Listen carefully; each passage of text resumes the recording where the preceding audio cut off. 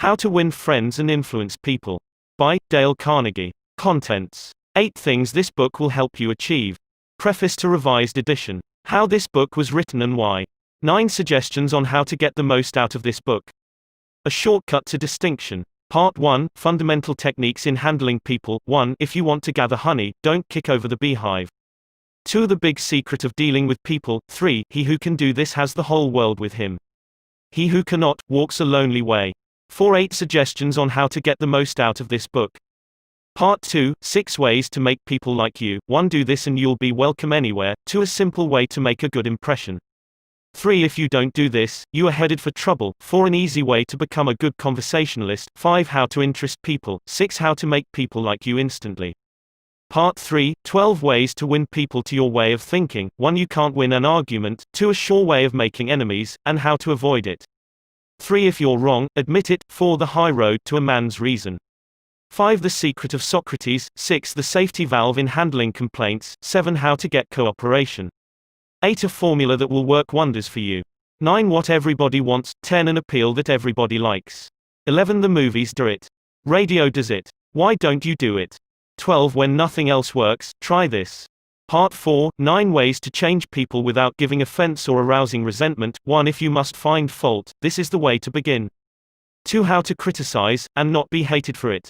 3. Talk about your own mistakes first. 4. No one likes to take orders. 5. Let the other man save his face. 6. How to spur men on to success. 7. Give the dog a good name. 8. Make the fault seem easy to correct. 9. Making people glad to do what you want. Part 5, Letters that produced miraculous results. Part 6, 7 rules for making your home life happier. 1. How to dig your marital grave in the quickest possible way. 2. Love and let live. 3. Do this and you'll be looking up the timetables to Reno. 4. A quick way to make everybody happy. 5. They mean so much to a woman. 6. If you want to be happy, don't neglect this one. 7. Don't be a marriage illiterate. 8 things this book will help you achieve. 1. Get out of a mental rut, think new thoughts, acquire new visions, discover new ambitions. 2. Make friends quickly and easily. 3. Increase your popularity. 4. Win people to your way of thinking. 5. Increase your influence, your prestige, your ability to get things done. 6. Handle complaints, avoid arguments, keep your human contacts smooth and pleasant. 7. Become a better speaker, a more entertaining conversationalist. 8. Arouse enthusiasm among your associates. Preface to revised edition. How to Win Friends and Influence People was first published in 1937 in an edition of only 5,000 copies. Neither Dale Carnegie nor the publishers, Simon & Schuster, anticipated more than this modest sale. To their amazement, the book became an overnight sensation, and edition after edition rolled off the presses to keep up with the increasing public demand. Now To Win Friends and Influence People took its place in publishing history as one of the all-time international bestsellers. It touched a nerve and filled a human need that was more than a faddish phenomenon of post-Depression days, as evidenced by its continued and uninterrupted sales into the 80s, almost half a century later. Dale Carnegie used to say that it was easier to make $1 million than to put a phrase into the English language. How to Win Friends and Influence People became such a phrase, quoted, paraphrased, parodied, used in innumerable contexts from political cartoon to novels. The book itself was translated into almost every known written language. Each generation has discovered it anew and has found it relevant. Which brings us to the logical question, why revise a book that has proven and continues to prove its vigorous and universal appeal? Why tamper with success? To answer that, we must realize that Dale Carnegie himself was a tireless reviser of his own work during his lifetime. How to Win Friends and Influence People was written to be used as a textbook for his courses in effective speaking and human relations and is still used in those courses today. Until his death in 1955, he constantly improved and revised the course itself to make it applicable to the evolving needs of an ever-growing public. No one was more sensitive to the changing currents of present-day life than Dale Carnegie. He constantly improved and refined his methods of teaching. He updated his book on effective speaking several times. Had he lived longer, he himself would have revised How to Win Friends and Influence People to better reflect the changes that have taken place in the world since the 30s. Many of the names of prominent people in the book, well known at the time of first publication, are no longer recognized by many of today's readers. Certain examples and phrases seem as quaint and dated in our social climate as those in a Victorian novel. The important message and overall impact of the book is weakened to that extent. Our purpose, therefore, in this revision is to clarify and strengthen the book for a modern reader without tampering with the content. We have not changed How to Win Friends and Influence People except to make a few excisions and add a few more contemporary examples. The brash, breezy Carnegie style is intact, even the 30s slang is still there. Dale Carnegie wrote as he spoke, in an intensively exuberant, colloquial, conversational manner. So his voice still speaks as forcefully as ever, in the book and in his work. Thousands of people all over the world are being trained in Carnegie courses in increasing numbers each year. And other thousands are reading and studying How to Win Friends and Influence People and being inspired to use its principles to better their lives. To all of them, we offer this revision in the spirit of the honing and polishing of a finely made tool. Dorothy Carnegie, Mrs. Dale Carnegie, How This Book Was Written and Why by Dale Carnegie. During the first 35 years of the 20th century, the publishing houses of America printed more than 1/5 different books. Most of them were deadly dull, and many were financial failures. Many, did I say? The president of one of the largest publishing houses in the world confessed to me that his company, after 75 years of publishing experience, still lost money on 7 out of every 8 books it published. Why, then, did I have the temerity to write another book? And, after I had written it, why should you bother to read it? Fair questions, both, and I'll try to answer them. I have, since 1912, been conducting educational courses for business and professional men and women in New York. At first, I conducted courses in public speaking only, courses designed to train adults, by actual experience, to think on their feet and express their ideas with more clarity, more effectiveness and more poise, both in business interviews and before groups. But gradually, as the seasons passed, I realized that as sorely as these adults needed training in effective speaking, they needed still more training in the fine art of getting along with people in everyday business and social contacts. I also gradually realized that I was sorely in need of such training myself. As I look back across the years, I am appalled at my own frequent lack of finesse and understanding. How I wish a book such as this had been placed in my hands 20 years ago. What a priceless boon it would have been. Dealing with people is probably the biggest problem you face, especially if you are in business. Yes, and that is also true if you are a housewife, architect or engineer. Research done a few years ago under the auspices of the Carnegie Foundation for the Advancement of Teaching uncovered a most important and significant fact, a fact later confirmed by additional studies made at the Carnegie Institute of Technology. These investigations revealed that even in such technical lines as engineering, about 15% of one's financial success is due to one's technical knowledge and about 85% is due to skill in human engineering to personality and the ability to lead people. For many years, I conducted courses each season at the Engineers Club of Philadelphia, and also courses for the New York chapter of the American Institute of Electrical Engineers. A total of probably more than 1,500 engineers have passed through my classes. They came to me because they had finally realized, after years of observation and experience, that the highest paid personnel in engineering are frequently not those who know the most about engineering. One can, for example, hire mere technical ability in engineering, accountancy, architecture or any other profession at nominal salaries. But the person who has technical knowledge plus the ability to express ideas, to assume leadership, and to arouse enthusiasm among people, that person is headed for higher earning power. In the heyday of his activity, John D. Rockefeller said that the ability to deal with people is as purchasable a commodity as sugar or coffee, and I will pay more for that ability, said John D., than for any other under the sun. Wouldn't you suppose that every college in the land would conduct courses to develop the highest priced ability under the sun? But if there is just one practical, common-sense course of that kind given for adults in even one college in the land, it has escaped my attention up to the present writing. The University of Chicago and the United YMCA. Schools conducted a survey to determine what adults want to study. That survey cost $25,000 and took 2 years. The last part of the survey was made in Meriden, Connecticut. It had been chosen as a typical American town. Every adult in Meriden was interviewed and requested to answer 156 questions. Questions such as, what is your business or profession? Your education? How do you spend your spare time? What is your income? Your hobbies? Your ambitions? Your problems? What subjects are you most interested in studying? And so on. That survey revealed that health is the prime interest of adults and that the second interest is people, how to understand and get along with people, how to make people like you, and how to win others to your way of thinking. So the committee conducting this survey resolved to conduct such a course for adults in Meriden. They searched diligently for a practical textbook on the subject and found not one. Finally, they approached one of the world's outstanding authorities on adult education and asked him if he knew of any book that met the needs of this group. No, he replied, I know what those adults want. But the book they need has never been written. I knew from experience that this statement was true, for I myself had been searching for years to discover a practical, working handbook on human relations. Since no such book existed, I have tried to write one for use in my own courses. And here it is. I hope you like it. In preparation for this book, I read everything that I could find on the subject, everything from newspaper columns, magazine articles, records of the family courts, the writings of the old philosophers and the new psychologists. In addition, I hired a trained researcher to spend 1.5 years in various libraries reading everything I had missed, plowing through erudite tomes on psychology, poring over hundreds of magazine articles, searching through countless biographies, trying to ascertain how the great leaders of all ages had dealt with people. We read their biographies, we read the life stories of all great leaders from Julius Caesar to Thomas Edison. I recall that we read over 100 biographies of Theodore Roosevelt alone.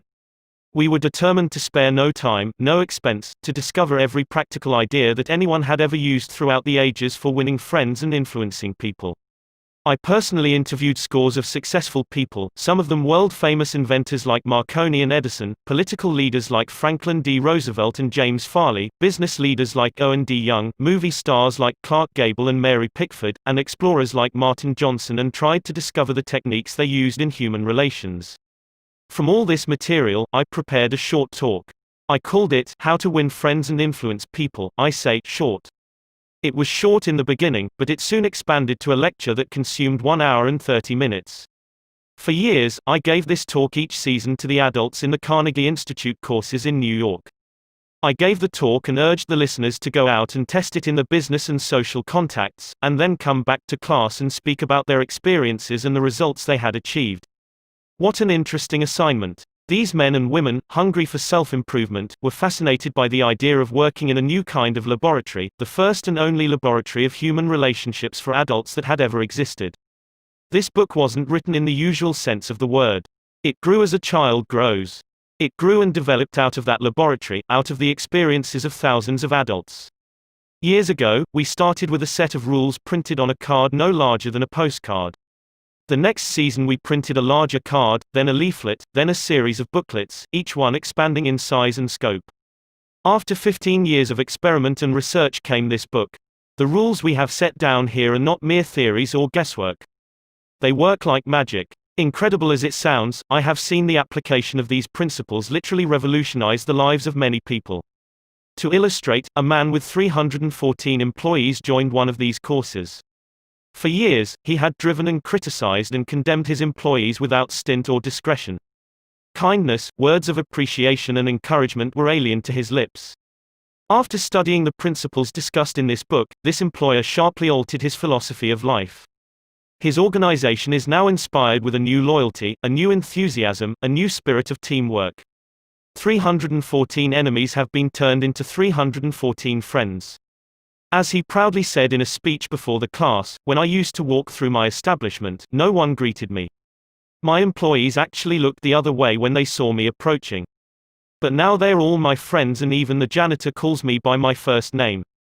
This employer gained more profit, more leisure, and what is infinitely more important, he found far more happiness in his business and in his home.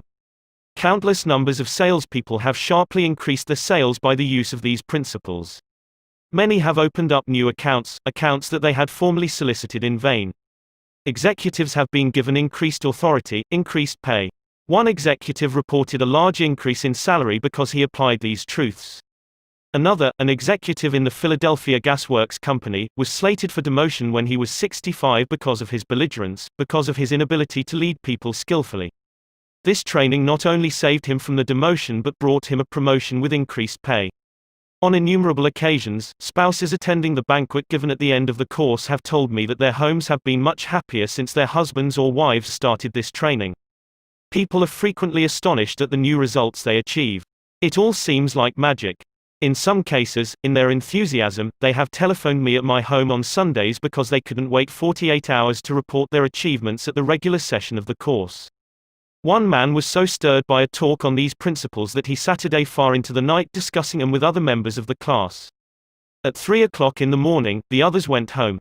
But he was so shaken by a realization of his own mistakes, so inspired by the vista of a new and richer world opening before him, that he was unable to sleep. He didn't sleep that night or the next day or the next night. Who was he? A naive, untrained individual ready to gush over any new theory that came along? No, far from it. He was a sophisticated dealer in art, very much the man about town, who spoke 3 languages fluently and was a graduate of 2 European universities. While writing this chapter, I received a letter from a German of the old school, an aristocrat whose forebears had served for generations as professional army officers under the Hohenzollerns. His letter, written from a transatlantic steamer, telling about the application of these principles, rose almost to a religious fervor.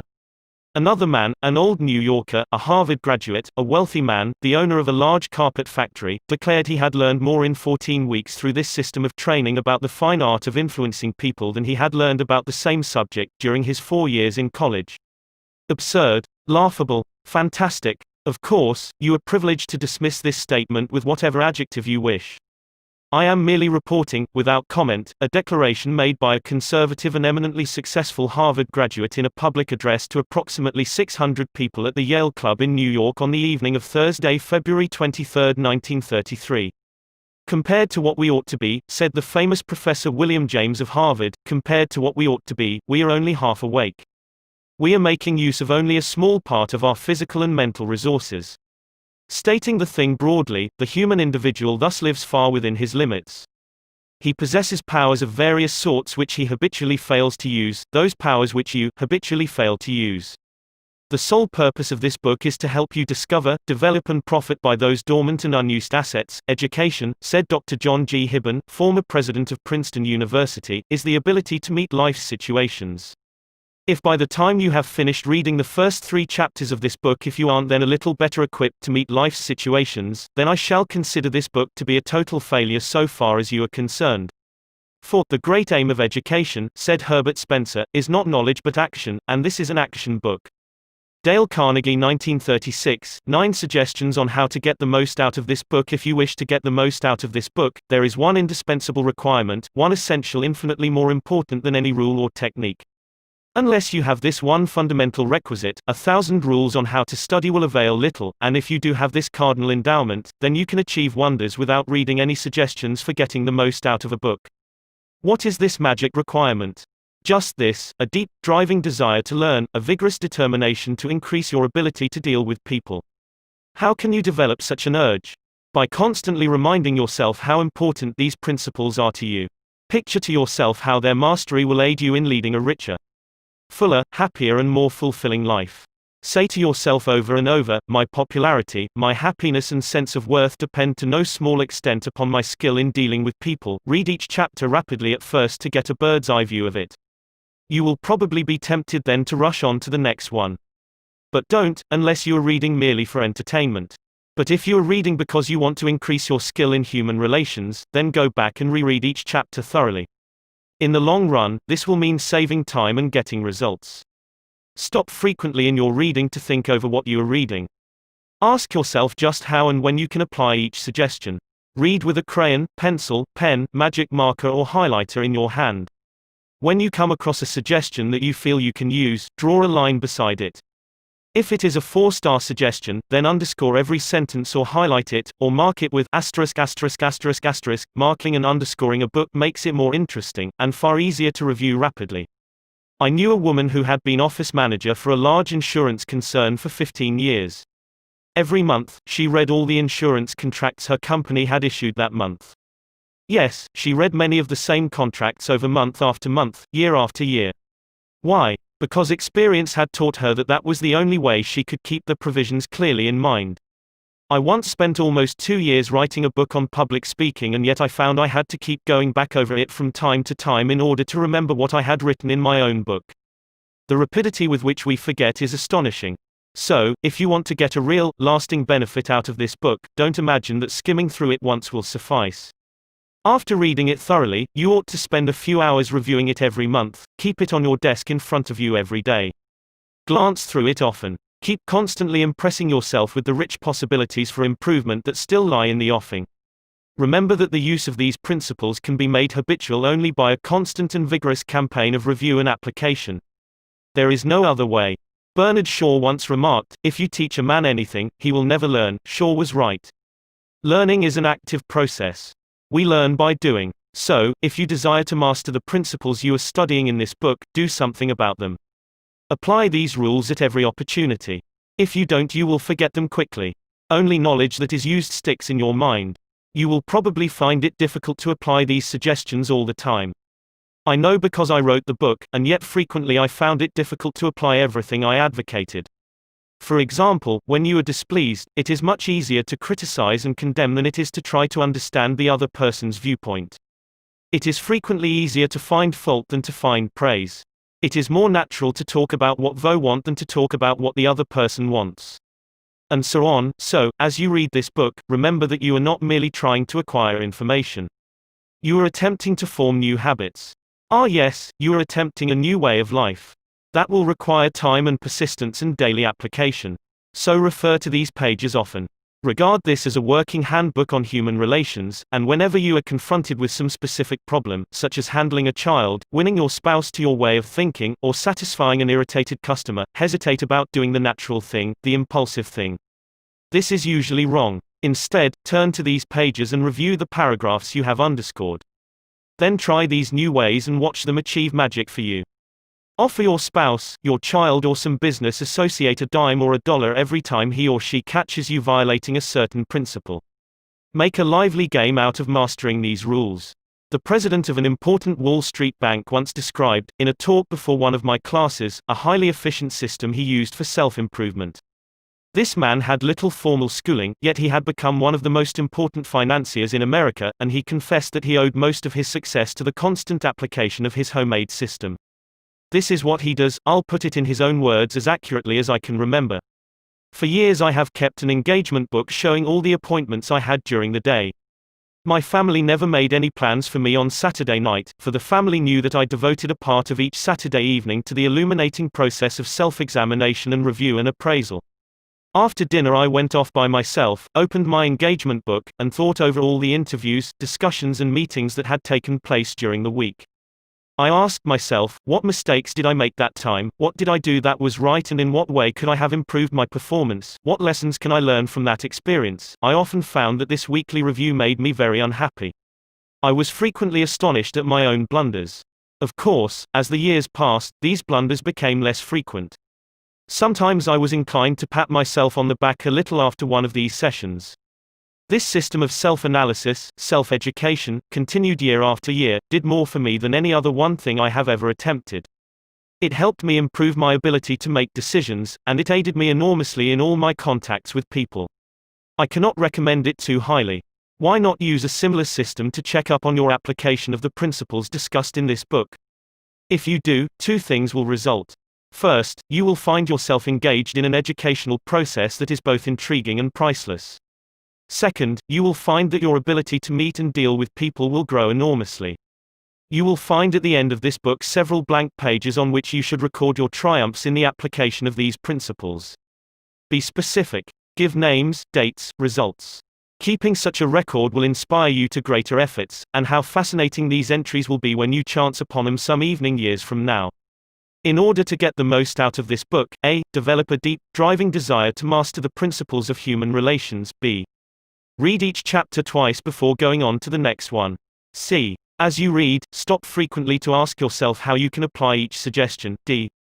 Underscore each important idea. E. Review this book each month. F. Apply these principles at every opportunity. Use this volume as a working handbook to help you solve your daily problems. G. Make a lively game out of your learning by offering some friend a dime or a dollar every time he or she catches you violating one of these principles. H. Check up each week on the progress you are making. Ask yourself what mistakes you have made, what improvement, what lessons you have learned for the future. I. Keep notes in the back of this book showing how and when you have applied these principles. A Shortcut to Distinction by Lowell Thomas. This biographical information about Dale Carnegie was written as an introduction to the original edition of How to Win Friends and Influence People.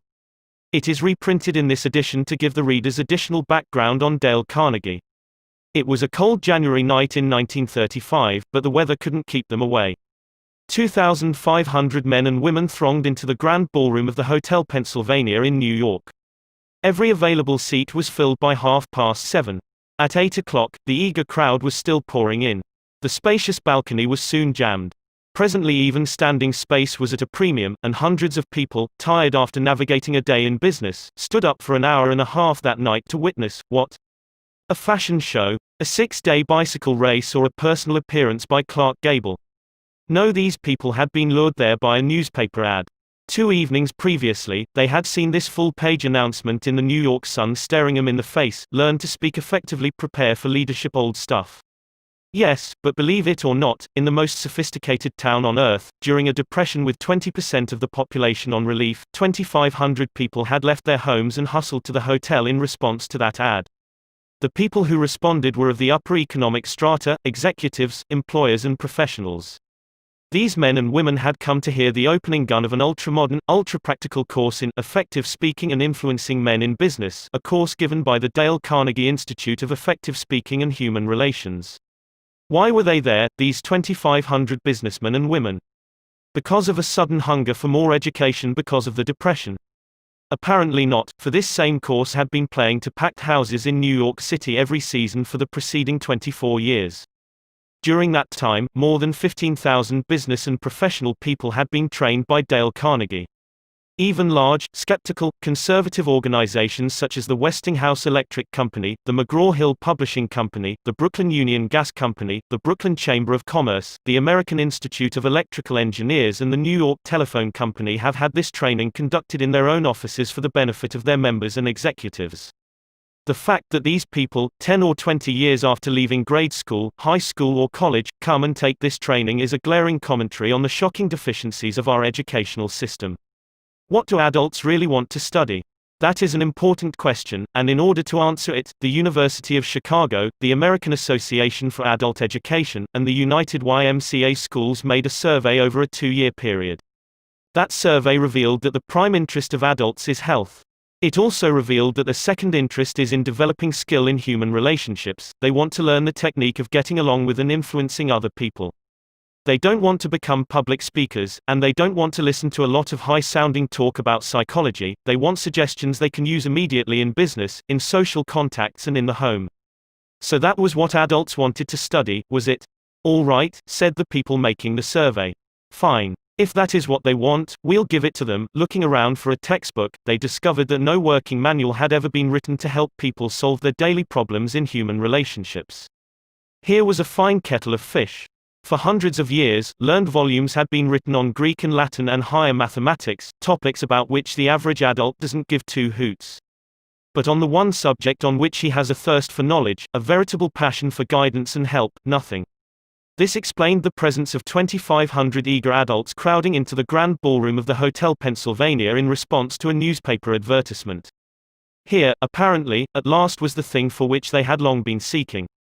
Back in high school and college, they had pored over books, believing that knowledge alone was the open sesame to financial and professional rewards. But a few years in the rough and tumble of business and professional life had brought sharp disillusionment.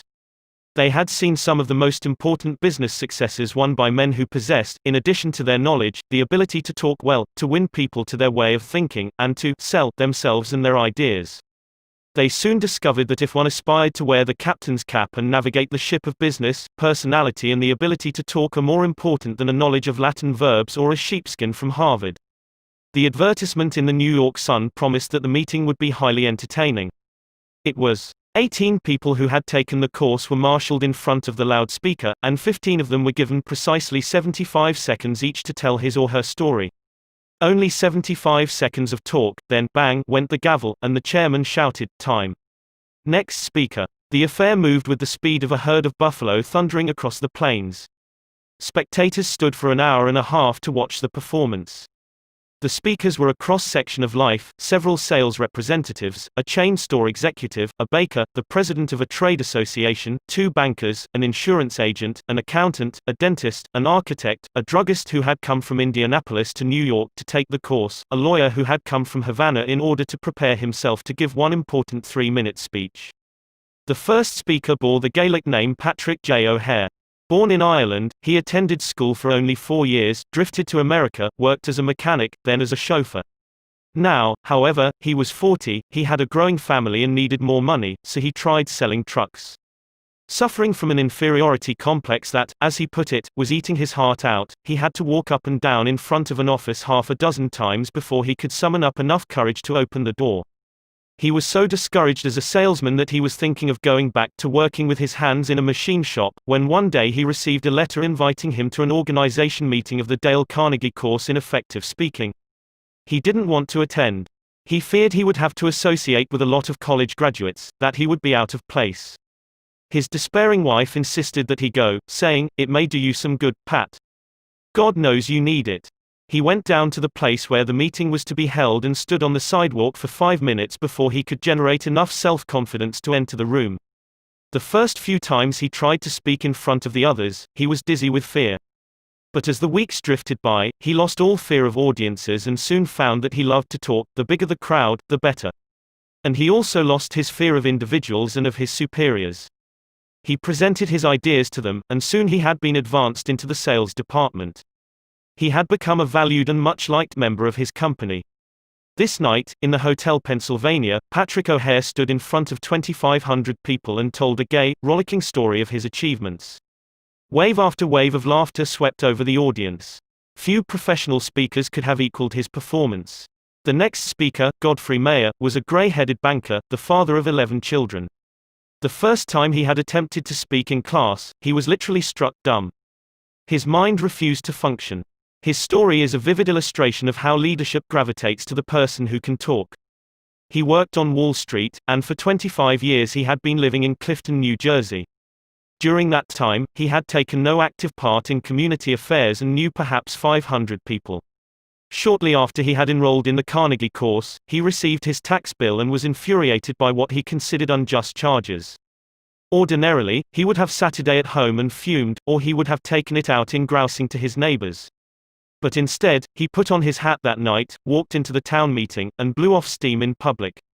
As a result of that talk of indignation, the citizens of Clifton, New Jersey, urged him to run for the town council.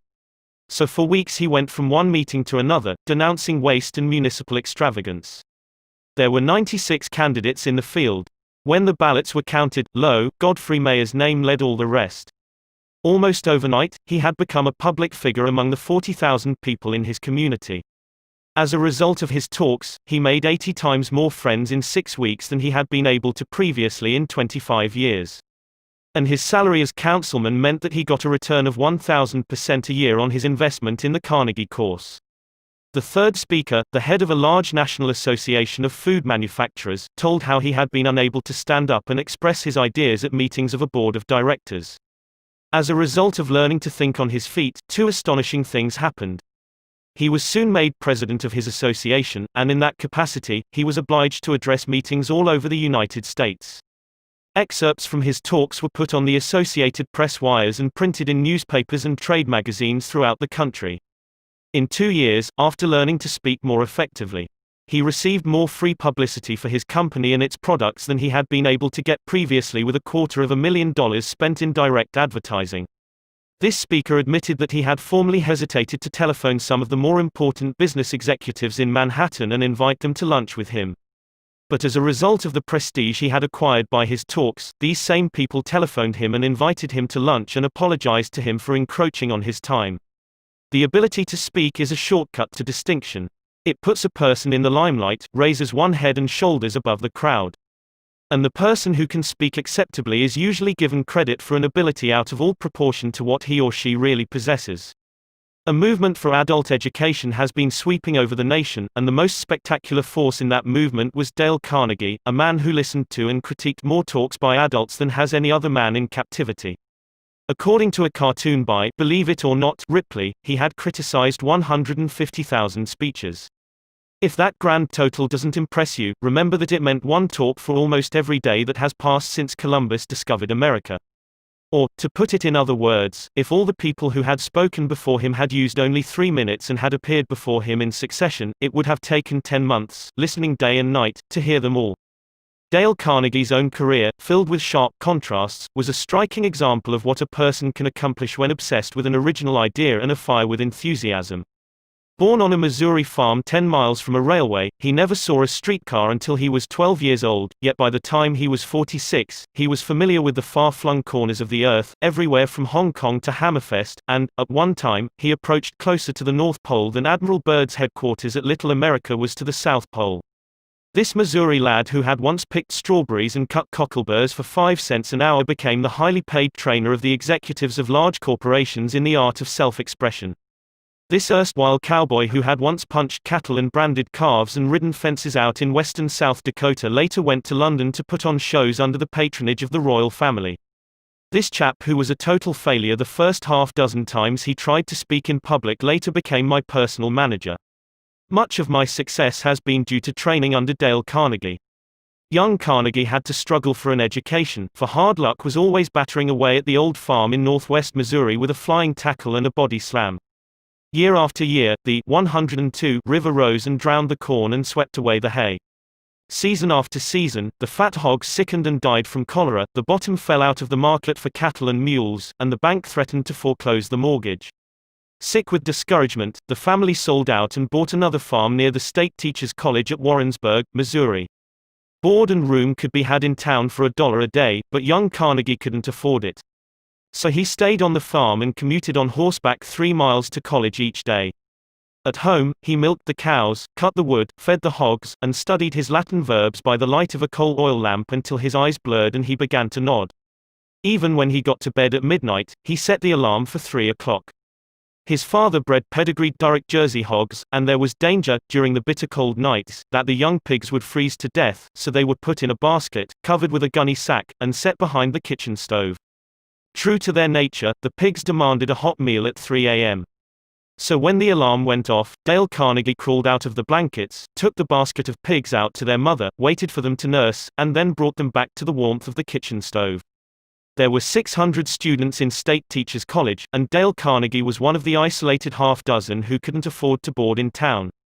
He was ashamed of the poverty that made it necessary for him to ride back to the farm and milk the cows every night. He was ashamed of his coat, which was too tight, and his trousers, which were too short. Rapidly developing an inferiority complex, he looked about for some shortcut to distinction. He soon saw that there were certain groups in college that enjoyed influence and prestige, the football and baseball players and the chaps who won the debating and public speaking contests. Realizing that he had no flair for athletics, he decided to win one of the speaking contests. He spent months preparing his talks. He practiced as he sat in the saddle galloping to college and back, he practiced his speeches as he milked the cows, and then he mounted a bale of hay in the barn and with great gusto and gestures harangued the frightened pigeons about the issues of the day. But in spite of all his earnestness and preparation, he met with defeat after defeat. He was 18 at the time, sensitive and proud. He became so discouraged, so depressed, that he even thought of suicide. And then suddenly he began to win, not one contest, but every speaking contest in college. Other students pleaded with him to train them, and they won also. After graduating from college, he started selling correspondence courses to the ranchers among the sandhills of western Nebraska and eastern Wyoming. In spite of all his boundless energy and enthusiasm, he couldn't make the grade. He became so discouraged that he went to his hotel room in Alliance, Nebraska, in the middle of the day, threw himself across the bed, and wept in despair. He longed to go back to college, he longed to retreat from the harsh battle of life, but he couldn't. So he resolved to go to Omaha and get another job. He didn't have the money for a railroad ticket, so he traveled on a freight train, feeding and watering 2 carloads of wild horses in return for his passage. After landing in South Omaha, he got a job selling bacon and soap and lard for Armour and Company. His territory was up among the Badlands and the cow and Indian country of western South Dakota. He covered his territory by freight train and stage coach and horseback and slept in pioneer hotels where the only partition between the rooms was a sheet of muslin. He studied books on salesmanship, rode bucking broncos, played poker with the Indians, and learned how to collect money. And when, for example, an inland storekeeper couldn't pay cash for the bacon and hams he had ordered, Dale Carnegie would take a dozen pairs of shoes off his shelf, sell the shoes to the railroad men, and forward the receipts to Armour and Company. He would often ride a freight train 100 miles a day. When the train stopped to unload freight, he would dash uptown, see 3 or 4 merchants, get his orders, and when the whistle blew, he would dash down the street again lickety-split and swing onto the train while it was moving. Within 2 years, he had taken an unproductive territory that had stood in the 25th place and had boosted it to first place among all the 29 car routes leading out of South Omaha. Armour and Company offered to promote him, saying, "You have achieved what seemed impossible." But he refused the promotion and resigned, went to New York, studied at the American Academy of Dramatic Arts, and toured the country, playing the role of Dr. Hartley in Polly of the Circus. He would never be a Booth or a Barrymore. He had the good sense to recognize that, so back he went to sales work, selling automobiles and trucks for the Packard Motor Car Company. He knew nothing about machinery and cared nothing about it. Dreadfully unhappy, he had to scourge himself to his task each day. He longed to have time to study, to write the books he had dreamed about writing back in college. So he resigned. He was going to spend his days writing stories and novels and support himself by teaching in a night school.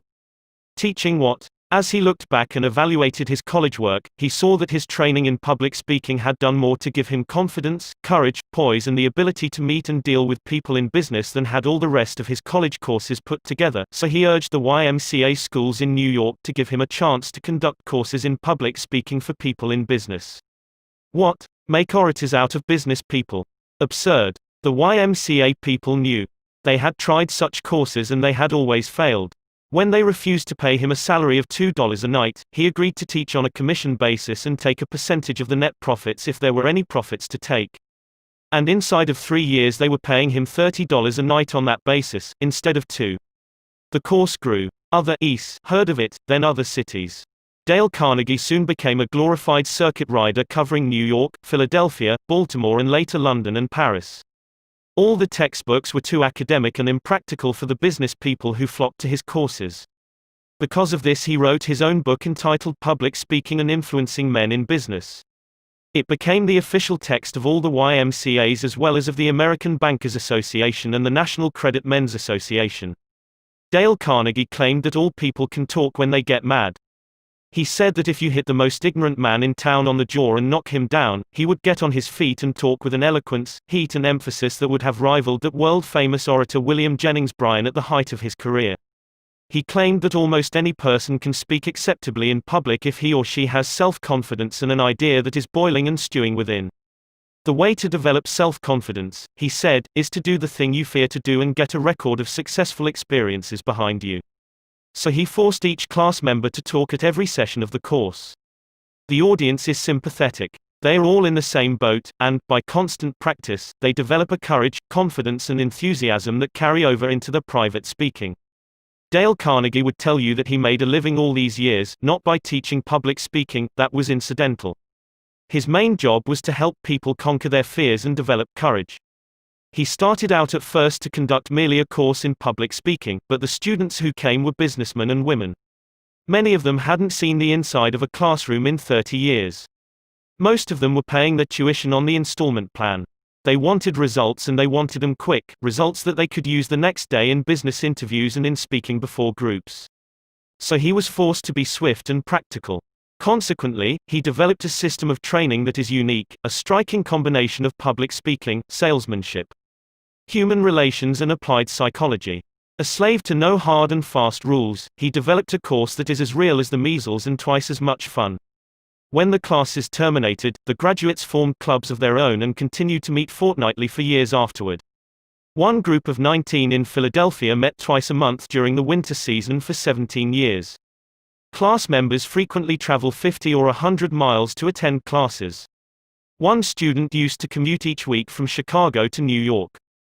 Professor William James of Harvard used to say that the average person develops only 10% of his latent mental ability. Dale Carnegie, by helping businessmen and women to develop their latent possibilities, created one of the most significant movements in adult education. Lowell Thomas, 1936. Part 1, Fundamental Techniques in Handling People. If you want to gather honey, don't kick over the beehive. On May 7, 1931, the most sensational manhunt New York City had ever known had come to its climax. After weeks of search, two-gun Crowley, the killer, the gunman who didn't smoke or drink, was at bay, trapped in his sweetheart's apartment on West End Avenue. 150 policemen and detectives laid siege to his top-floor hideaway. They chopped holes in the roof. They tried to smoke out Crowley, the cop killer, with tear gas. Then they mounted their machine guns on surrounding buildings, and for more than an hour one of New York's fine residential areas reverberated with the crack of pistol fire and the rut-tat-tat of machine guns. Crowley, crouching behind an overstuffed chair, fired incessantly at the police. 10,000 excited people watched the battle. Nothing like it ever been seen before on the sidewalks of New York. When Crowley was captured, Police Commissioner E.P. Mulrooney declared that the two-gun desperado was one of the most dangerous criminals ever encountered in the history of New York. "He will kill," said the commissioner, "at the drop of a feather." But how did two-gun Crowley regard himself? We know, because while the police were firing into his apartment, he wrote a letter addressed to whom it may concern, and, as he wrote, the blood flowing from his wounds left a crimson trail on the paper. In this letter Crowley said, "Under my coat is a weary heart, but a kind one, one that would do nobody any harm." A short time before this, Crowley had been having a necking party with his girlfriend on a country road out on Long Island. Suddenly a policeman walked up to the car and said, "Let me see your license." Without saying a word, Crowley drew his gun and cut the policeman down with a shower of lead. As the dying officer fell, Crowley leaped out of the car, grabbed the officer's revolver, and fired another bullet into the prostrate body. And that was the killer who said, "Under my coat is a weary heart, but a kind one, one that would do nobody any harm." Crowley was sentenced to the electric chair. When he arrived at the death house in Sing Sing, did he say, "This is what I get for killing people"? No, he said, "This is what I get for defending myself." The point of the story is this: two-gun Crowley didn't blame himself for anything. Is that an unusual attitude among criminals?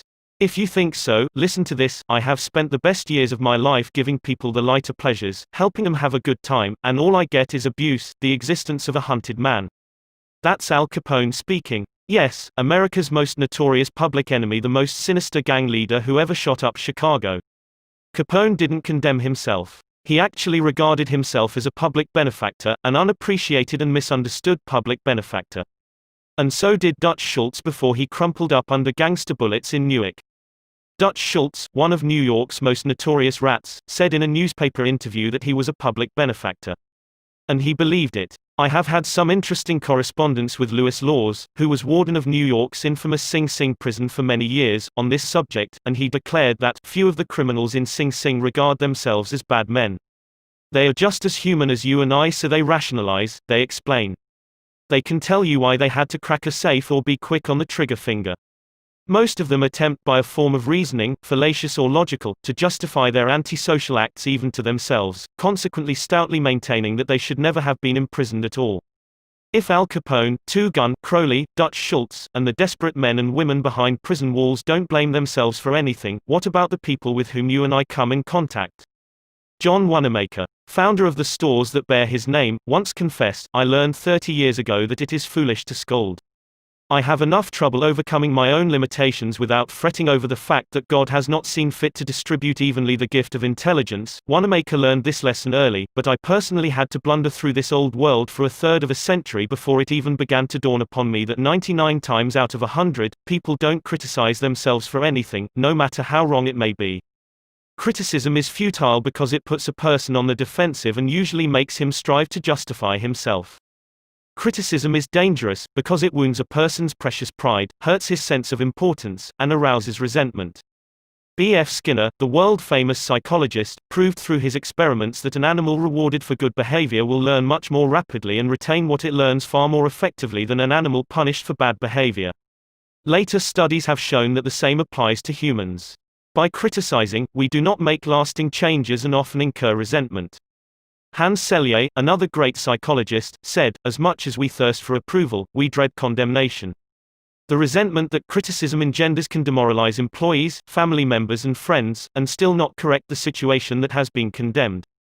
George B. Johnston of Enid, Oklahoma, is the safety coordinator for an engineering company. One of his responsibilities is to see that employees wear their hard hats whenever they are on the job in the field.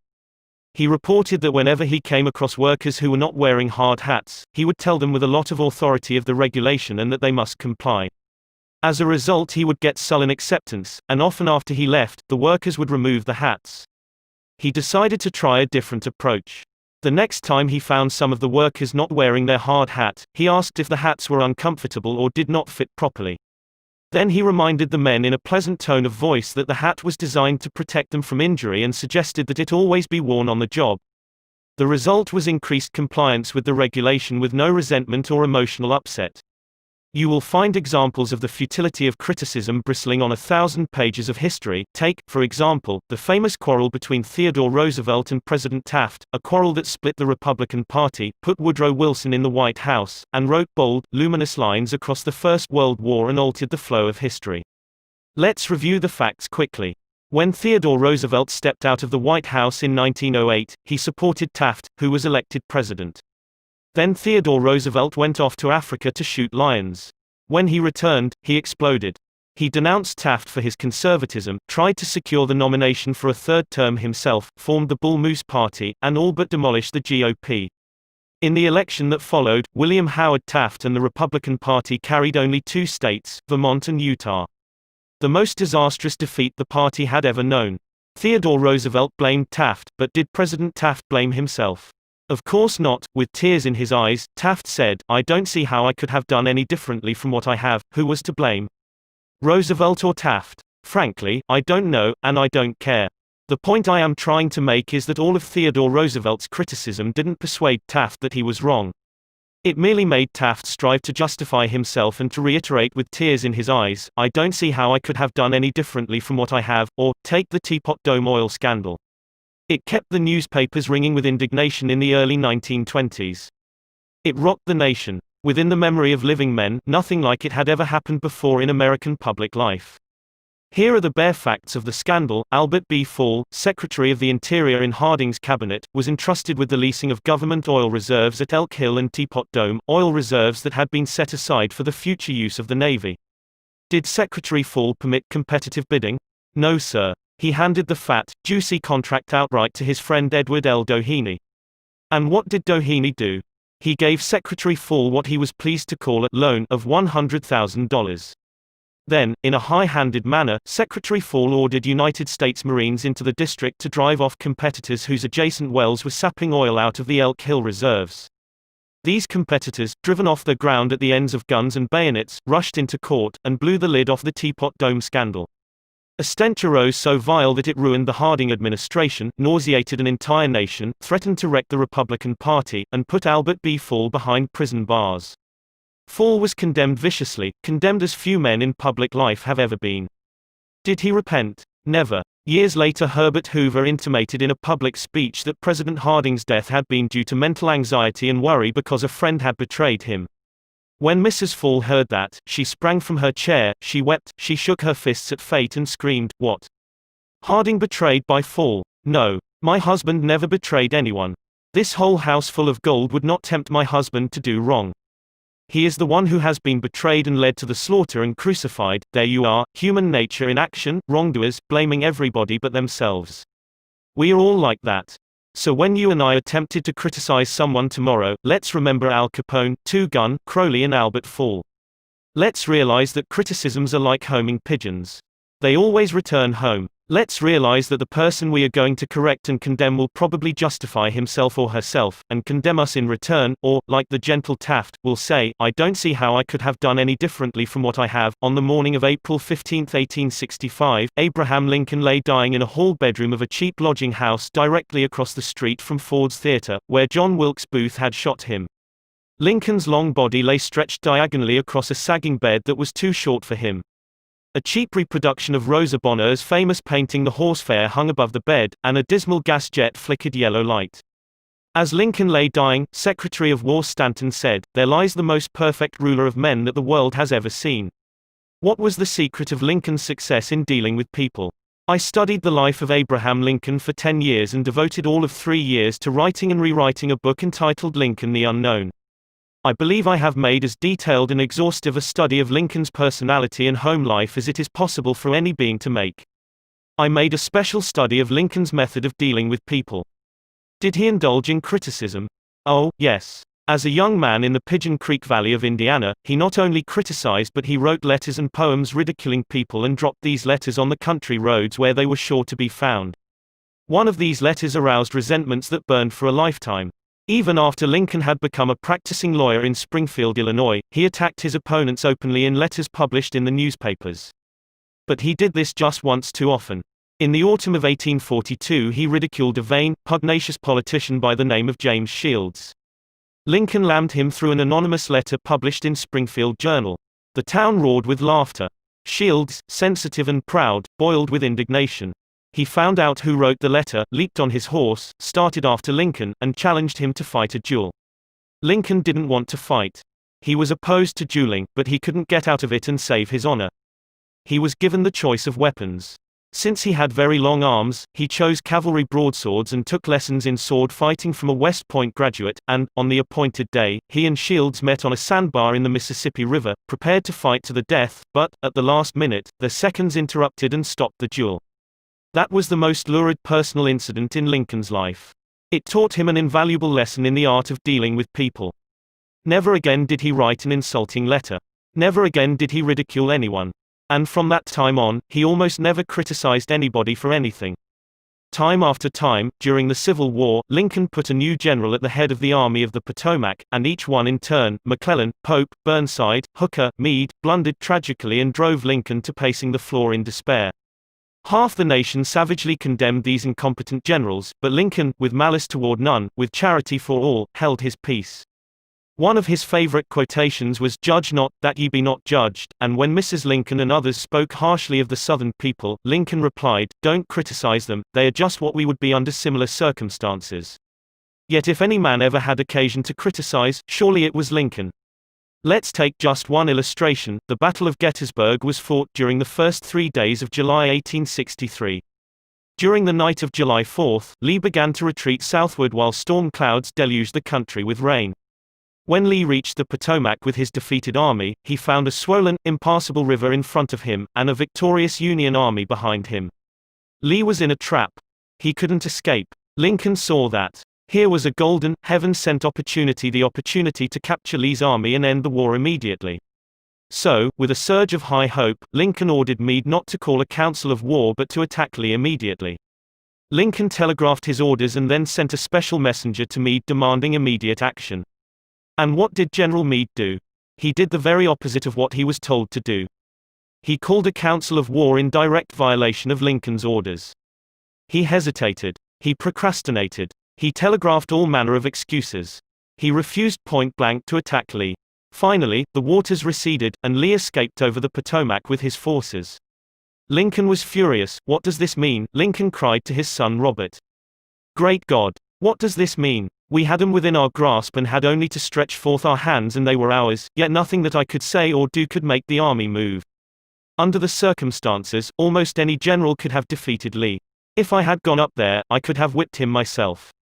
In bitter disappointment, Lincoln Saturday down and wrote Meade this letter. And remember, at this period of his life Lincoln was extremely conservative and restrained in his phraseology. So, this letter coming from Lincoln in 1863 was tantamount to the severest rebuke. "My dear General, I do not believe you appreciate the magnitude of the misfortune involved in Lee's escape. He was within our easy grasp, and to have closed upon him would, in connection with our other late successes, have ended the war. As it is, the war will be prolonged indefinitely. If you could not safely attack Lee last Monday, how can you possibly do so south of the river, when you can take with you very few, no more than 2/3 of the force you then had in hand?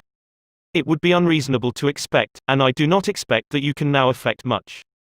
Your golden opportunity is gone, and I am distressed immeasurably because of it." What do you suppose Meade did when he read the letter? Meade never saw that letter. Lincoln never mailed it. It was found among his papers after his death. My guess is, and this is only a guess, that after writing that letter, Lincoln looked out of the window and said to himself, "Just a minute. Maybe I ought not to be so hasty. It is easy enough for me to sit here in the quiet of the White House and order Meade to attack, but if I had been up at Gettysburg, and if I had seen as much blood as Meade has seen during the last week, and if my ears had been pierced with the screams and shrieks of the wounded and dying, maybe I wouldn't be so anxious to attack either. If I had Meade's timid temperament, perhaps I would have done just what he had done. Anyhow, it is water under the bridge now. If I send this letter, it will relieve my feelings, but it will make Meade try to justify himself. It will make him condemn me. It will arouse hard feelings, impair all his further usefulness as a commander, and perhaps force him to resign from the army. So, as I have already said, Lincoln put the letter aside, for he had learned by bitter experience that sharp criticisms and rebukes almost invariably end in futility. Theodore Roosevelt said that when he, as president, was confronted with a perplexing problem, he used to lean back and look up at a large painting of Lincoln which hung above his desk in the White House and ask himself, what would Lincoln do if he were in my shoes? How would he solve this problem? The next time we attempted to admonish somebody, let's pull a $5 bill out of our pocket, look at Lincoln's picture on the bill, and ask, how would Lincoln handle this problem if he had it? Mark Twain lost his temper occasionally and wrote letters that turned the paper brown. For example, he once wrote to a man who had aroused his ire, the thing for you is a burial permit. You have only to speak and I will see that you get it. On another occasion he wrote to an editor about a proofreader's attempts to improve my spelling and punctuation. He ordered, set the matter according to my copy hereafter and see that the proofreader retains his suggestions in the mush of his decayed brain. The writing of these stinging letters made Mark Twain feel better. They allowed him to blow off steam, and the letters didn't do any real harm, because Mark's wife secretly lifted them out of the mail. They were never sent. Do you know someone you would like to change and regulate and improve? Good. That is fine. I am all in favor of it, but why not begin on yourself? From a purely selfish standpoint, that is a lot more profitable than trying to improve others, yes, and a lot less dangerous. Don't complain about the snow on your neighbor's roof, said Confucius, when your own doorstep is unclean. When I was still young and trying hard to impress people, I wrote a foolish letter to Richard Harding Davis, an author who once loomed large on the literary horizon of America. I was preparing a magazine article about authors, and I asked Davis to tell me about his method of work. A few weeks earlier, I had received a letter from someone with this notation at the bottom, dictated but not read. I was quite impressed. I felt that the writer must be very big and busy and important. I wasn't the slightest bit busy, but I was eager to make an impression on Richard Harding Davis, so I ended my short note with the words, dictated but not read. He never troubled to answer the letter. He simply returned it to me with this scribbled across the bottom, your bad manners are exceeded only by your bad manners. True, I had blundered, and perhaps I deserved this rebuke. But, being human, I resented it. I resented it so sharply that when I read of the death of Richard Harding Davis 10 years later, the one thought that still persisted in my mind, I am ashamed to admit, was the hurt he had given me. If you and I want to stir up a resentment tomorrow that may rankle across the decades and endure until death, just let us indulge in a little stinging criticism no matter how certain we are that it is justified. When dealing with people, let us remember we are not dealing with creatures of logic. We are dealing with creatures of emotion, creatures bristling with prejudices and motivated by pride and vanity. Bitter criticism caused the sensitive Thomas Hardy, one of the finest novelists ever to enrich English literature, to give up forever the writing of fiction. Criticism drove Thomas Chatterton, the English poet, to suicide. Benjamin Franklin, tactless in his youth, became so diplomatic, so adroit at handling people, that he was made American ambassador to France. The secret of his success? I will speak ill of no man, he said, and speak all the good I know of everybody. Any fool can criticize, condemn and complain, and most fools do. But it takes character and self-control to be understanding and forgiving.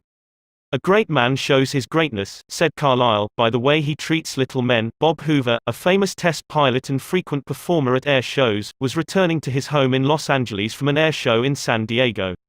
As described in the magazine Flight Operations, at 300 feet in the air, both engines suddenly stopped. By deft maneuvering he managed to land the plane, but it was badly damaged although nobody was hurt. Hoover's first act after the emergency landing was to inspect the airplane's fuel. Just as he suspected, the World War II propeller plane he had been flying had been fueled with jet fuel rather than gasoline. Upon returning to the airport, he asked to see the mechanic who had serviced his airplane. The young man was sick with the agony of his mistake. Tears streamed down his face as Hoover approached. He had just caused the loss of a very expensive plane and could have caused the loss of 3 lives as well. You can imagine Hoover's anger. One could anticipate the tongue lashing that this proud and precise pilot would unleash for that carelessness. But Hoover didn't scold the mechanic, he didn't even criticize him. Instead, he put his big arm around the man's shoulder and said, "To show you I'm sure that you'll never do this again, I want you to service my F-51 tomorrow." Often parents attempted to criticize their children. You would expect me to say, don't. But I will not. I am merely going to say, before you criticize them, read one of the classics of American journalism, Father Forgets. It originally appeared as an editorial in the People's Home Journal. We are reprinting it here with the author's permission, as condensed in the Reader's Digest. Father Forgets is one of those little pieces which, dashed off in a moment of sincere feeling, strikes an echoing chord in so many readers as to become a perennial reprint favorite. Since its first appearance, Father Forgets has been reproduced, writes the author, W. Livingston Land, in hundreds of magazines and house organs, and in newspapers the country over. It has been reprinted almost as extensively in many foreign languages. I have given personal permission to thousands who wish to read it from school, church, and lecture platforms. It has been on the air on countless occasions and programs. Oddly enough, college periodicals have used it, and high school magazines.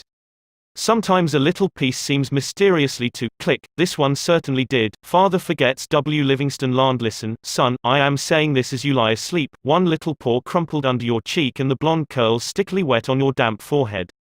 I have stolen into your room alone. Just a few minutes ago, as I sat today reading my paper in the library, a stifling wave of remorse swept over me. Guiltily I came to your bedside. There are the things I was thinking, son. I had been cross with you.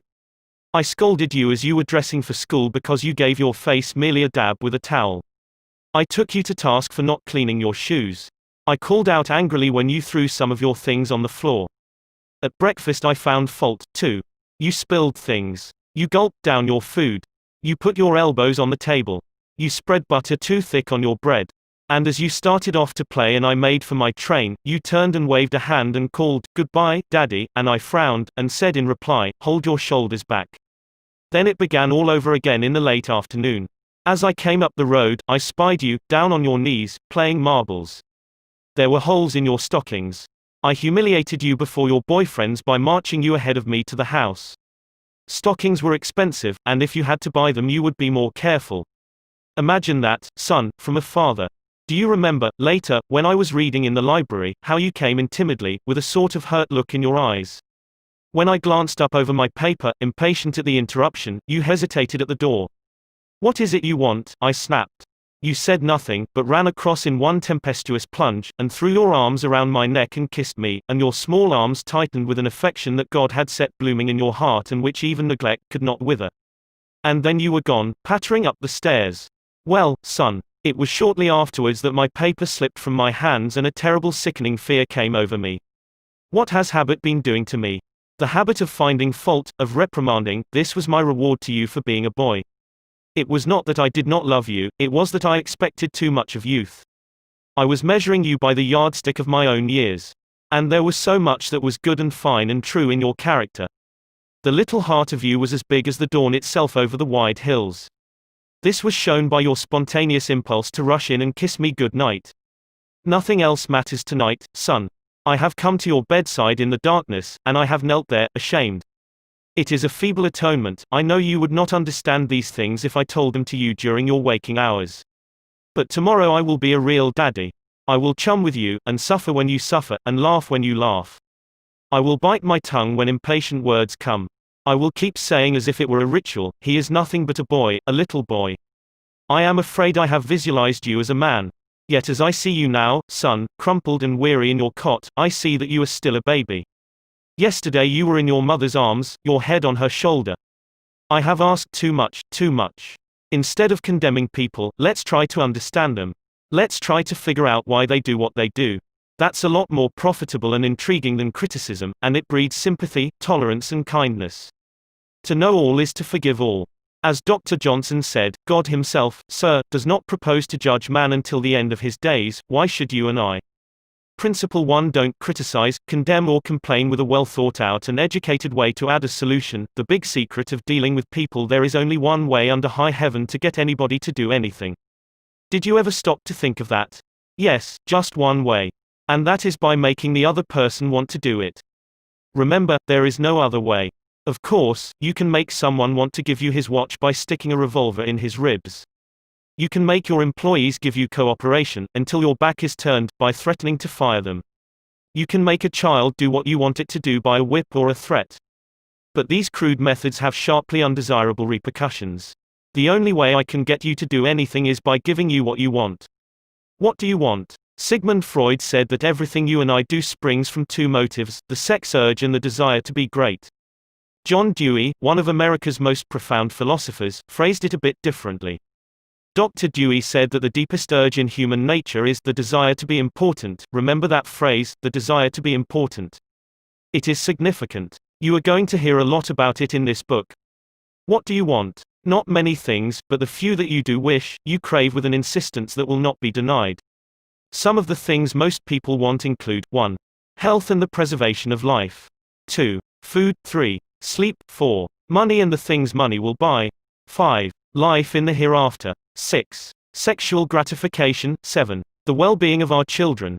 8. A feeling of importance. Almost all these wants are usually gratified, all except one. But there is one longing, almost as deep, almost as imperious, as the desire for food or sleep, which is seldom gratified. It is what Freud calls the desire to be great. It is what Dewey calls the desire to be important. Lincoln once began a letter saying, "Everybody likes a compliment." William James said, "The deepest principle in human nature is the craving to be appreciated." He didn't speak, mind you, of the wish or the desire or the longing to be appreciated. He said the craving to be appreciated. Here is a gnawing and unfaltering human hunger, and the rare individual who honestly satisfies this heart hunger will hold people in the palm of his or her hand, and even the undertaker will be sorry when he dies. The desire for a feeling of importance is one of the chief distinguishing differences between mankind and the animals. To illustrate, when I was a farm boy out in Missouri, my father bred fine Duroc Jersey hogs and pedigreed white-faced cattle. We used to exhibit our hogs and white-faced cattle at the country fairs and livestock shows throughout the Middle West. We won first prizes by the score. My father pinned his blue ribbons on a sheet of white muslin, and when friends or visitors came to the house, he would get out the long sheet of muslin. He would hold one end and I would hold the other while he exhibited the blue ribbons. The hogs didn't care about the ribbons they had won. But father did. These prizes gave him a feeling of importance. If our ancestors hadn't had this flaming urge for a feeling of importance, civilization would have been impossible. Without it, we should have been just about like animals.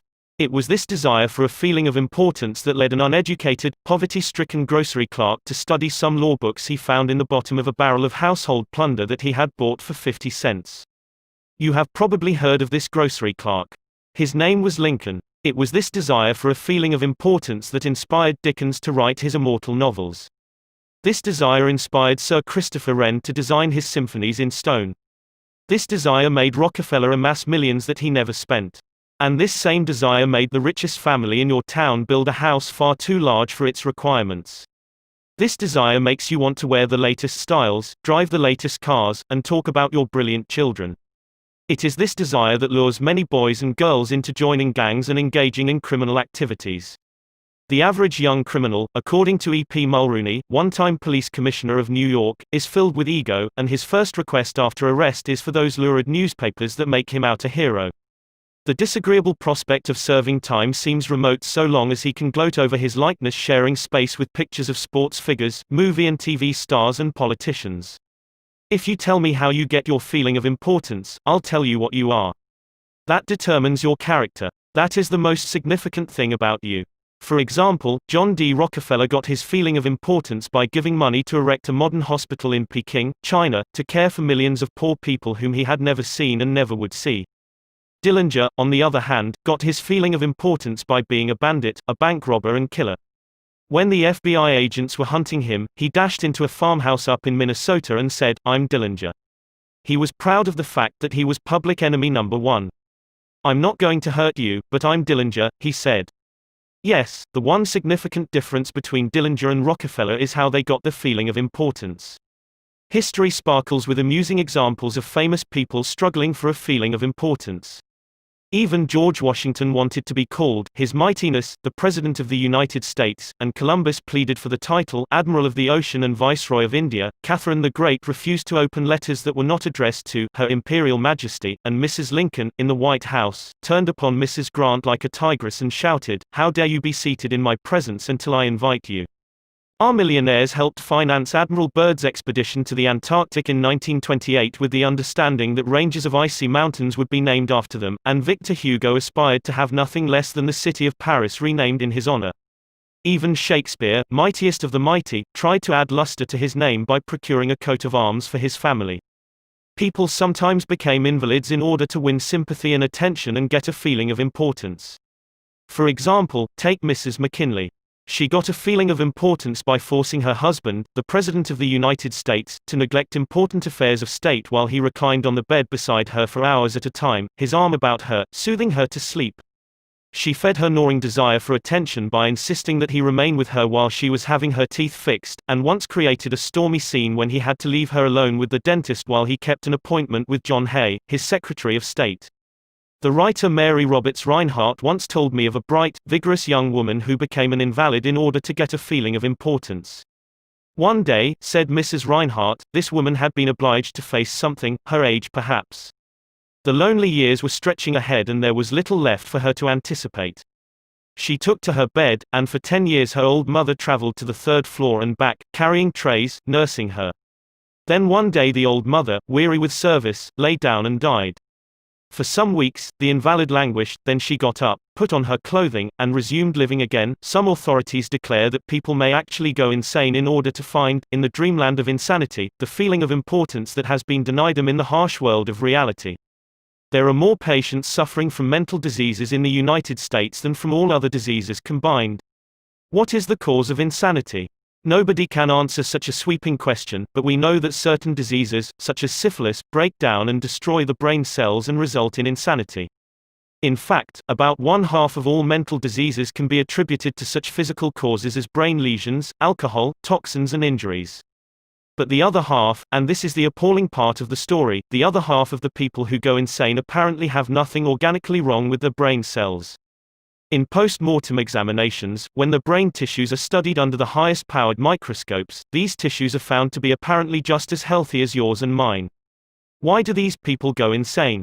I put that question to the head physician of one of our most important psychiatric hospitals. This doctor, who has received the highest honors and the most coveted awards for his knowledge of this subject, told me frankly that he didn't know why people went insane. Nobody knows for sure, but he did say that many people who go insane find in insanity a feeling of importance that they were unable to achieve in the world of reality. Then he told me this story. I have a patient right now whose marriage proved to be a tragedy. She wanted love, sexual gratification, children and social prestige, but life blasted all her hopes. Her husband didn't love her. He refused even to eat with her and forced her to serve his meals in his room upstairs. She had no children, no social standing. She went insane, and, in her imagination, she divorced her husband and resumed her maiden name. She now believes she has married into English aristocracy, and she insists on being called Lady Smith. And as for children, she imagines now that she has had a new child every night. Each time I call on her she says, "Doctor, I had a baby last night." Life once wrecked all her dream ships on the sharp rocks of reality, but in the sunny, fantasy isles of insanity, all her barkentines race into port with canvas billowing and wind singing through the masts. Tragic. Oh, I don't know. Her physician said to me, if I could stretch out my hand and restore her sanity, I wouldn't do it. She's much happier as she is.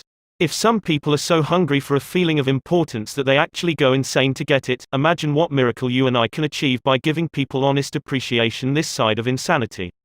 One of the first people in American business to be paid a salary of over $1 million a year when there was no income tax and a person earning $50 a week was considered well off was Charles Schwab. He had been picked by Andrew Carnegie to become the first president of the newly formed United States Steel Company in 1921, when Schwab was only 38 years old. Schwab later left U.S. Steel to take over the then troubled Bethlehem Steel Company, and he rebuilt it into one of the most profitable companies in America. Why did Andrew Carnegie pay $1 million a year, or more than $3,000 a day, to Charles Schwab? Why? Because Schwab was a genius? No. Because he knew more about the manufacture of steel than other people. Nonsense. Charles Schwab told me himself that he had many men working for him who knew more about the manufacture of steel than he did. Schwab says that he was paid this salary largely because of his ability to deal with people. I asked him how he did it. Here is his secret set down in his own words, words that ought to be cast in eternal bronze and hung in every home and school, every shop and office in the land, words that children ought to memorize instead of wasting their time memorizing the conjugation of Latin verbs or the amount of the annual rainfall in Brazil, words that will all but transform your life and mine if we will only live them. I consider my ability to arouse enthusiasm among my people, said Schwab, the greatest asset I possess, and the way to develop the best that is in a person is by appreciation and encouragement. There is nothing else that so kills the ambitions of a person as criticisms from superiors. I never criticize anyone. I believe in giving a person incentive to work. So, I am anxious to praise but loath to find fault. If I like anything, I am hearty in my approbation and lavish in my praise. That is what Schwab did. But what do average people do? The exact opposite. If they don't like a thing, they bawl out their subordinates. If they do like it, they say nothing. As the old couplet says, once I did bad and that I heard ever, twice I did good, but that I heard never. In my wide association in life, meeting with many and great people in various parts of the world, Schwab declared, I have yet to find the person, however great or exalted his station, who did not do better work and put forth greater effort under a spirit of approval than he would ever do under a spirit of criticism. That, he said, frankly, was one of the outstanding reasons for the phenomenal success of Andrew Carnegie. Carnegie praised his associates publicly as well as privately. Carnegie wanted to praise his assistants even on his tombstone. He wrote an epitaph for himself which read, "Here lies one who knew how to get around him men who were cleverer than himself." Sincere appreciation was one of the secrets of the first John D. Rockefeller's success in handling men. For example, when one of his partners, Edward T. Bedford, lost $1 million for the firm by a bad buy in South America, John D. might have criticized, but he knew Bedford had done his best, and the incident was closed. So, Rockefeller found something to praise. He congratulated Bedford because he had been able to save 60% of the money he had invested. "That's splendid," said Rockefeller. "We don't always do as well as that upstairs. I have among my clippings a story that I know never happened, but it illustrates a truth, so I'll repeat it. According to this silly story, a farm woman, at the end of a heavy day's work, set before her menfolks a heaping pile of hay. And when they indignantly demanded whether she had gone crazy, she replied, 'Why, how did I know you'd notice? I've been cooking for you men for the last 20 years and in all that time I ain't heard no word to let me know you wasn't just eating hay.'" When a study was made a few years ago on runaway wives, what do you think was discovered to be the main reason wives ran away? It was lack of appreciation. And I'd bet that a similar study made of runaway husbands would come out the same way. We often take our spouses so much for granted that we never let them know we appreciate them.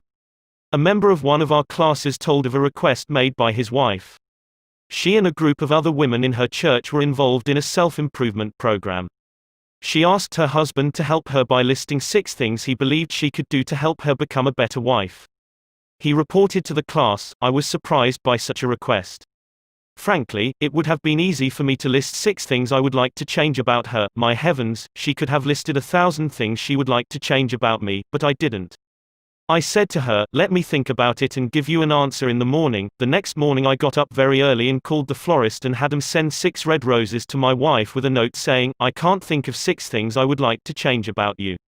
I love you the way you are.' When I arrived at home that evening, who do you think greeted me at the door? That's right. My wife. She was almost in tears. Needless to say, I was extremely glad I had not criticized her as she had requested. The following Sunday at church, after she had reported the results of her assignment, several women with whom she had been studying came up to me and said, 'That was the most considerate thing I have ever heard.' It was then I realized the power of appreciation. Florence Ziegfeld, the most spectacular producer who ever dazzled Broadway, gained his reputation by his subtle ability to glorify the American girl. Time after time, he took drab little creatures that no one ever looked at twice and transformed them on the stage into glamorous visions of mystery and seduction. Knowing the value of appreciation and confidence, he made women feel beautiful by the sheer power of his gallantry and consideration. He was practical. He raised the salary of chorus girls from $30 a week to as high as $175. And he was also chivalrous. On opening night at the Follies, he sent telegrams to the stars in the cast, and he deluged every chorus girl in the show with American Beauty roses. I once succumbed to the fad of fasting and went for 6 days and nights without eating. It wasn't difficult. I was less hungry at the end of the 6th day than I was at the end of the 2nd.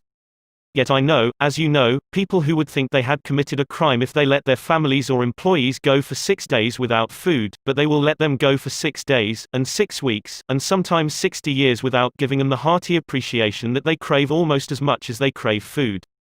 When Alfred Lunt, one of the great actors of his time, played the leading role in Reunion in Vienna, he said, "There is nothing I need so much as nourishment for my self-esteem. We nourish the bodies of our children and friends and employees, but how seldom do we nourish their self-esteem? We provide them with roast beef and potatoes to build energy, but we neglect to give them kind words of appreciation that would sing in their memories for years like the music of the morning stars." Paul Harvey, in one of his radio broadcasts, The Rest of the Story, told how showing sincere appreciation can change a person's life. He reported that years ago a teacher in Detroit asked Stevie Morris to help her find a mouse that was lost in the classroom. You see, she appreciated the fact that nature had given Stevie something no one else in the room had. Nature had given Stevie a remarkable pair of ears to compensate for his blind eyes. But this was really the first time Stevie had been shown appreciation for those talented ears. Now, years later, he says that this act of appreciation was the beginning of a new life. You see, from that time on he developed his gift of hearing and went on to become, under the stage name of Stevie Wonder, one of the great pop singers and songwriters of the 70s, *** Paul Laurent, Paul Harvey's The Rest of the Story, New York, Doubleday, 1977. Edited and compiled by Lynn Harvey. Copyright C by Paulin, Inc. Some readers are saying right now as they read these lines, "Oh, phooey. Flattery. Bear oil. I've tried that stuff. It doesn't work, not with intelligent people, of course. Flattery seldom works with discerning people. It is shallow, selfish and insincere. It ought to fail and it usually does. True, some people are so hungry, so thirsty, for appreciation that they will swallow anything, just as a starving man will eat grass and fishworms. Even Queen Victoria was susceptible to flattery. Prime Minister Benjamin Disraeli confessed that he put it on thick in dealing with the Queen. To use his exact words, he said he spread it on with a trowel. But Disraeli was one of the most polished, deft and adroit men who ever ruled the far-flung British Empire. He was a genius in his line. What would work for him wouldn't necessarily work for you and me. In the long run, flattery will do you more harm than good. Flattery is counterfeit, and like counterfeit money. It will eventually get you into trouble if you pass it to someone else. The difference between appreciation and flattery. That is simple. One is sincere and the other insincere. One comes from the heart out, the other from the teeth out. One is unselfish, the other selfish. One is universally admired, the other universally condemned. I recently saw a bust of Mexican hero General Alvaro Obregón in the Chapultepec Palace in Mexico City. Below the bust are carved these wise words from General Obregón's philosophy: don't be afraid of enemies who attack you.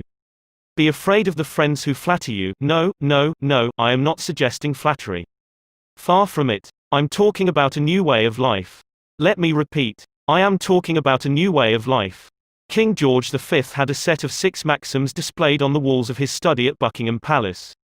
One of these maxims said, "Teach me neither to proffer nor receive cheap praise, that's all flattery is, cheap praise."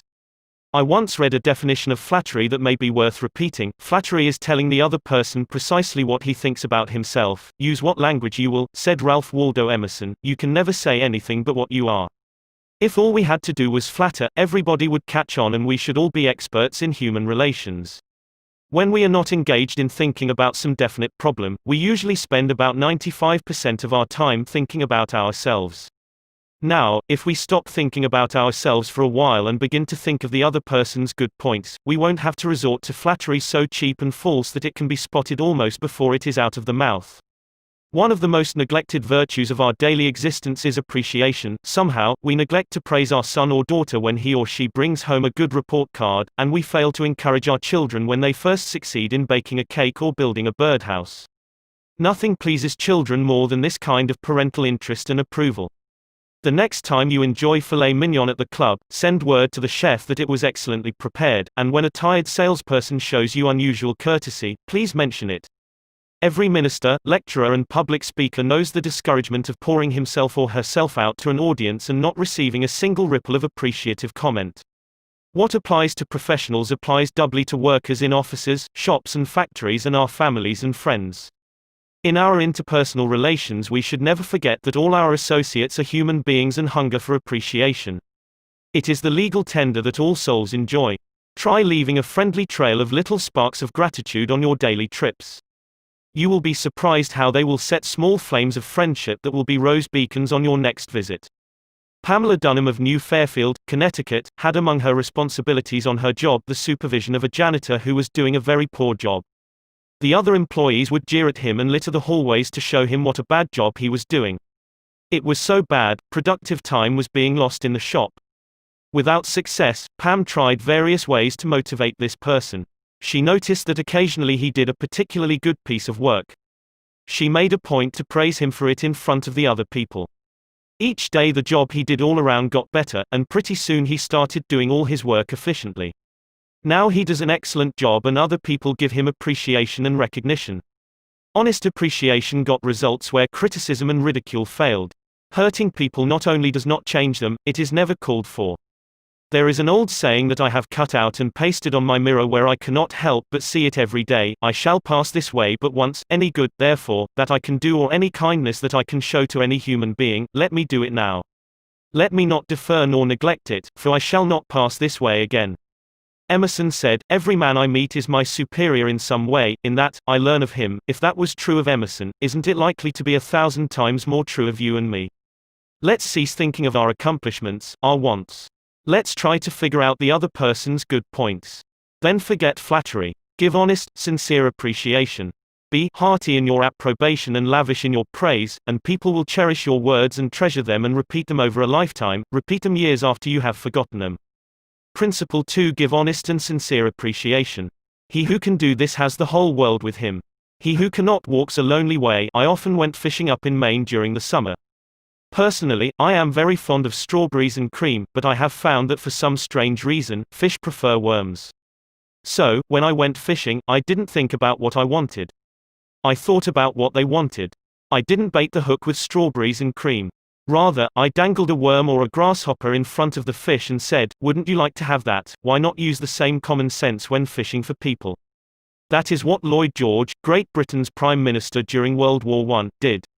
When someone asked him how he managed to stay in power after the other wartime leaders, Wilson, Orlando and Clemenceau, had been forgotten, he replied that if his staying on top might be attributed to any one thing, it would be to his having learned that it was necessary to bait the hook to suit the fish. Why talk about what we want? That is childish. Absurd. Of course, you are interested in what you want. You are eternally interested in it. But no one else is. The rest of us are just like you, we are interested in what we want. So the only way CM Earth to influence other people is to talk about what they want and show them how to get it. Remember that tomorrow when you are trying to get somebody to do something. If, for example, you don't want your children to smoke, don't preach at them, and don't talk about what you want, but show them that cigarettes may keep them from making the basketball team or winning the 100-yard dash. This is a good thing to remember regardless of whether you are dealing with children or calves or chimpanzees. For example, one day Ralph Waldo Emerson and his son tried to get a calf into the barn. But they made the common mistake of thinking only of what they wanted. Emerson pushed, and his son pulled. But the calf was doing just what they were doing, he was thinking only of what he wanted, so, he stiffened his legs and stubbornly refused to leave the pasture. The Irish housemaid saw their predicament. She couldn't write essays and books, but, on this occasion at least, she had more horse sense, or calf sense, than Emerson had. She thought of what the calf wanted, so she put her maternal finger in the calf's mouth and let the calf suck her finger as she gently led him into the barn. Every act you have ever performed since the day you were born was performed because you wanted something. How about the time you gave a large contribution to the Red Cross? Yes, that is no exception to the rule. You gave the Red Cross the donation because you wanted to lend a helping hand, you wanted to do a beautiful, unselfish, divine act, inasmuch as ye have done it unto one of the least of these my brethren, ye have done it unto me. If you hadn't wanted that feeling more than you wanted your money, you would not have made the contribution. Of course, you might have made the contribution because you were ashamed to refuse or because a customer asked you to do it. But one thing is certain. You made the contribution because you wanted something. Harry A. Overstreet in his illuminating book Influencing Human Behavior said, "Action springs out of what we fundamentally desire, and the best piece of advice which can be given to would-be persuaders, whether in business, in the home, in the school, in politics, is, first, arouse in the other person an eager want. He who can do this has the whole world with him. He who cannot walks a lonely way. Andrew Carnegie, the poverty-stricken Scotch lad who started to work at 2 cents an hour and finally gave away $365 million, learned early in life that the only way to influence people is to talk in terms of what the other person wants. He attended school only 4 years, yet he learned how to handle people. To illustrate, his sister-in-law was worried sick over her 2 boys. They were at Yale, and they were so busy with their own affairs that they neglected to write home and paid no attention whatever to their mother's frantic letters. Then Carnegie offered to wager $100 that he could get an answer by return mail, without even asking for it. Someone called his bet, so he wrote his nephews a chatty letter, mentioning casually in a postscript that he was sending each one a $5 bill. He neglected, however, to enclose the money. Back came replies by return mail thanking "Dear Uncle Andrew" for his kind note, and you can finish the sentence yourself. Another example of persuading comes from Stan Novak of Cleveland, Ohio, a participant in our course. Stan came home from work one evening to find his youngest son, Tim, kicking and screaming on the living room floor. He was to start kindergarten the next day and was protesting that he would not go. Stan's normal reaction would have been to banish the child to his room and tell him he'd just better make up his mind to go. He had no choice. But tonight, recognizing that this would not really help Tim start kindergarten in the best frame of mind, Stan sat down and thought, if I were Tim, why would I be excited about going to kindergarten? He and his wife made a list of all the fun things Tim would do, such as finger painting, singing songs, making new friends. Then they put them into action. We all started finger painting on the kitchen table, my wife, Lil, my other son Bob, and myself, all having fun. Soon Tim was peeping around the corner. Next he was begging to participate. Oh, no. You have to go to kindergarten first to learn how to finger paint. With all the enthusiasm I could muster, I went through the list, talking in terms he could understand, telling him all the fun he would have in kindergarten. The next morning, I thought I was the first one up. I went downstairs and found Tim sitting sound asleep in the living room chair. What are you doing here? I asked. I'm waiting to go to kindergarten. I don't want to be late. The enthusiasm of our entire family had aroused in Tim an eager want that no amount of discussion or threat could have possibly accomplished. Tomorrow you may want to persuade somebody to do something. Before you speak, pause and ask yourself, how can I make this person want to do it? That question will stop us from rushing into a situation heedlessly, with futile chatter about our desires. At one time I rented the grand ballroom of a certain New York hotel for 20 nights in each season in order to hold a series of lectures. At the beginning of one season, I was suddenly informed that I should have to pay almost 3 times as much rent as formerly. This news reached me after the tickets had been printed and distributed and all announcements had been made. Naturally, I didn't want to pay the increase, but what was the use of talking to the hotel about what I wanted? They were interested only in what they wanted. So, a couple of days later I went to see the manager. I was a bit shocked when I got your letter, I said, but I don't blame you at all. If I had been in your position, I should probably have written a similar letter myself. Your duty as the manager of the hotel is to make all the profit possible. If you don't do that, you will be fired, and you ought to be fired. Now, let's take a piece of paper and write down the advantages and the disadvantages that will accrue to you if you insist on this increase in rent. Then I took a letterhead and ran a line through the center and headed one column advantages and the other column disadvantages. I wrote down under the head advantages these words, ballroom free. Then I went on to say, you will have the advantage of having the ballroom free to rent for dances and conventions. That is a big advantage, for affairs like that will pay you much more than you can get for a series of lectures. If I tie your ballroom up for 20 nights during the course of the season, it is sure to mean a loss of some very profitable business to you. Now, let's consider the disadvantages. First, instead of increasing your income from me, you are going to decrease it. In fact, you are going to wipe it out because I cannot pay the rent you are asking. I shall be forced to hold these lectures at some other place. There's another disadvantage to you also. These lectures attract crowds of educated and cultured people to your hotel. That is good advertising for you, isn't it? In fact, if you spent $5,000 advertising in the newspapers, you couldn't bring as many people to look at your hotel as I can bring by these lectures. That is worth a lot to a hotel, isn't it? As I talked, I wrote these 2 disadvantages under the proper heading, and handed the sheet of paper to the manager, saying, I wish you would carefully consider both the advantages and disadvantages that are going to accrue to you and then give me your final decision. I received a letter the next day, informing me that my rent would be increased only 50% instead of 300%. Mind you, I got this reduction without saying a word about what I wanted. I talked all the time about what the other person wanted and how he could get it. Suppose I had done the human, natural thing, suppose I had stormed into his office and said, "What do you mean by raising my rent 300% when you know the tickets have been printed and the announcements made? 300%. Ridiculous. Absurd. I won't pay it." What would have happened then? An argument would have begun to steam and boil and sputter, and you know how arguments end.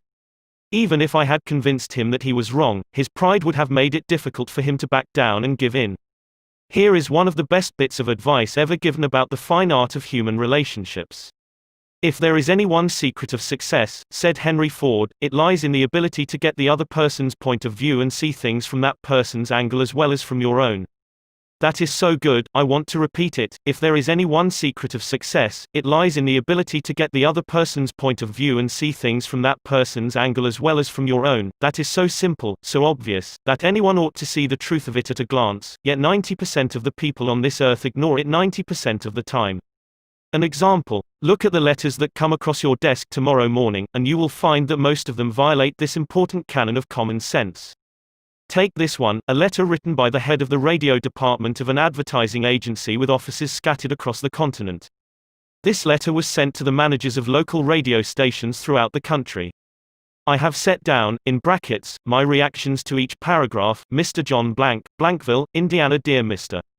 Blank, the company desires to retain its position in advertising agency leadership in the radio field. Who cares what your company desires? I am worried about my own problems. The bank is foreclosing the mortgage on my house, the bugs are destroying the hollyhocks, the stock market tumbled yesterday. I missed the 8:15 this morning, I wasn't invited to the Joneses dance last night, the doctor tells me I have high blood pressure and neuritis and dandruff. And then what happens? I come down to the office this morning worried, open my mail and here is some little whippersnapper off in New York yapping about what his company wants. BAH. If he only realized what sort of impression his letter makes, he would get out of the advertising business and start manufacturing sheep dip. This agency's national advertising accounts were the bulwark of the network. Our subsequent clearances of station time have kept us at the top of agencies year after year. You are big and rich and right at the top, are you? So what? I don't give two whoops in Hades if you are as big as General Motors and General Electric and the general staff of the US Army all combined. If you had as much sense as a half-witted hummingbird, you would realize that I am interested in how big I am, not how big you are. All this talk about your enormous success makes me feel small and unimportant. We desire to service our accounts with the last word on radio station information. You desire, you unmitigated ass. I'm not interested in what you desire or what the President of the United States desires. Let me tell you once and for all that I am interested in what I desire, and you haven't said a word about that yet in this absurd letter of yours. Will you, therefore, put the company on your preferred list for weekly station information, every single detail that will be useful to an agency in intelligently booking time? Preferred list. You have your nerve. You make me feel insignificant by your big talk about your company, and then you ask me to put you on a preferred list, and you don't even say, please, when you ask it. A prompt acknowledgement of this letter, giving us your latest doings, will be mutually helpful. You fool. You mail me a cheap form letter, a letter scattered far and wide like the autumn leaves, and you have the gall to ask me, when I am worried about the mortgage and the hollyhocks and my blood pressure, to sit down and dictate a personal note acknowledging your form letter, and you ask me to do it promptly. What do you mean, promptly?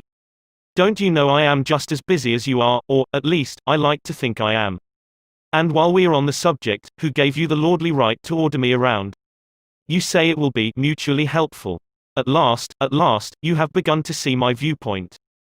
But you are vague about how it will be to my advantage. Very truly yours, John Doe, Manager, Radio Department. P.S. The enclosed reprint from the Blankville Journal will be of interest to you, and you may want to broadcast it over your station. Finally, down here in the postscript, you mention something that may help me solve one of my problems. Why didn't you begin your letter with, "But what's the use?" Any advertising man who is guilty of perpetrating such drivel as you have sent me has something wrong with his medulla oblongata. You don't need a letter giving our latest doings.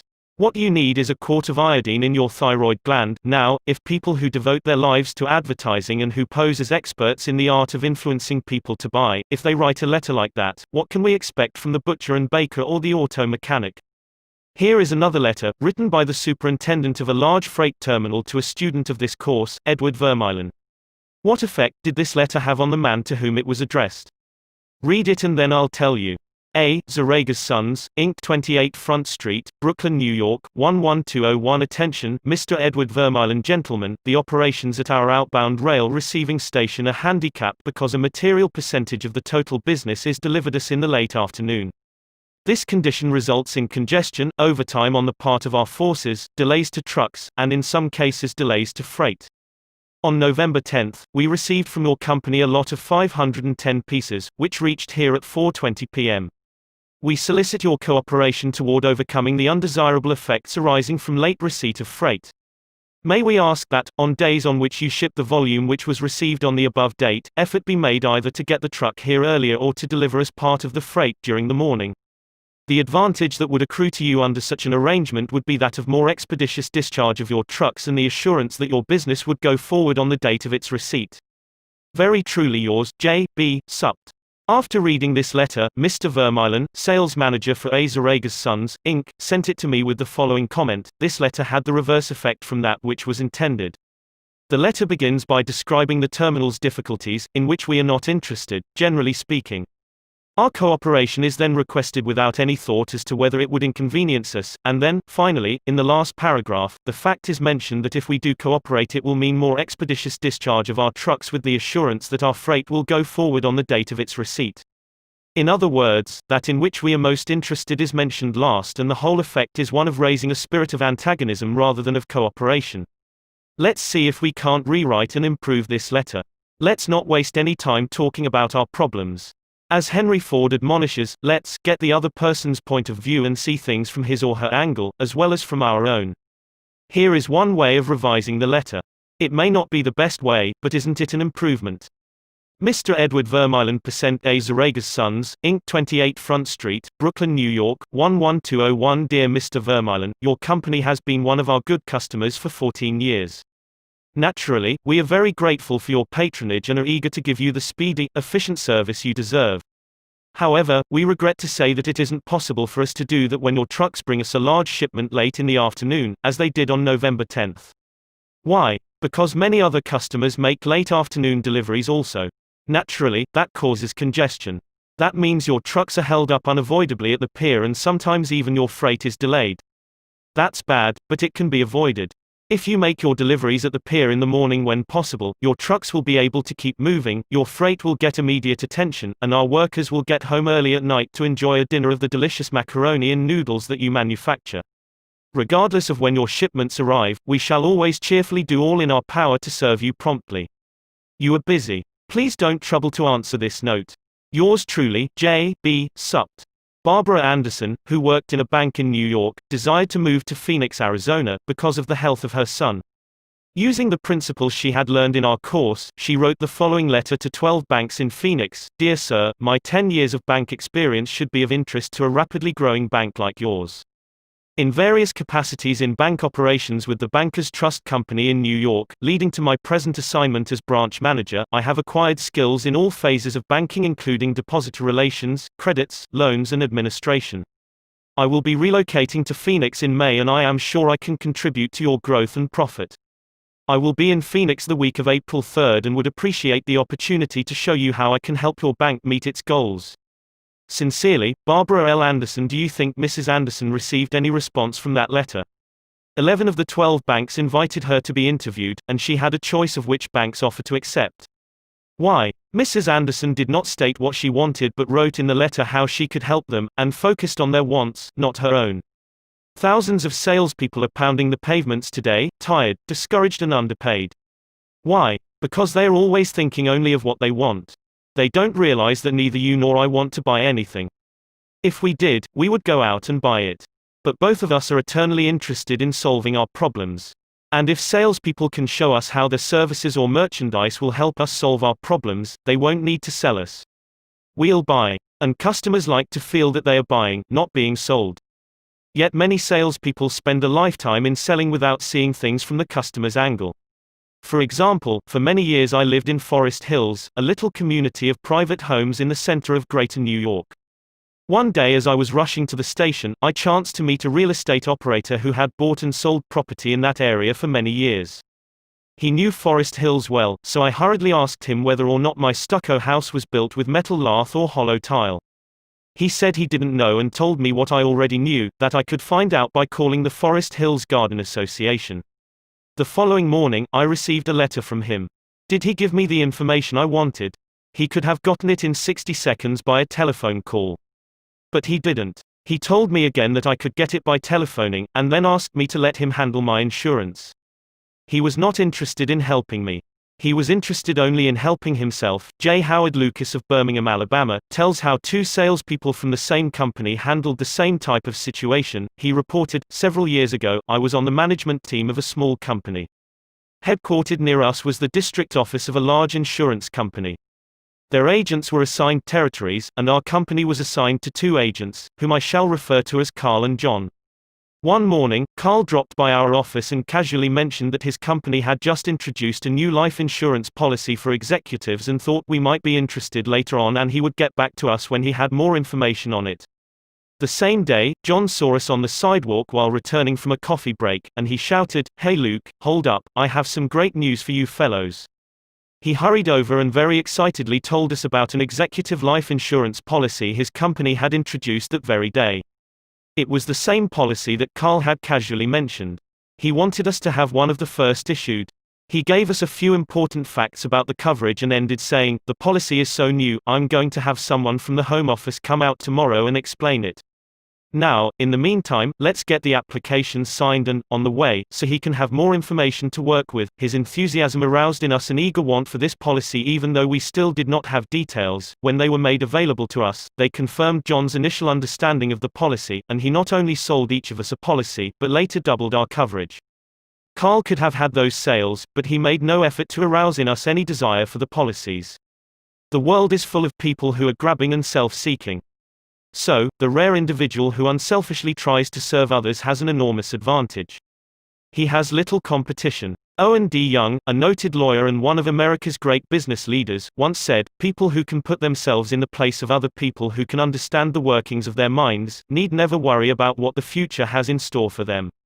If out of reading this book you get just one thing, an increased tendency to think always in terms of other people's point of view, and see things from their angle, if you get that one thing out of this book, it may easily prove to be one of the building blocks of your career.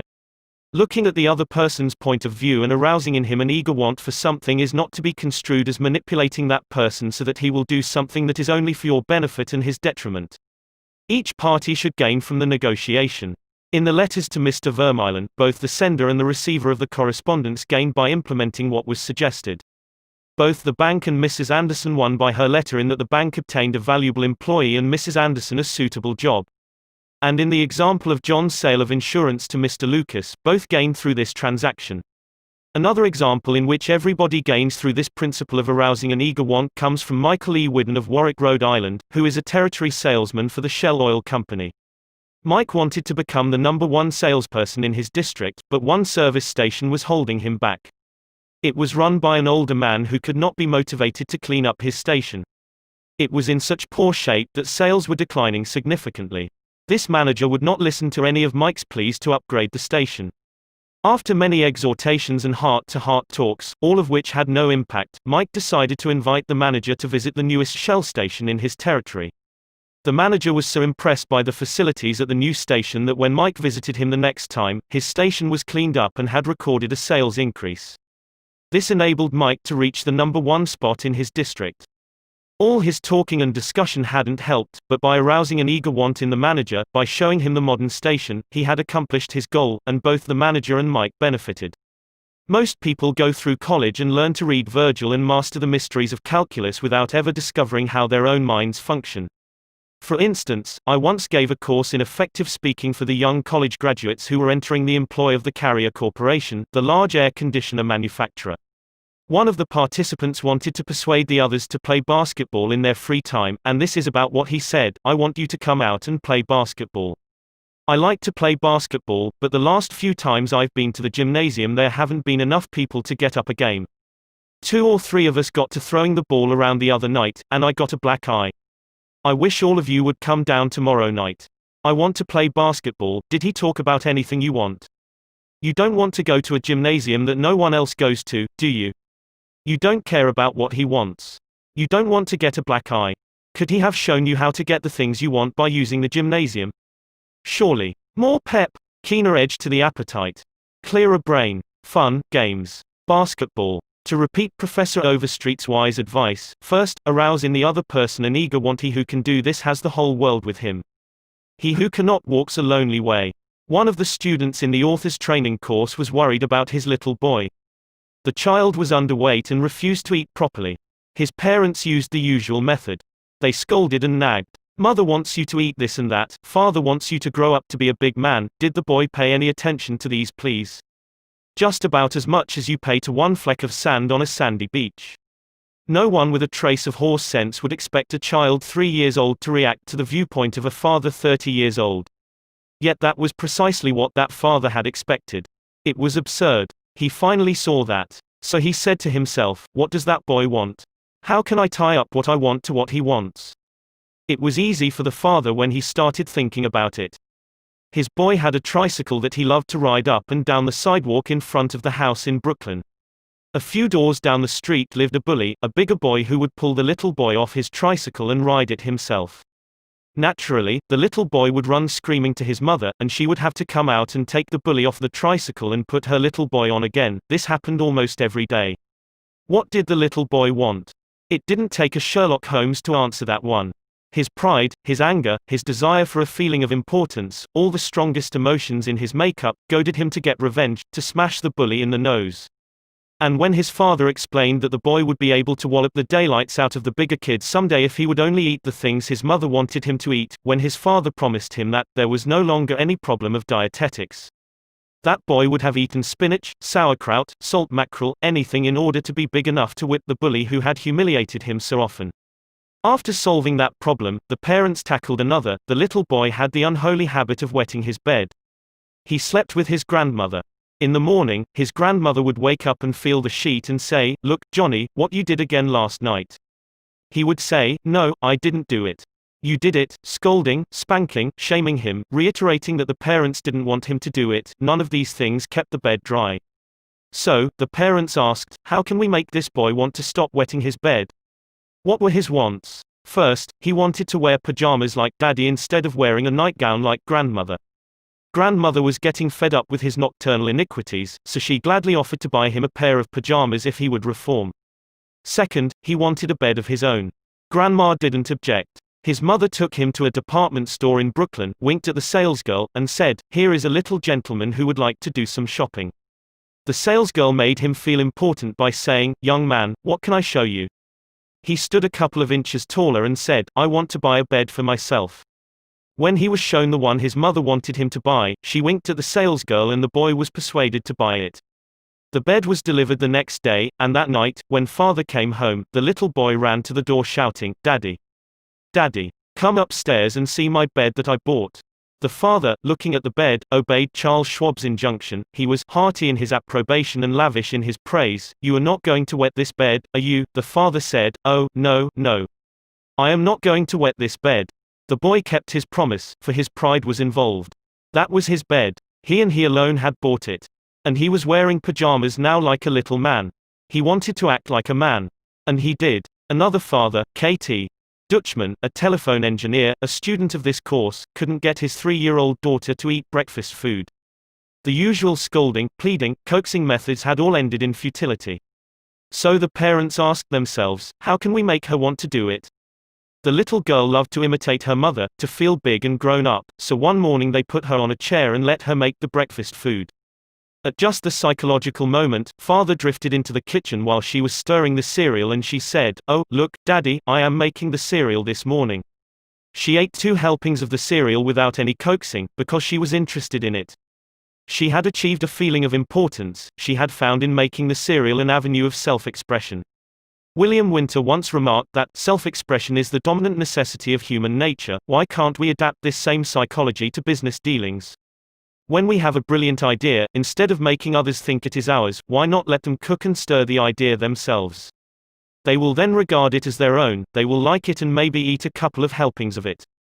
Remember, first, arouse in the other person an eager want.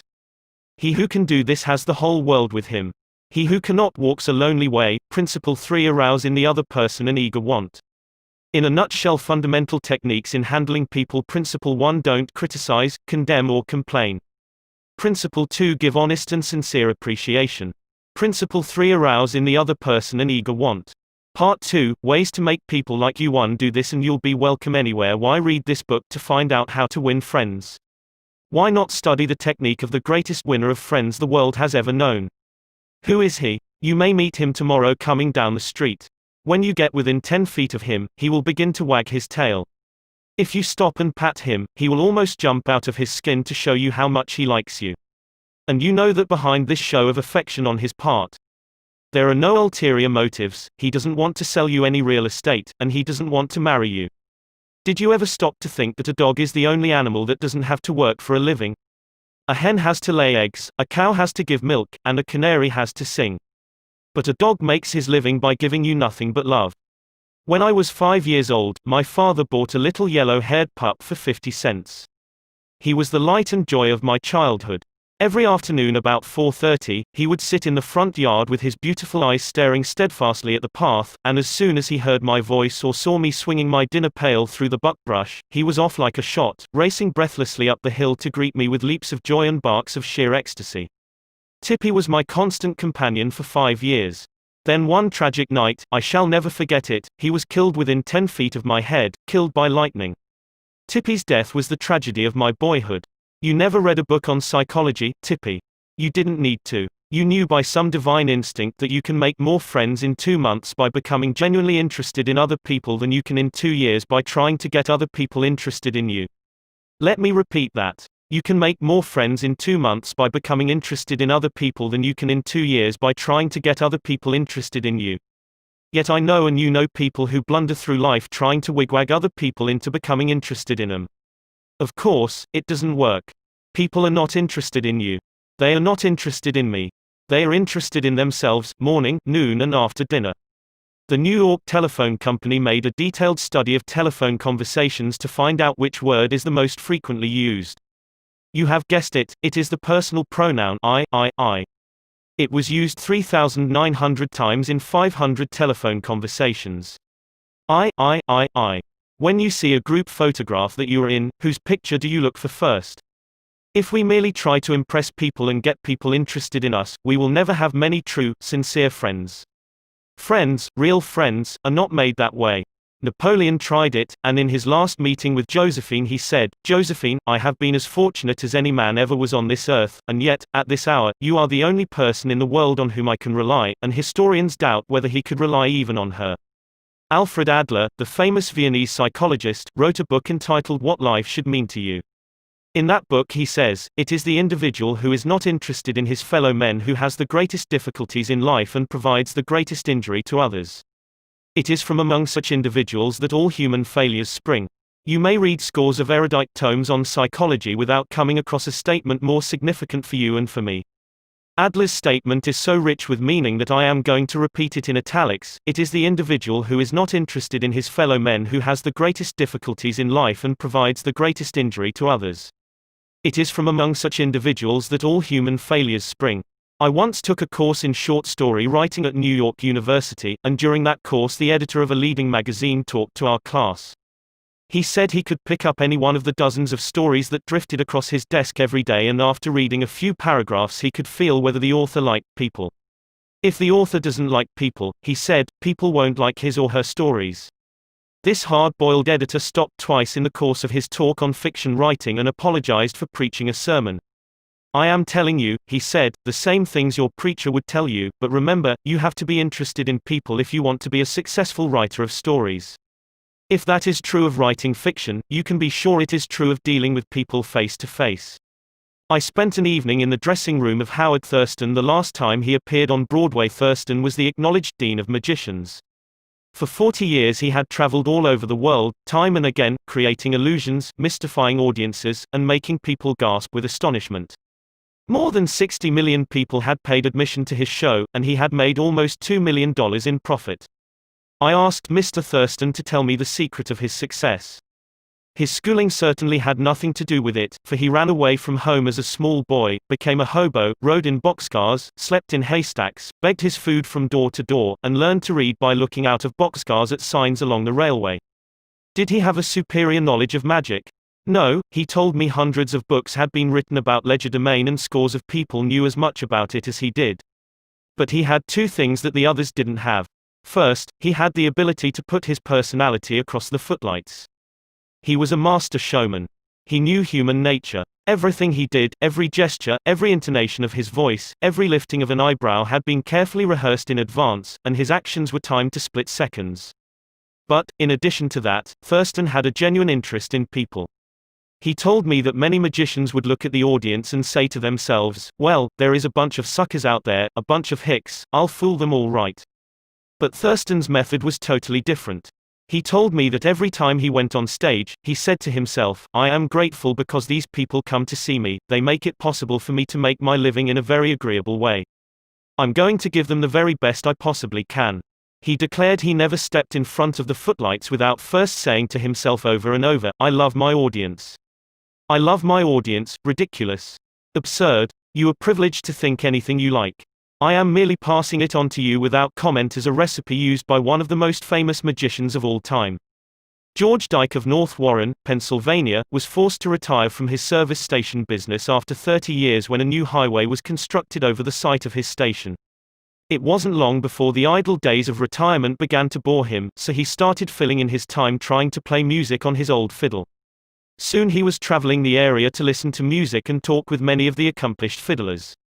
In his humble and friendly way he became generally interested in learning the background and interests of every musician he met. Although he was not a great fiddler himself, he made many friends in this pursuit. He attended competitions and soon became known to the country music fans in the eastern part of the United States as Uncle George, the fiddle scraper from Kinzua County. When we heard Uncle George, he was 72 and enjoying every minute of his life. By having a sustained interest in other people, he created a new life for himself at a time when most people consider their productive years over. That, too, was one of the secrets of Theodore Roosevelt's astonishing popularity. Even his servants loved him. His valet, James E. Amos, wrote a book about him entitled Theodore Roosevelt, Hero to His Valet.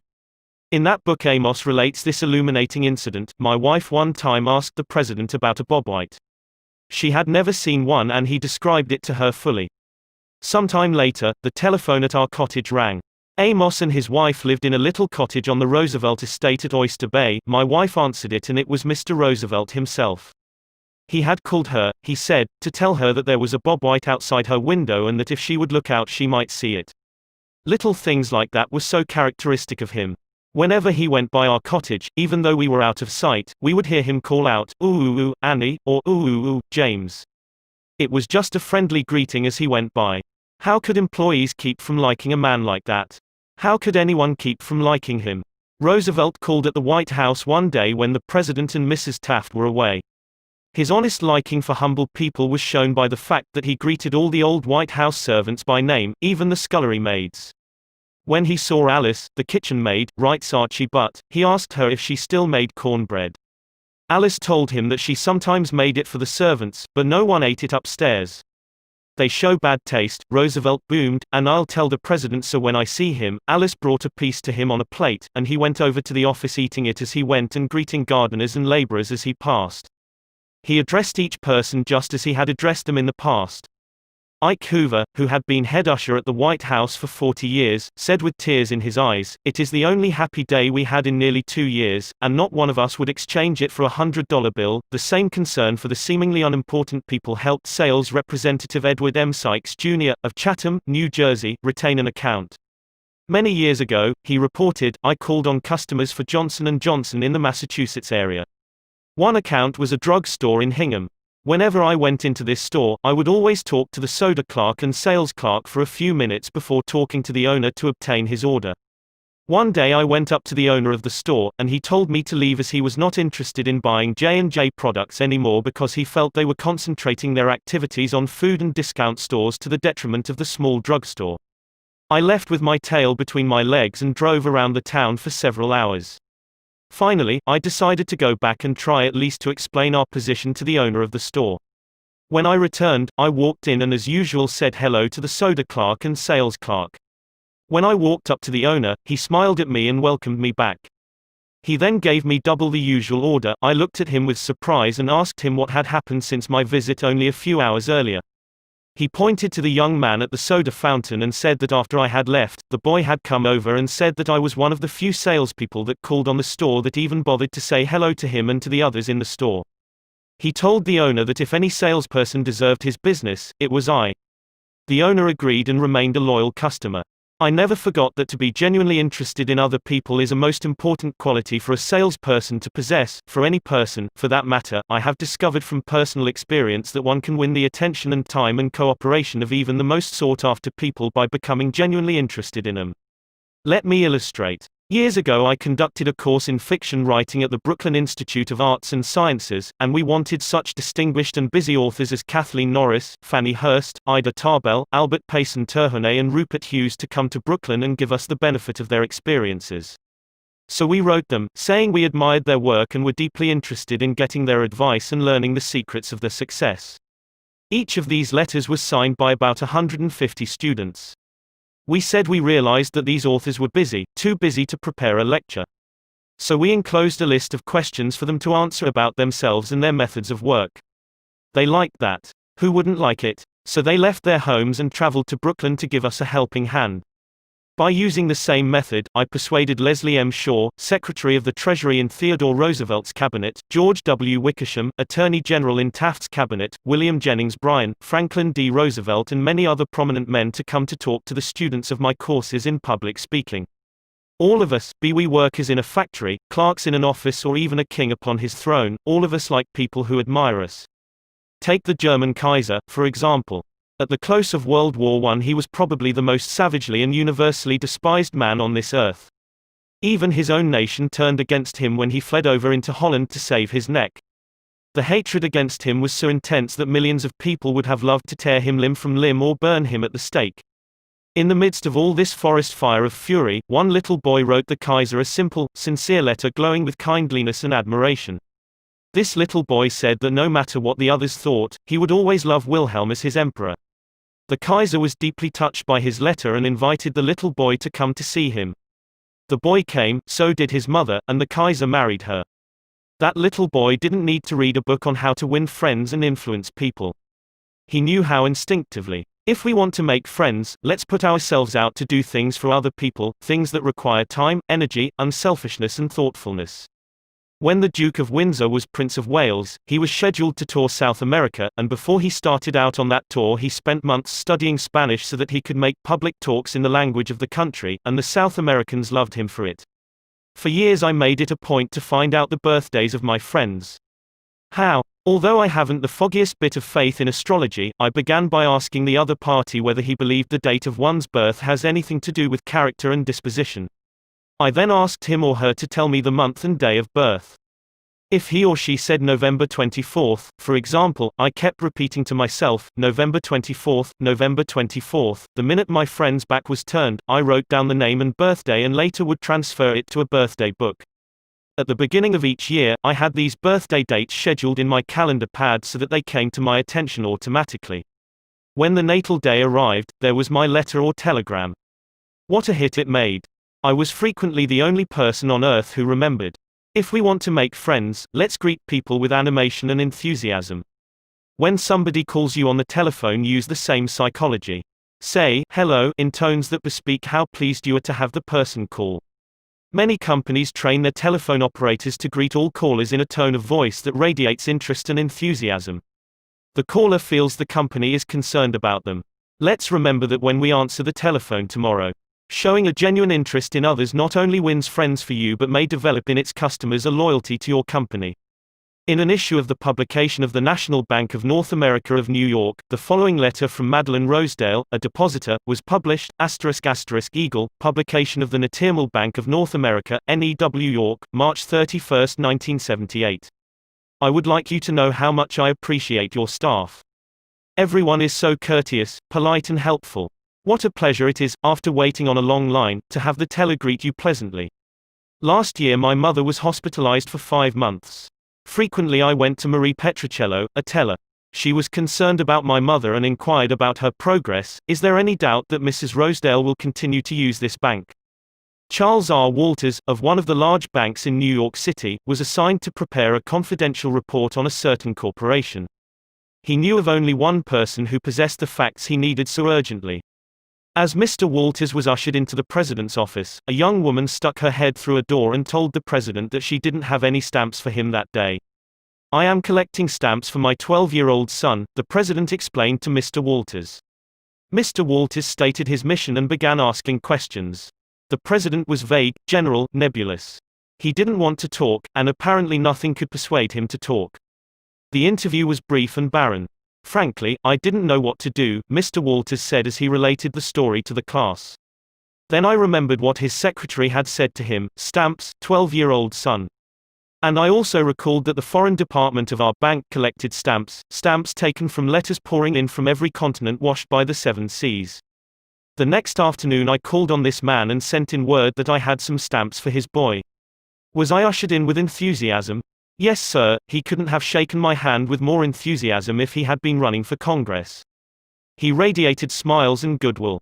My George will love this one," he kept saying as he fondled the stamps.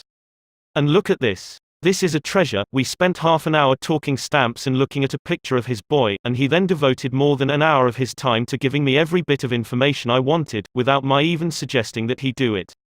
He told me all he knew, and then called in his subordinates and questioned them.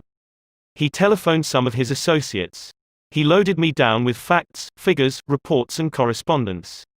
In the parlance of newspaper reporters, I had a scoop. Here is another illustration. M. Nafley Jr. of Philadelphia had tried for years to sell fuel to a large chain store organization. But the chain store company continued to purchase its fuel from an out-of-town dealer and haul it right past the door of Nal's office. Mr. Nafley made a speech one night before one of my classes, pouring out his hot wrath upon chain stores, branding them as a curse to the nation. And still he wondered why he couldn't sell them. I suggested that he try different tactics. To put it briefly, this is what happened. We staged a debate between members of the course on whether the spread of the chain store is doing the country more harm than good. Mr. Nafley, at my suggestion, took the negative side. He agreed to defend the chain stores, and then went straight to an executive of the chain store organization that he despised and said, "I am not here to try to sell fuel. I have come to ask you to do me a favor." He then told about his debate and said, "I have come to you for help because I can't think of anyone else who would be more capable of giving me the facts I want. I'm anxious to win this debate, and I'll deeply appreciate whatever help you can give me." Here is the rest of the story in Mr. Nal's own words. "I had asked this man for precisely 1 minute of his time. It was with that understanding that he consented to see me. After I had stated my case, he motioned me to a chair and talked to me for exactly 1 hour and 47 minutes. He called in another executive who had written a book on chain stores. He wrote to the National Chain Store Association and secured for me a copy of a debate on the subject. He feels that the chain store is rendering a real service to humanity. He is proud of what he is doing for hundreds of communities." His eyes fairly glowed as he talked, and I must confess that he opened my eyes to things I had never even dreamed of. He changed my whole mental attitude. As I was leaving, he walked with me to the door, put his arm around my shoulder, wished me well in my debate, and asked me to stop in and see him again and let him know how I made out. The last words he said to me were, "Please see me again later in the spring. I should like to place an order with you for fuel." To me that was almost a miracle. Here he was offering to buy fuel without my even suggesting it. I had made more headway in 2 hours by becoming genuinely interested in him and his problems than I could have made in 10 years trying to get him interested in me and my product. "You didn't discover a new truth, Mr. Nafley. For a long time ago, 100 years before Christ was born, a famous old Roman poet, Publius Syrus, remarked, 'We are interested in others when they are interested in us.' A show of interest, as with every other principle of human relations, must be sincere. It must pay off not only for the person showing the interest, but for the person receiving the attention. It is a two-way street, both parties benefit." Martin Ginsberg, who took our course in Long Island, New York, reported how the special interest a nurse took in him profoundly affected his life. It was Thanksgiving Day and I was 10 years old. I was in a welfare ward of a city hospital and was scheduled to undergo major orthopedic surgery the next day. I knew that I could only look forward to months of confinement, convalescence and pain. My father was dead, my mother and I lived alone in a small apartment and we were on welfare. My mother was unable to visit me that day. As the day went on, I became overwhelmed with the feeling of loneliness, despair and fear. I knew my mother was home alone worrying about me, not having anyone to be with, not having anyone to eat with and not even having enough money to afford a Thanksgiving Day dinner. The tears welled up in my eyes, and I stuck my head under the pillow and pulled the covers over it. I cried silently, but oh so bitterly, so much that my body racked with pain. A young student nurse heard my sobbing and came over to me. She took the covers off my face and started wiping my tears. She told me how lonely she was, having to work that day and not being able to be with her family. She asked me whether I would have dinner with her. She brought 2 trays of food, sliced turkey, mashed potatoes, cranberry sauce and ice cream for dessert. She talked to me and tried to calm my fears. Even though she was scheduled to go off duty at 4 p.m., she stayed on her own time until almost 11 p.m. She played games with me, talked to me and stayed with me until I finally fell asleep. Many Thanksgivings have come and gone since I was 10, but one never passes without me remembering that particular one and my feelings of frustration, fear, loneliness and the warmth and tenderness of the stranger that somehow made it all bearable. If you want others to like you, if you want to develop real friendships, if you want to help others at the same time as you help yourself, keep this principle in mind. Principle 1: Become genuinely interested in other people. A simple way to make a good first impression. At a dinner party in New York, one of the guests, a woman who had inherited money, was eager to make a pleasing impression on everyone. She had squandered a modest fortune on sables, diamonds and pearls. But she hadn't done anything whatever about her face. It radiated soreness and selfishness. She didn't realize what everyone knows, namely, that the expression one wears on one's face is far more important than the clothes one wears on one's back.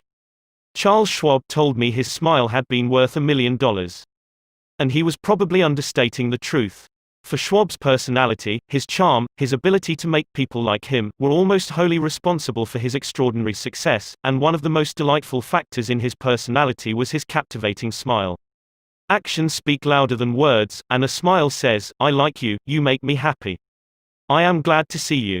That is why dogs make such a hit. They are so glad to see us that they almost jump out of their skins. So, naturally, we are glad to see them. A baby's smile has the same effect. Have you ever been in a doctor's waiting room and looked around at all the glum faces waiting impatiently to be seen? Dr. Stephen K. Sproul, a veterinarian in Raytown, Missouri, told of a typical spring day when his waiting room was full of clients waiting to have their pets inoculated. No one was talking to anyone else, and all were probably thinking of a dozen other things they would rather be doing than wasting time sitting in that office. He told one of our classes, there were 6 or 7 clients waiting when a young woman came in with a 9-month-old baby and a kitten. As luck would have it, she sat down next to a gentleman who was more than a little distraught about the long wait for service. The next thing he knew, the baby just looked up at him with that great big smile that is so characteristic of babies. What did that gentleman do? Just what you and I would do, of course. He smiled back at the baby. Soon he struck up a conversation with the woman about her baby and his grandchildren, and soon the entire reception room joined in, and the boredom and tension were converted into a pleasant and enjoyable experience, an insincere grin. No, that doesn't fool anybody. We know it is mechanical and we resent it. I am talking about a real smile, a heartwarming smile, a smile that comes from within, the kind of smile that will bring a good price in the marketplace. Professor James V. McConnell, a psychologist at the University of Michigan, expressed his feelings about a smile. People who smile, he said, tend to manage, teach and sell more effectively, and to raise happier children. There's far more information in a smile than a frown. That's why encouragement is a much more effective teaching device than punishment. The employment manager of a large New York department store told me she would rather hire a sales clerk who hadn't finished grade school, if he or she has a pleasant smile, than to hire a doctor of philosophy with a somber face. The effect of a smile is powerful, even when it is unseen. Telephone companies throughout the United States have a program called Phone Power, which is offered to employees who use the telephone for selling their services or products. In this program, they suggest that you smile when talking on the phone. Your smile comes through in your voice. Robert Cryer, manager of a computer department for a Cincinnati, Ohio, company, told how he had successfully found the right applicant for a hard-to-fill position. I was desperately trying to recruit a PhD in computer science for my department. I finally located a young man with ideal qualifications who was about to be graduated from Purdue University. After several phone conversations, I learned that he had several offers from other companies, many of them larger and better known than mine. I was delighted when he accepted my offer. After he started on the job, I asked him why he had chosen us over the others. He paused for a moment and then he said, "I think it was because managers in the other companies spoke on the phone in a cold, business-like manner, which made me feel like just another business transaction. Your voice sounded as if you were glad to hear from me, that you really wanted me to be part of your organization. You can be assured, I am still answering my phone with a smile." The chairman of the board of directors of one of the largest rubber companies in the United States told me that, according to his observations, people rarely succeed at anything unless they have fun doing it. This industrial leader doesn't put much faith in the old adage that hard work alone is the magic key that will unlock the door to our desires. "I have known people," he said, "who succeeded because they had a rip-roaring good time conducting their business.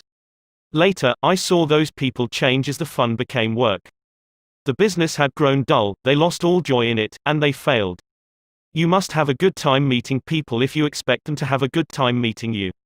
I have asked thousands of business people to smile at someone every hour of the day for a week and then come to class and talk about the results.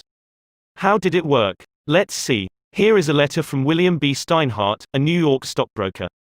His case isn't isolated. In fact, it is typical of hundreds of cases.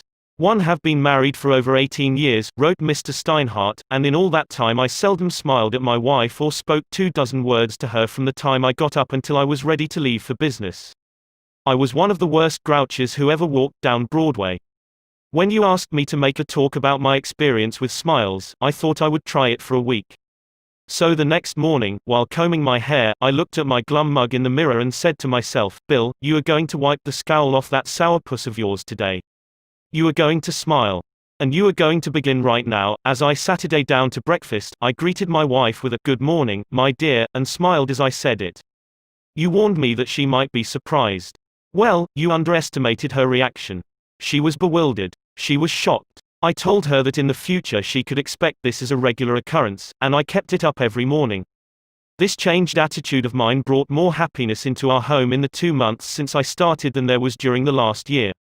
As I leave for my office, I greet the elevator operator in the apartment house with a "Good morning" and a smile. I greet the doorman with a smile. I smile at the cashier in the subway booth when I ask for change. As I stand on the floor of the stock exchange, I smile at people who until recently never saw me smile. I soon found that everybody was smiling back at me. I treat those who come to me with complaints or grievances in a cheerful manner. I smile as I listen to them, and I find that adjustments are accomplished much easier. I find that smiles are bringing me dollars, many dollars every day. I share my office with another broker. One of his clerks is a likable young chap, and I was so elated about the results I was getting that I told him recently about my new philosophy of human relations. He then confessed that when I first came to share my office with his firm he thought me a terrible grouch, and only recently changed his mind. He said I was really human when I smiled. I have also eliminated criticism from my system. I give appreciation and praise now instead of condemnation. I have stopped talking about what I want. I am now trying to see the other person's viewpoint. And these things have literally revolutionized my life. I am a totally different man, a happier man, a richer man, richer in friendships and happiness, the only things that matter much after all. You don't feel like smiling? Then what? 2 things. First, force yourself to smile. If you are alone, force yourself to whistle or hum a tune or sing. Act as if you were already happy, and that will tend to make you happy. Here is the way the psychologist and philosopher William James put it: action seems to follow feeling, but really action and feeling go together, and by regulating the action, which is under the more direct control of the will, we can indirectly regulate the feeling, which is not. Thus the sovereign voluntary path to cheerfulness, if our cheerfulness be lost, is to sit up cheerfully and to act and speak as if cheerfulness were already there. Quote. Everybody in the world is seeking happiness, and there is one sure way to find it. That is by controlling your thoughts. Happiness doesn't depend on outward conditions. It depends on inner conditions. It isn't what you have or who you are or where you are or what you are doing that makes you happy or unhappy. It is what you think about it. For example, 2 people may be in the same place, doing the same thing, both may have about an equal amount of money and prestige, and yet one may be miserable and the other happy. Why? Because of a different mental attitude. I have seen just as many happy faces among the poor peasants toiling with their primitive tools in the devastating heat of the tropics as I have seen in air-conditioned offices in New York, Chicago or Los Angeles. There is nothing either good or bad, said Shakespeare, but thinking makes it so. Abe Lincoln once remarked that most folks are about as happy as they make up their minds to be. He was right. I saw a vivid illustration of that truth as I was walking up the stairs of the Long Island Railroad station in New York. Directly in front of me 30 or 40 crippled boys on canes and crutches were struggling up the stairs. One boy had to be carried up. I was astonished at their laughter and gaiety. I spoke about it to one of the men in charge of the boys. "Oh, yes," he said, "when a boy realizes that he is going to be a cripple for life, he is shocked at first, but after he gets over the shock, he usually resigns himself to his fate and then becomes as happy as normal boys." I felt like taking my hat off to those boys. They taught me a lesson I hope I shall never forget. Working all by oneself in a closed-off room in an office not only is lonely, but it denies one the opportunity of making friends with other employees in the company. Sikora Maria Gonzalez of Guadalajara, Mexico, had such a job. She envied the shared comradeship of other people in the company as she heard their chatter and laughter. As she passed them in the hall during the first weeks of her employment, she shyly looked the other way. After a few weeks, she said to herself, "Maria, you can't expect those women to come to you. You have to go out and meet them." The next time she walked to the water cooler, she put on her brightest smile and said, "Hi, how are you today?" to each of the people she met. The effect was immediate. Smiles and hellos were returned, the hallway seemed brighter, the job friendlier. Acquaintanceships developed and some ripened into friendships. Her job and her life became more pleasant and interesting. Peruse this bit of sage advice from the essayist and publisher Elbert Hubbard, but remember, perusing it won't do you any good unless you apply it. Whenever you go out of doors, draw the chin in, carry the crown of the head high, and fill the lungs to the utmost, drink in the sunshine, greet your friends with a smile, and put soul into every handclasp. Do not fear being misunderstood and do not waste a minute thinking about your enemies. Try to fix firmly in your mind what you would like to do, and then, without veering off direction, you will move straight to the goal. Keep your mind on the great and splendid things you would like to do, and then, as the days go gliding away, you will find yourself unconsciously seizing upon the opportunities that are required for the fulfillment of your desire, just as the coral insect takes from the running tide the element it needs. Picture in your mind the able, earnest, useful person you desire to be, and the thought you hold is hourly transforming you into that particular individual. Thought is supreme. Preserve a right mental attitude, the attitude of courage, frankness, and good cheer. To think rightly is to create. All things come through desire and every sincere prayer is answered. We become like that on which our hearts are fixed. Carry your chin in and the crown of your head high. We are gods in the chrysalis. The ancient Chinese were a wise lot, wise in the ways of the world, and they had a proverb that you and I ought to cut out and paste inside our hats. It goes like this: a man without a smiling face must not open a shop. Your smile is a messenger of your goodwill. Your smile brightens the lives of all who see it. To someone who has seen a dozen people frown, scowl or turn their faces away, your smile is like the sun breaking through the clouds. Especially when that someone is under pressure from his bosses, his customers, his teachers or parents or children, a smile can help him realize that all is not hopeless, that there is joy in the world. Some years ago, a department store in New York City, in recognition of the pressures its sales clerks were under during the Christmas rush, presented the readers of its advertisements with the following homely philosophy: the value of a smile: it costs nothing, but creates much. It enriches those who receive, without impoverishing those who give. It happens in a flash and the memory of it sometimes lasts forever. None are so rich they can get along without it, and none so poor but are richer for its benefits. It creates happiness in the home, fosters goodwill in a business, and is the countersign of friends. It is rest to the weary, daylight to the discouraged, sunshine to the sad, and nature's best antidote for trouble. Yet it cannot be bought, begged, borrowed, or stolen, for it is something that is no earthly good to anybody till it is given away. And if in the last-minute rush of Christmas buying some of our salespeople should be too tired to give you a smile, may we ask you to leave one of yours? For nobody needs a smile so much as those who have none left to give. Principle 2: Smile. If you don't do this, you are headed for trouble. Back in 1898, a tragic thing happened in Rockland County, New York. A child had died, and on this particular day the neighbors were preparing to go to the funeral. Jim Farley went out to the barn to hitch up his horse. The ground was covered with snow, the air was cold and snappy, the horse hadn't been exercised for days, and as he was led out to the watering trough, he wheeled playfully, clicked both his heels high in the air, and killed Jim Farley. So the little village of Stony Point had 2 funerals that week instead of 1. Jim Farley left behind him a widow and 3 boys, and a few $100s in insurance. His oldest boy, Jim, was 10, and he went to work in a brickyard, wheeling sand and pouring it into the molds and turning the brick on edge to be dried by the sun. This boy Jim never had a chance to get much education. But with his natural geniality, he had a flair for making people like him, so he went into politics, and as the years went by, he developed an uncanny ability for remembering people's names. He never saw the inside of a high school, but before he was 46 years of age, 4 colleges had honored him with degrees and he had become chairman of the Democratic National Committee and Postmaster General of the United States. I once interviewed Jim Farley and asked him the secret of his success. He said, "Hard work," and I said, "Don't be funny." He then asked me what I thought was the reason for his success. I replied, "I understand you can call 10,000 people by their first names." "No. You are wrong," he said. "I can call 50,000 people by their first names, make no mistake about it."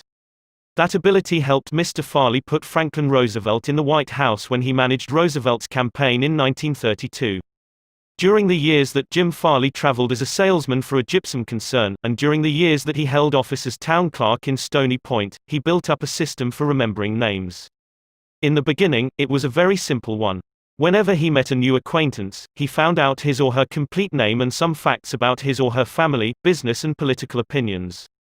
He fixed all these facts well in mind as part of the picture, and the next time he met that person, even if it was a year later, he was able to shake hands, inquire after the family, and ask about the hollyhocks in the backyard. No wonder he developed a following. For months before Roosevelt's campaign for president began, Jim Farley wrote hundreds of letters a day to people all over the western and northwestern states. Then he hopped onto a train and in 19 days covered 20 states and 12,000 miles, traveling by buggy, train, automobile and boat. He would drop into town, meet his people at lunch or breakfast, tea or dinner, and give them a heart-to-heart talk, then he'd dash off again on another leg of his journey. As soon as he arrived back east, he wrote to one person in each town he had visited, asking for a list of all the guests to whom he had talked. The final list contained thousands and thousands of names, yet each person on that list was paid the subtle flattery of getting a personal letter from James Farley. These letters began, "Dear Bill" or "Dear Jane," and they were always signed, Jim. Jim Farley discovered early in life that the average person is more interested in his or her own name than in all the other names on earth put together. Remember that name and call it easily, and you have paid a subtle and very effective compliment. But forget it or misspell it, and you have placed yourself at a sharp disadvantage. For example, I once organized a public speaking course in Paris and sent form letters to all the American residents in the city. French typists with apparently little knowledge of English filled in the names and naturally they made blunders. One man, the manager of a large American bank in Paris, wrote me a scathing rebuke because his name had been misspelled. Sometimes it is difficult to remember a name, particularly if it is hard to pronounce. Rather than even try to learn it, many people ignore it or call the person by an easy nickname. Sid Levy called on a customer for some time whose name was Nicodemus Papadoulos. Most people just called him Nick. Levy told us, "I made a special effort to say his name over several times to myself before I made my call. When I greeted him by his full name, 'Good afternoon, Mr. Nicodemus Papadoulos,' he was shocked. For what seemed like several minutes there was no reply from him at all. Finally, he said with tears rolling down his cheeks, 'Mr. Levy, in all the 15 years I have been in this country, nobody has ever made the effort to call me by my right name.' What was the reason for Andrew Carnegie's success? He was called the Steel King, yet he himself knew little about the manufacture of steel. He had hundreds of people working for him who knew far more about steel than he did. But he knew how to handle people, and that is what made him rich. Early in life, he showed a flair for organization, a genius for leadership. By the time he was 10, he too had discovered the astounding importance people place on their own name. And he used that discovery to win cooperation. To illustrate, when he was a boy back in Scotland, he got hold of a rabbit, a mother rabbit. Presto! He soon had a whole nest of little rabbits, and nothing to feed them. But he had a brilliant idea. He told the boys and girls in the neighborhood that if they would go out and pull enough clover and dandelions to feed the rabbits, he would name the bunnies in their honor. The plan worked like magic, and Carnegie never forgot it. Years later, he made millions by using the same psychology in business. For example, he wanted to sell steel rails to the Pennsylvania Railroad. J. Edgar Thomson was the president of the Pennsylvania Railroad then. So Andrew Carnegie built a huge steel mill in Pittsburgh and called it the Edgar Thomson Steel Works. Here is a riddle. See if you can guess it. When the Pennsylvania Railroad needed steel rails, where do you suppose J. Edgar Thomson bought them? From Sears, Roebuck? No, you're wrong. Guess again. When Carnegie and George Pullman were battling each other for supremacy in the railroad sleeping car business, the Steel King again remembered the lesson of the rabbits. The Central Transportation Company, which Andrew Carnegie controlled, was fighting with the company that Pullman owned. Both were struggling to get the sleeping car business of the Union Pacific Railroad, bucking each other, slashing prices, and destroying all chance of profit. Both Carnegie and Pullman had gone to New York to see the board of directors of the Union Pacific. Meeting one evening in the St. Nicholas Hotel, Carnegie said, "Good evening, Mr. Pullman, aren't we making a couple of fools of ourselves?" "What do you mean?" Pullman demanded. Then Carnegie expressed what he had on his mind, a merger of their two interests. He pictured in glowing terms the mutual advantages of working with, instead of against, each other. Pullman listened attentively, but he was not wholly convinced. Finally he asked, "What would you call the new company?" And Carnegie replied promptly, "Why, the Pullman Palace Car Company, of course." Pullman's face brightened. "Come into my room," he said. "Let's talk it over." That talk made industrial history. This policy of remembering and honoring the names of his friends and business associates was one of the secrets of Andrew Carnegie's leadership. He was proud of the fact that he could call many of his factory workers by their first names, and he boasted that while he was personally in charge, no strike ever disturbed his flaming steel mills. Benton Love, chairman of Texas Commerce Bank Shares, believes that the bigger a corporation gets, the colder it becomes. One way to warm it up, he said, is to remember people's names. The executive who tells me he can't remember names is at the same time telling me he can't remember a significant part of his business and is operating on quicksand. Karen Kersick of Rancho Palos Verdes, California, a flight attendant for TWA, made it a practice to learn the names of as many passengers in her cabin as possible and use the name when serving them. This resulted in many compliments on her service expressed both to her directly and to the airline. One passenger wrote, "I haven't flown TWA for some time, but I'm going to start flying nothing but TWA from now on. You make me feel that your airline has become a very personalized airline, and that is important to me." People are so proud of their names that they strive to perpetuate them at any cost. Even blustering, hard-boiled old P.T. Barnum, the greatest showman of his time, disappointed because he had no sons to carry on his name, offered his grandson, C.H. Seeley, $25,000 if he would call himself Barnum Seeley. For many centuries, nobles and magnates supported artists, musicians and authors so that their creative works would be dedicated to them. Libraries and museums owe their richest collections to people who cannot bear to think that their names might perish from the memory of the race. The New York Public Library has its Astor and Lenox collections. The Metropolitan Museum perpetuates the names of Benjamin Altman and J.P. Morgan.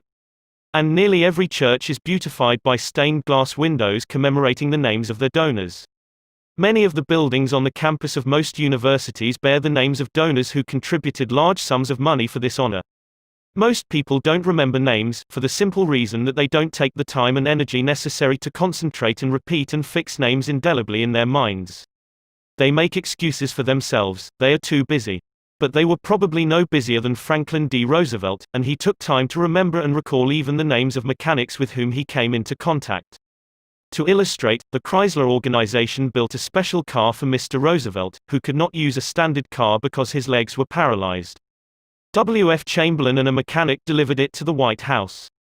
I have in front of me a letter from Mr. Chamberlain relating his experiences. "I taught President Roosevelt how to handle a car with a lot of unusual gadgets, but he taught me a lot about the fine art of handling people.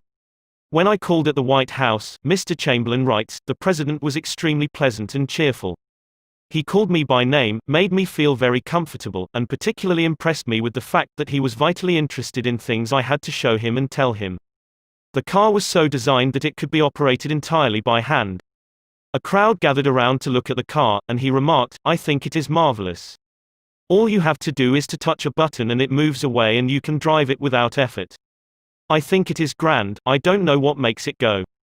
I'd love to have the time to tear it down and see how it works." When Roosevelt's friends and associates admired the machine, he said in their presence, "Mr.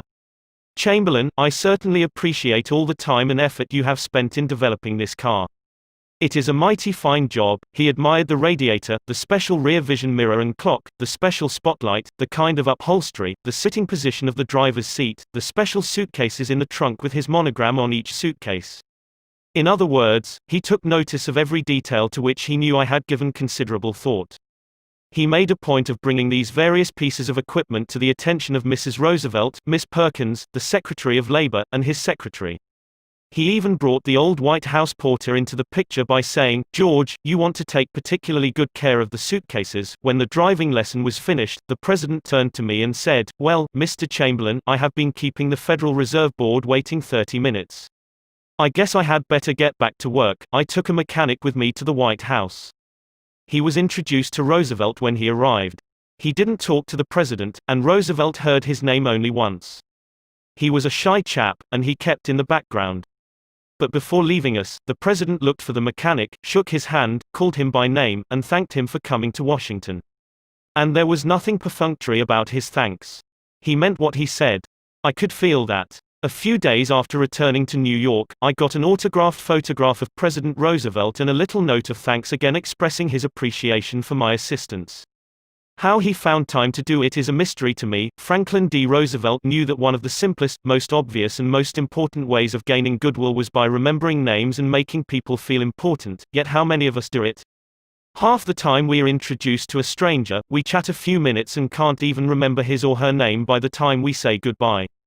One of the first lessons a politician learns is this: to recall a voter's name is statesmanship.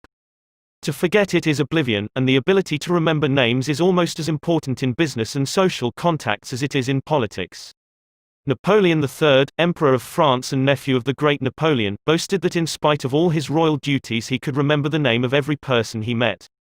His technique? Simple. If he didn't hear the name distinctly, he said, "So sorry. I didn't get the name clearly." Then, if it was an unusual name, he would say, "How is it spelled?" During the conversation, he took the trouble to repeat the name several times and tried to associate it in his mind with the person's features, expression and general appearance. If the person was someone of importance, Napoleon went to even further pains. As soon as His Royal Highness was alone, he wrote the name down on a piece of paper, looked at it, concentrated on it, fixed it securely in his mind, and then tore up the paper. In this way, he gained an eye impression of the name as well as an ear impression. All this takes time, but good manners, said Emerson, are made up of petty sacrifices. The importance of remembering and using names is not just the prerogative of kings and corporate executives. It works for all of us. Ken Nottingham, an employee of General Motors in Indiana, usually had lunch at the company cafeteria. He noticed that the woman who worked behind the counter always had a scowl on her face. She had been making sandwiches for about 2 hours and I was just another sandwich to her. I told her what I wanted. She weighed out the ham on a little scale, then she gave me 1 leaf of lettuce, a few potato chips and handed them to me. The next day I went through the same line. Same woman, same scowl. The only difference was I noticed her name tag. I smiled and said, "Hello, Eunice," and then told her what I wanted. Well, she forgot the scale, piled on the ham, gave me 3 leaves of lettuce and heaped on the potato chips until they fell off the plate. We should be aware of the magic contained in a name and realize that this single item is wholly and completely owned by the person with whom we are dealing and nobody else. The name sets the individual apart, it makes him or her unique among all others. The information we are imparting or the request we are making takes on a special importance when we approach the situation with the name of the individual. From the waitress to the senior executive, the name will work magic as we deal with others.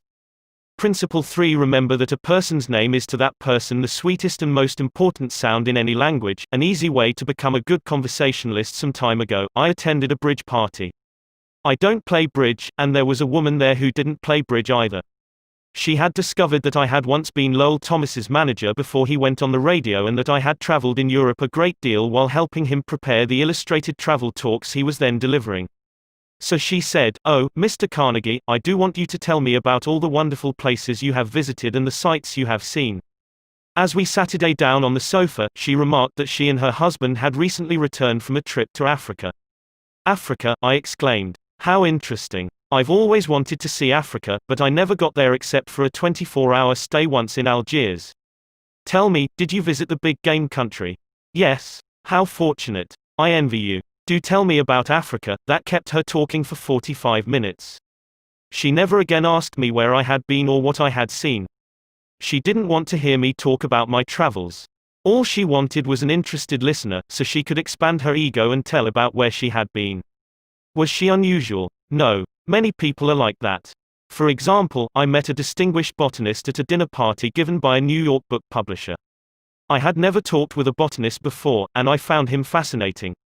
I literally sat on the edge of my chair and listened while he spoke of exotic plants and experiments in developing new forms of plant life and indoor gardens, and even told me astonishing facts about the humble potato. I had a small indoor garden of my own, and he was good enough to tell me how to solve some of my problems. As I said, we were at a dinner party. There must have been a dozen other guests, but I violated all the canons of courtesy, ignored everyone else, and talked for hours to the botanist. Midnight came, I said good night to everyone and departed. The botanist then turned to our host and paid me several flattering compliments. I was most stimulating, I was this and I was that, and he ended by saying I was a most interesting conversationalist, an interesting conversationalist. Why, I had said hardly anything at all. I couldn't have said anything if I had wanted to without changing the subject, for I didn't know any more about botany than I knew about the anatomy of a penguin. But I had done this, I had listened intently. I had listened because I was genuinely interested.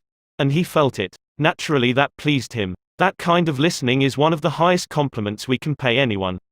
Few human beings, wrote Jack Woodford in Strangers in Love, few human beings are proof against the implied flattery of rapt attention. I went even further than giving him rapt attention. I was hearty in my approbation and lavish in my praise. I told him that I had been immensely entertained and instructed, and I had. I told him I wished I had his knowledge, and I did. I told him that I should love to wander the fields with him, and I have. I told him I must see him again, and I did. And so I had him thinking of me as a good conversationalist when, in reality, I had been merely a good listener and had encouraged him to talk. What is the secret, the mystery, of a successful business interview? Well, according to former Harvard President Charles W. Eliot, there is no mystery about successful business intercourse. Exclusive attention to the person who is speaking to you is very important.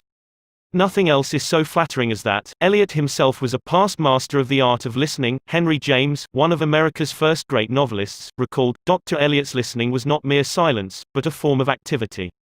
Sitting very erect on the end of his spine with hands joined in his lap.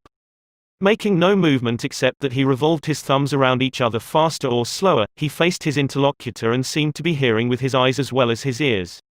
He listened with his mind and attentively considered what you had to say while you said it. At the end of an interview, the person who had talked to him felt that he had had his say. Self-evident, isn't it? You don't have to study for 4 years in Harvard to discover that. Yet I know and you know department store owners who will rent expensive space, buy their goods economically, dress their windows appealingly, spend thousands of dollars in advertising and then hire clerks who haven't the sense to be good listeners, clerks who interrupt customers, contradict them, irritate them, and all but drive them from the store. A department store in Chicago almost lost a regular customer who spent several $1,000s each year in that store because a sales clerk wouldn't listen. Mrs. Henrietta Douglas, who took our course in Chicago, had purchased a coat at a special sale. After she had brought it home, she noticed that there was a tear in the lining. She came back the next day and asked the sales clerk to exchange it. The clerk refused even to listen to her complaint. "You bought this at a special sale," she said. She pointed to a sign on the wall. "Read that," she exclaimed, "all sales are final, once you bought it, you have to keep it. Sew up the lining yourself." "But this was damaged merchandise," Mrs. Douglas complained. "Makes no difference," the clerk interrupted. "Final's final." Mrs. Douglas was about to walk out indignantly, swearing never to return to that store ever, when she was greeted by the department manager, who knew her from her many years of patronage. Mrs. Douglas told her what had happened. The manager listened attentively to the whole story, examined the coat and then said, "Special sales are final, so we can dispose of merchandise at the end of the season. But this no return policy does not apply to damaged goods. We will certainly repair or replace the lining, or if you prefer, give you your money back." What a difference in treatment. If that manager had not come along and listened to the customer, a long-term patron of that store could have been lost forever. Listening is just as important in one's home life as in the world of business. Millie Esposito of Croton-on-Hudson, New York, made it her business to listen carefully when one of her children wanted to speak with her. One evening she was sitting in the kitchen with her son, Robert, and after a brief discussion of something that was on his mind, Robert said, "Mom, I know that you love me very much." Mrs. Esposito was touched and said, "Of course I love you very much." "Did you doubt it?" Robert responded, "No, but I really know you love me because whenever I want to talk to you about something you stop whatever you are doing and listen to me." The chronic clicker, even the most violent critic, will frequently soften and be subdued in the presence of a patient, sympathetic listener, a listener who will be silent while the irate fault finder dilates like a king cobra and spews the poison out of his system. To illustrate, the New York Telephone Company discovered a few years ago that it had to deal with one of the most vicious customers who ever cursed a customer service representative. And he did curse. He raved. He threatened to tear the phone out by its roots. He refused to pay certain charges that he declared were false. He wrote letters to the newspapers. He filed innumerable complaints with the Public Service Commission, and he started several suits against the telephone company. At last, one of the company's most skillful troubleshooters was sent to interview this stormy petrel. This troubleshooter listened and let the cantankerous customer enjoy himself pouring out his tirade. The telephone representative listened and said yes and sympathized with his grievance. He raved on and I listened for near 3 hours, the troubleshooter said as he related his experiences before one of the author's classes. Then I went back and listened some more. I interviewed him 4 times, and before the 4th visit was over I had become a charter member of an organization he was starting. He called it the Telephone Subscribers Protective Association. I am still a member of this organization, and, so far as I know, I'm the only member in the world today besides Mr. I listened and sympathized with him on every point that he made during these interviews. He had never had a telephone representative talk with him that way before, and he became almost friendly.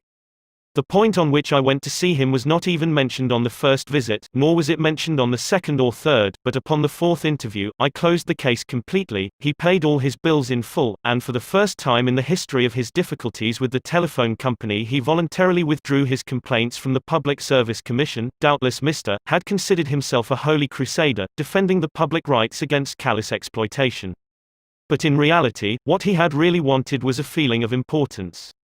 He got this feeling of importance at first by kicking and complaining.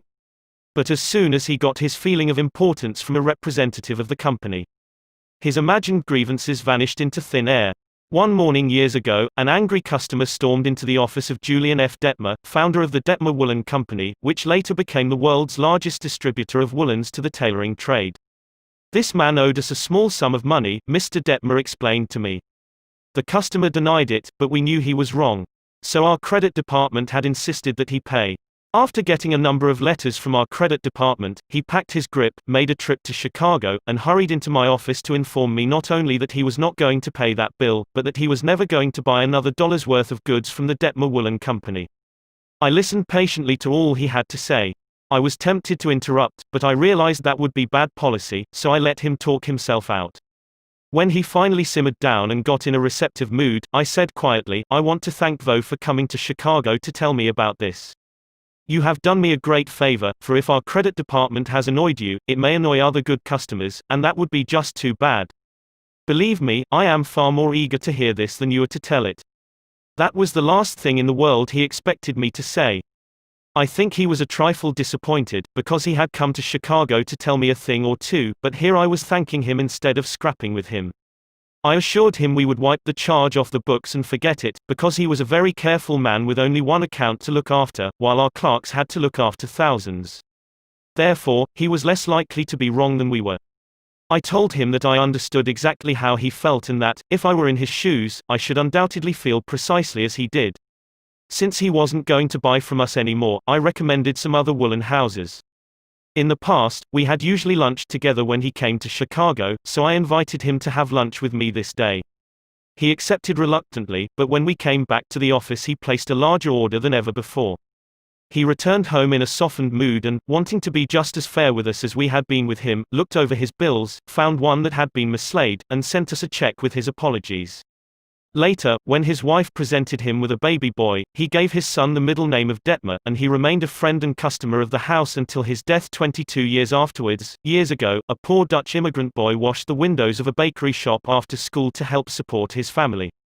His people were so poor that in addition he used to go out in the street with a basket every day and collect stray bits of coal that had fallen in the gutter where the coal wagons had delivered fuel. That boy, Edward Bok, never got more than 6 years of schooling in his life, yet eventually he made himself one of the most successful magazine editors in the history of American journalism. How did he do it? That is a long story, but how he got his start can be told briefly. He got his start by using the principles advocated in this chapter. He left school when he was 13 and became an office boy for Western Union, but he didn't for one moment give up the idea of an education. Instead, he started to educate himself. He saved his car fares and went without lunch until he had enough money to buy an encyclopedia of American biography, and then he did an unheard of thing. He read the lives of famous people and wrote them asking for additional information about their childhoods. He was a good listener. He asked famous people to tell him more about themselves. He wrote General James A. Garfield, who was then running for president, and asked if it was true that he was once a towboy on a canal, and Garfield replied. He wrote General Grant asking about a certain battle, and Grant drew a map for him and invited this 14-year-old boy to dinner and spent the evening talking to him. Soon our Western Union messenger boy was corresponding with many of the most famous people in the nation: Ralph Waldo Emerson, Oliver Wendell Holmes, Longfellow, Mrs. Abraham Lincoln, Louisa May Alcott, General Sherman and Jefferson Davis. Not only did he correspond with these distinguished people, but as soon as he got a vacation, he visited many of them as a welcome guest in their homes. This experience imbued him with a confidence that was invaluable. These men and women fired him with a vision and ambition that shaped his life. And all this, let me repeat, was made possible solely by the application of the principles we are discussing here. Isaac F. Marcosson, a journalist who interviewed hundreds of celebrities, declared that many people fail to make a favorable impression because they don't listen attentively. They have been so much concerned with what they are going to say next that they do not keep their ears open. Very important people have told me that they prefer good listeners to good talkers, but the ability to listen seems rarer than almost any other good trait, and not only important personages crave a good listener, but ordinary folk do too. As the Reader's Digest once said, many persons call a doctor when all they want is an audience. During the darkest hours of the Civil War, Lincoln wrote to an old friend in Springfield, Illinois, asking him to come to Washington. Lincoln said he had some problems he wanted to discuss with him. The old neighbor called at the White House, and Lincoln talked to him for hours about the advisability of issuing a proclamation freeing the slaves. Lincoln went over all the arguments for and against such a move, and then read letters and newspaper articles, some denouncing him for not freeing the slaves and others denouncing him for fear he was going to free them. After talking for hours, Lincoln shook hands with his old neighbor, said good night, and sent him back to Illinois without even asking for his opinion. Lincoln had done all the talking himself. That seemed to clarify his mind. He seemed to feel easier after that talk, the old friend said. Lincoln hadn't wanted advice, he had wanted merely a friendly, sympathetic listener to whom he could unburden himself. That's what we all want when we are in trouble. That is frequently all the irritated customer wants, and the dissatisfied employee or the hurt friend. One of the great listeners of modern times was Sigmund Freud. A man who met Freud described his manner of listening. It struck me so forcibly that I shall never forget him. He had qualities which I had never seen in any other man. Never had I seen such concentrated attention. There was none of that piercing, soul-penetrating gaze business. His eyes were mild and genial. His voice was low and kind. His gestures were few. But the attention he gave me, his appreciation of what I said, even when I said it badly, was extraordinary. You've no idea what it meant to be listened to like that. If you want to know how to make people shun you and laugh at you behind your back and even despise you, here is the recipe: never listen to anyone for long. Talk incessantly about yourself. If you have an idea while the other person is talking, don't wait for him or her to finish, bust right in and interrupt in the middle of a sentence. Do you know people like that? I do, unfortunately, and the astonishing part of it is that some of them are prominent. Bores, that is all they are, bores intoxicated with their own egos, drunk with a sense of their own importance. People who talk only of themselves think only of themselves. And those people who think only of themselves, Dr. Nicholas Murray Butler, longtime president of Columbia University, said, are hopelessly uneducated. They are not educated, said Dr. Butler, no matter how instructed they may be, so if you aspire to be a good conversationalist, be an attentive listener. To be interesting, be interested. Ask questions that other persons will enjoy answering. Encourage them to talk about themselves and their accomplishments. Remember that the people you are talking to are 100 times more interested in themselves and their wants and problems than they are in you and your problems. A person's toothache means more to that person than a famine in China which kills 1 million people. A boil on one's neck interests one more than 40 earthquakes in Africa. Think of that the next time you start a conversation. Principle 4. Be a good listener. How to interest people. Everyone who was ever a guest of Theodore Roosevelt was astonished at the range and diversity of his knowledge. Whether his visitor was a cowboy or a rough rider, a New York politician or a diplomat, Roosevelt knew what to say. And how was it done? The answer was simple. Whenever Roosevelt expected a visitor, he Saturday up late the night before, reading up on the subject in which he knew his guest was particularly interested. For Roosevelt knew, as all leaders know, that the royal road to a person's heart is to talk about the things he or she treasures most. The genial William Leon Phelps, essayist and professor of literature at Yale, learned this lesson early in life. When I was 8 years old and was spending a weekend visiting my Aunt Libby Lindsley at her home in Stratford on the Housatonic, he wrote in his essay on human nature, a middle-aged man called one evening, and after a polite skirmish with my aunt, he devoted his attention to me. At that time, I happened to be excited about boats, and the visitor discussed the subject in a way that seemed to me particularly interesting. After he left, I spoke of him with enthusiasm. What a man! My aunt informed me he was a New York lawyer, that he cared nothing whatever about boats, that he took not the slightest interest in the subject. But why then did he talk all the time about boats? Because he is a gentleman. He saw you were interested in boats, and he talked about the things he knew would interest and please you.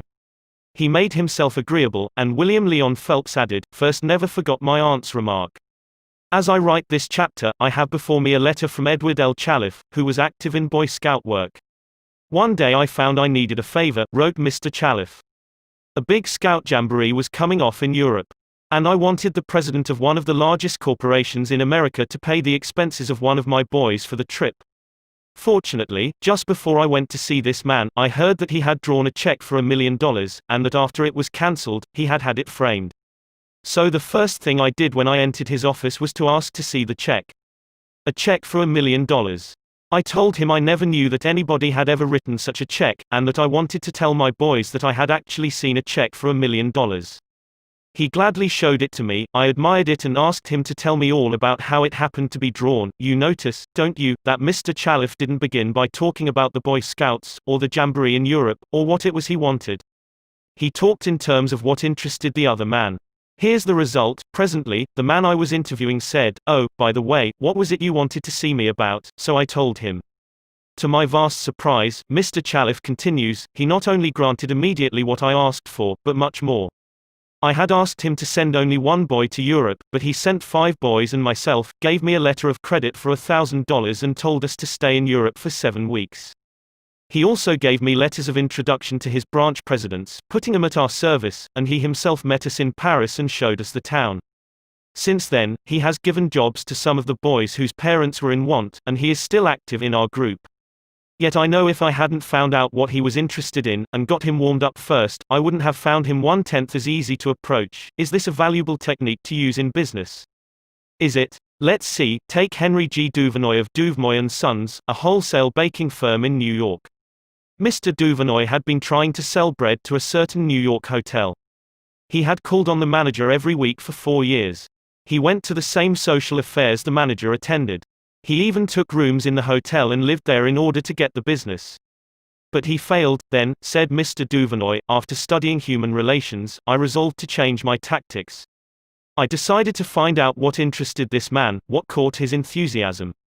I discovered he belonged to a society of hotel executives called the Hotel Greeters of America. He not only belonged, but his bubbling enthusiasm had made him president of the organization, and president of the International Greeters. No matter where its conventions were held, he would be there. So when I saw him the next day, I began talking about the greeters. What a response I got! What a response! He talked to me for half an hour about the greeters, his tones vibrant with enthusiasm. I could plainly see that this society was not only his hobby, it was the passion of his life.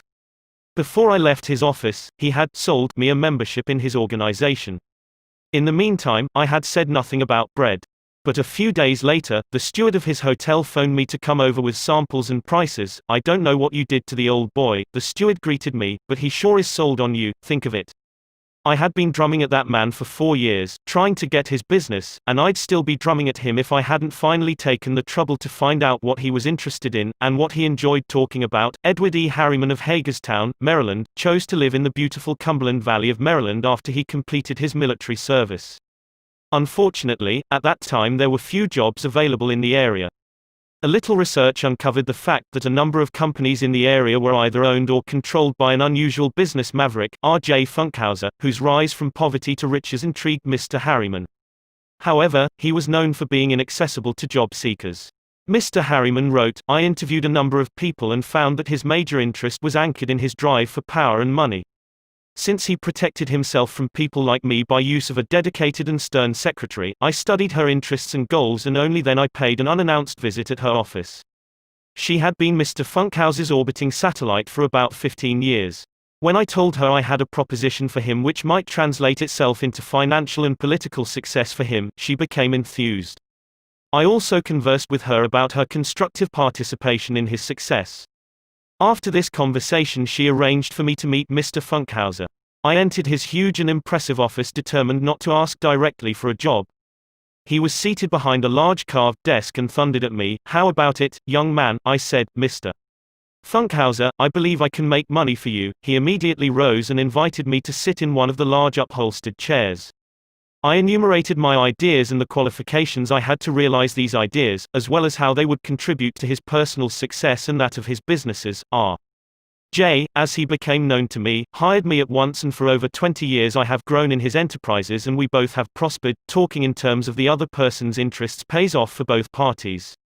Howard Z. Herzig, a leader in the field of employee communications, has always followed this principle. When asked what reward he got from it, Mr. Herzig responded that he not only received a different reward from each person, but that in general the reward had been an enlargement of his life each time he spoke to someone. Principle 5. Talk in terms of the other person's interests.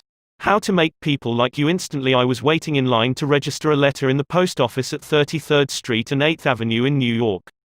I noticed that the clerk appeared to be bored with the job, weighing envelopes, handing out stamps, making change, issuing receipts, the same monotonous grind year after year.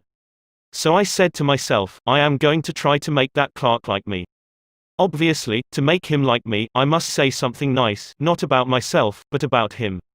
So I asked myself, what is there about him that I can honestly admire? That is sometimes a hard question to answer, especially with strangers, but, in this case, it happened to be easy. I instantly saw something I admired no end. So while he was weighing my envelope, I remarked with enthusiasm, "I certainly wish I had your head of hair." He looked up, half startled, his face beaming with smiles. "Well, it isn't as good as it used to be," he said modestly. I assured him that although it might have lost some of its pristine glory, nevertheless it was still magnificent. He was immensely pleased. We carried on a pleasant little conversation, and the last thing he said to me was, "Many people have admired my hair. I'll bet that person went out to lunch that day walking on air.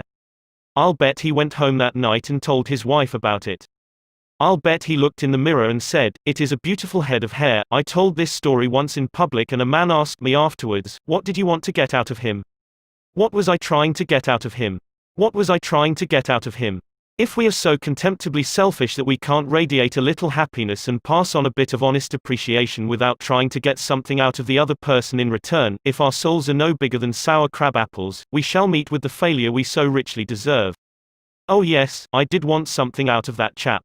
I wanted something priceless. And I got it. I got the feeling that I had done something for him without his being able to do anything whatever in return for me.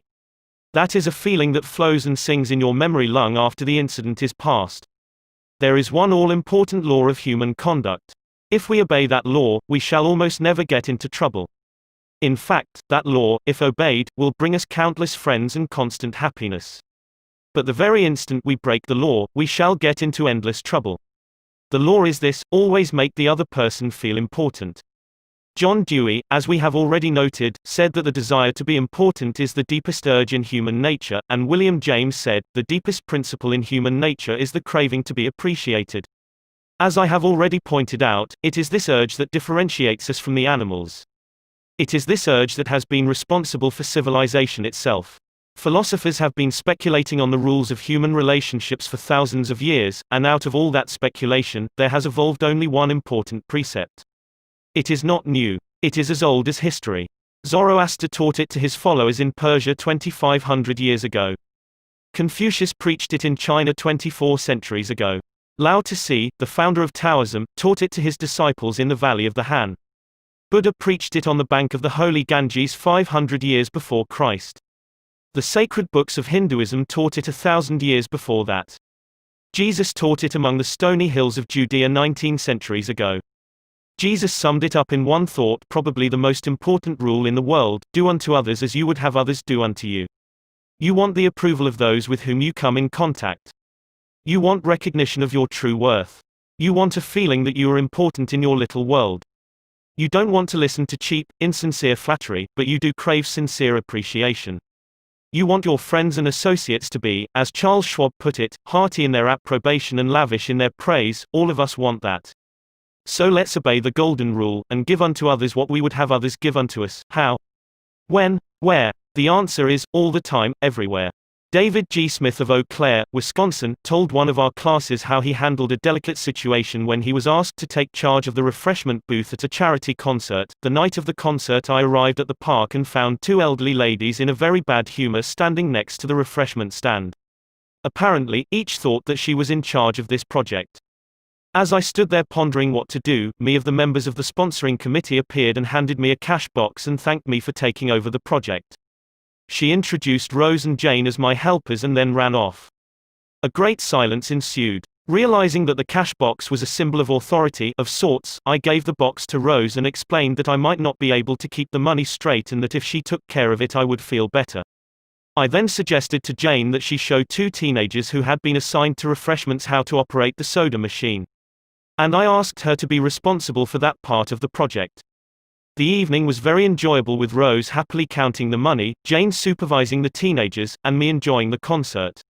You don't have to wait until you are ambassador to France or chairman of the Clambarquet committee of your lodge before you use this philosophy of appreciation. You can work magic with it almost every day. If, for example, the waitress brings us mashed potatoes when we have ordered French fried, let's say, "I'm sorry to trouble you, but I prefer French fried," she'll probably reply, "No trouble at all," and will be glad to change the potatoes, because we have shown respect for her. Little phrases such as, "I'm sorry to trouble you, would you be so kind as to? Won't you please, would you mind? Thank you." Little courtesies like these oil the cogs of the monotonous grind of everyday life, and, incidentally, they are the hallmark of good breeding. Let's take another illustration. Hall Caine's novels The Christian, The Deemster, The Manxman, among them, were all bestsellers in the early part of this century. Millions of people read his novels, countless millions. He was the son of a blacksmith. He never had more than 8 years schooling in his life, yet when he died he was the richest literary man of his time. The story goes like this: Hall Caine loved sonnets and ballads, so he devoured all of Dante Gabriel Rossetti's poetry.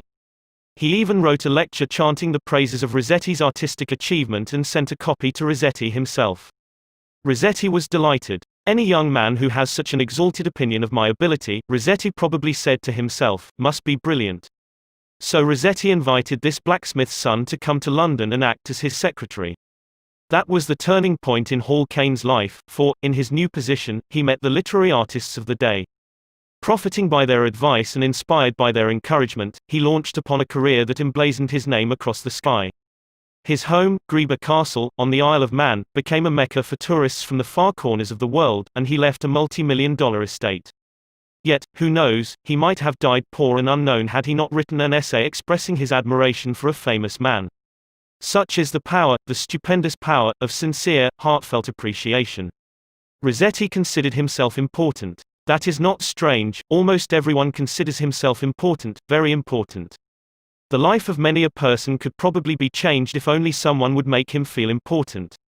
Ronald J. Rowland, who is one of the instructors of our course in California, is also a teacher of arts and crafts. He wrote to us about a student named Chris in his beginning crafts class. Chris was a very quiet, shy boy lacking in self-confidence, the kind of student that often does not receive the attention he deserves.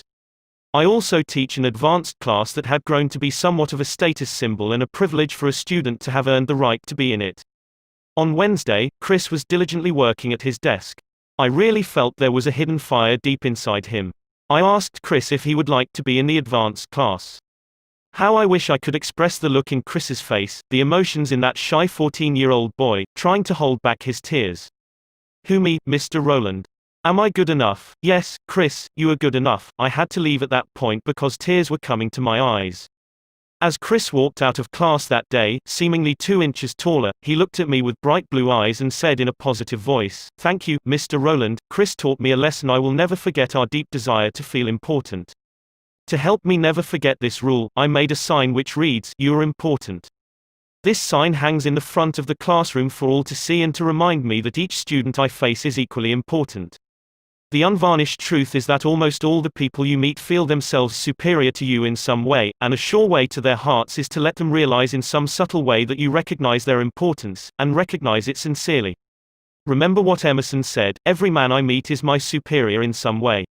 In that, I learn of him, and the pathetic part of it is that frequently those who have the least justification for a feeling of achievement bolster up their egos by a show of tumult and conceit which is truly nauseating. As Shakespeare put it, man, proud man, doctorist in a little brief authority, plays such fantastic tricks before high heaven, as make the angels weep. I am going to tell you how business people in my own courses have applied these principles with remarkable results. Let's take the case of a Connecticut attorney. Because of his relatives he prefers not to have his name mentioned. Shortly after joining the course, Mr. R drove to Long Island with his wife to visit some of her relatives. She left him to chat with an old aunt of hers, and Th rushed off by herself to visit some of the younger relatives. Since he soon had to give a speech professionally on how he applied the principles of appreciation, he thought he would gain some worthwhile experience talking with the elderly lady. So he looked around the house to see what he could honestly admire. "This house was built about 1890, wasn't it?" he inquired. "Yes," she replied, "that is precisely the year it was built. It reminds me of the house I was born in," he said. "It's beautiful. Well built. Roomy. You know, they don't build houses like this anymore." "You're right," the old lady agreed. "The young folks nowadays don't care for beautiful homes. All they want is a small apartment, and then they go off gadding about in their automobiles." "This is a dream house," she said in a voice vibrating with tender memories. "This house was built with love. My husband and I dreamed about it for years before we built it. We didn't have an architect. We planned it all ourselves." She showed Mr. R about the house, and he expressed his hearty admiration for the beautiful treasures she had picked up in her travels and cherished over a lifetime: paisley shawls, an old English tea set, Wedgwood china, French beds and chairs, Italian paintings, and silk draperies that had once hung in a French chateau. After showing Mr. R through the house, she took him out to the garage. There, jacked up on blocks, was a Packard car, in mint condition. "My husband bought that car for me shortly before he passed on," she said softly. "I have never ridden in it since his death. You appreciate nice things, and I'm going to give this car to you." "Why, Auntie," he said, "you overwhelm me. I appreciate your generosity, of course, but I couldn't possibly accept it. I'm not even a relative of yours. I have a new car, and you have many relatives that would like to have that Packard." "Relatives," she exclaimed. "Yes, I have relatives who are just waiting till I die so they can get that car. But they are not going to get it. If you don't want to give it to them, you can very easily sell it to a second-hand dealer," he told her. "Sell it?" she cried. "Do you think I would sell this car? Do you think I could stand to see strangers riding up and down the street in that car that my husband bought for me? I wouldn't dream of selling it. I'm going to give it to you. You appreciate beautiful things." He tried to get out of accepting the car, but he couldn't without hurting her feelings. This lady, left all alone in a big house with her paisley shawls, her French antiques, and her memories, was starving for a little recognition. She had once been young and beautiful and sought after. She had once built a house warm with love and had collected things from all over Europe to make it beautiful. Now, in the isolated loneliness of old age, she craved a little human warmth, a little genuine appreciation, and no one gave it to her. And when she found it, like a spring in the desert, her gratitude couldn't adequately express itself with anything less than the gift of her cherished Packard. Let's take another case. Donald M. McMahon, who was superintendent of Lewis and Valentine, nurseryman and landscape architects in Rye, New York, related this incident. Shortly after I attended the talk on how to win friends and influence people, I was landscaping the estate of a famous attorney. The owner came out to give me a few instructions about where he wished to plant a mass of rhododendrons and azaleas. I said, "Judge, you have a lovely hobby. I've been admiring your beautiful dogs. I understand you win a lot of blue ribbons every year at the show in Madison Square Garden." The effect of this little expression of appreciation was striking. "Yes," the judge replied, "I do have a lot of fun with my dogs. Would you like to see my kennel?" He spent almost an hour showing me his dogs and the prizes they had won. He even brought out their pedigrees and explained about the bloodlines responsible for such beauty and intelligence. Finally, turning to me, he asked, "Do you have any small children?" "Yes, I do," I replied. "I have a son." "Well, wouldn't he like a puppy?" the judge inquired. "Oh, yes, he'd be tickled pink." "All right, I'm going to give him one," the judge announced. He started to tell me how to feed the puppy. Then he paused. "You'll forget it if I tell you." "I'll write it out." So the judge went in the house, typed out the pedigree and feeding instructions, and gave me a puppy worth several $100 and 1 hour and 15 minutes of his valuable time, largely because I had expressed my honest admiration for his hobby and achievements. George Eastman, of Kodak fame, invented the transparent film that made motion pictures possible, amassed a fortune of $100 million, and made himself one of the most famous businessmen on earth. Yet in spite of all these tremendous accomplishments, he craved little recognitions, even as you and I to illustrate. When Eastman was building the Eastman School of Music and also Kilbourne Hall in Rochester, James Adamson, then president of the Superior Seating Company of New York, wanted to get the order to supply the theater chairs for these buildings. Phoning the architect, Mr. Adamson made an appointment to see Mr. Eastman in Rochester. When Adamson arrived, the architect said, "I know you want to get this order, but I can tell you right now that you won't stand a ghost of a show if you take more than 5 minutes of George Eastman's time. He is a strict disciplinarian. He is very busy. So tell your story quickly and get out." Adamson was prepared to do just that. When he was ushered into the room, he saw Mr. Eastman bending over a pile of papers at his desk. Presently, Mr. Eastman looked up, removed his glasses, and walked toward the architect and Mr. Adamson, saying, "Good morning, gentlemen, what can I do for you?" The architect introduced them, and then Mr. Adamson said, "While we've been waiting for you, Mr. Eastman, I've been admiring your office. I wouldn't mind working in a room like this myself. I'm in the interior woodworking business, and I never saw a more beautiful office in all my life." George Eastman replied, "You remind me of something I had almost forgotten. It is beautiful, isn't it? I enjoyed it a great deal when it was first built. But I come down here now with a lot of other things on my mind and sometimes don't even see the room for weeks at a time." Adamson walked over and rubbed his hand across a panel. "This is English oak, isn't it? A little different texture from Italian oak." "Yes," Eastman replied.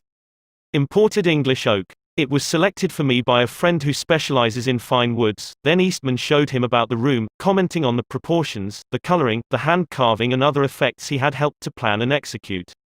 While drifting about the room, admiring the woodwork, they paused before a window, and George Eastman, in his modest, soft-spoken way, pointed out some of the institutions through which he was trying to help humanity: the University of Rochester, the General Hospital, the Homeopathic Hospital, the Friendly Home, the Children's Hospital. Mr. Adamson congratulated him warmly on the idealistic way he was using his wealth to alleviate the sufferings of humanity. Presently, George Eastman unlocked a glass case and pulled out the first camera he had ever owned, an invention he had bought from an Englishman. Adamson questioned him at length about his early struggles to get started in business, and Mr. Eastman spoke with real feeling about the poverty of his childhood, telling how his widowed mother had kept a boarding house while he clerked in an insurance office. The terror of poverty haunted him day and night, and he resolved to make enough money so that his mother wouldn't have to work. Mr. Adamson drew him out with further questions and listened, absorbed, while he related the story of his experiments with dry photographic plates. He told how he had worked in an office all day, and sometimes experimented all night, taking only brief naps while the chemicals were working, sometimes working and sleeping in his clothes for 72 hours at a stretch. James Adamson had been ushered into Eastman's office at 10:15 and had been warned that he must not take more than 5 minutes, but an hour had passed, then 2 hours passed. And they were still talking. Finally, George Eastman turned to Adamson and said, "The last time I was in Japan I bought some chairs, brought them home, and put them in my sun porch. But the sun peeled the paint, so I went downtown the other day and bought some paint and painted the chairs myself. Would you like to see what sort of a job I can do painting chairs? All right. Come up to my home and have lunch with me and I'll show you. After lunch, Mr. Eastman showed Adamson the chairs he had brought from Japan. They weren't worth more than a few dollars, but George Eastman, now a multimillionaire, was proud of them because he himself had painted them. The order for the seats amounted to $90,000. Who do you suppose got the order, James Adamson or one of his competitors? From the time of this story until Mr. Eastman's death, he and James Adamson were close friends. Claude Marais, a restaurant owner in Rouen, France, used this principle and saved his restaurant the loss of a key employee. This woman had been in his employ for 5 years and was a vital link between M. Marais and his staff of 21 people.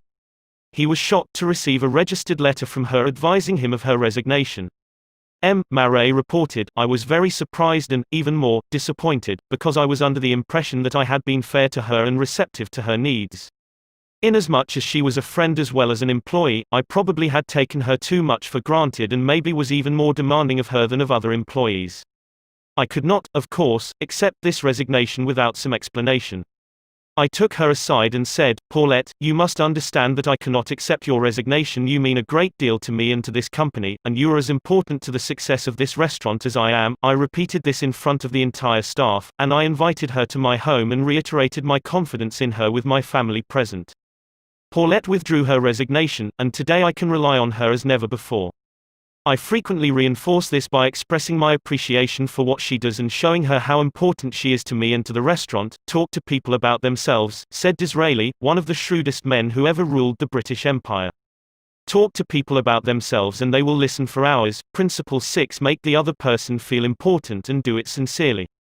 In a nutshell, 6 ways to make people like you. Principle 1: Become genuinely interested in other people.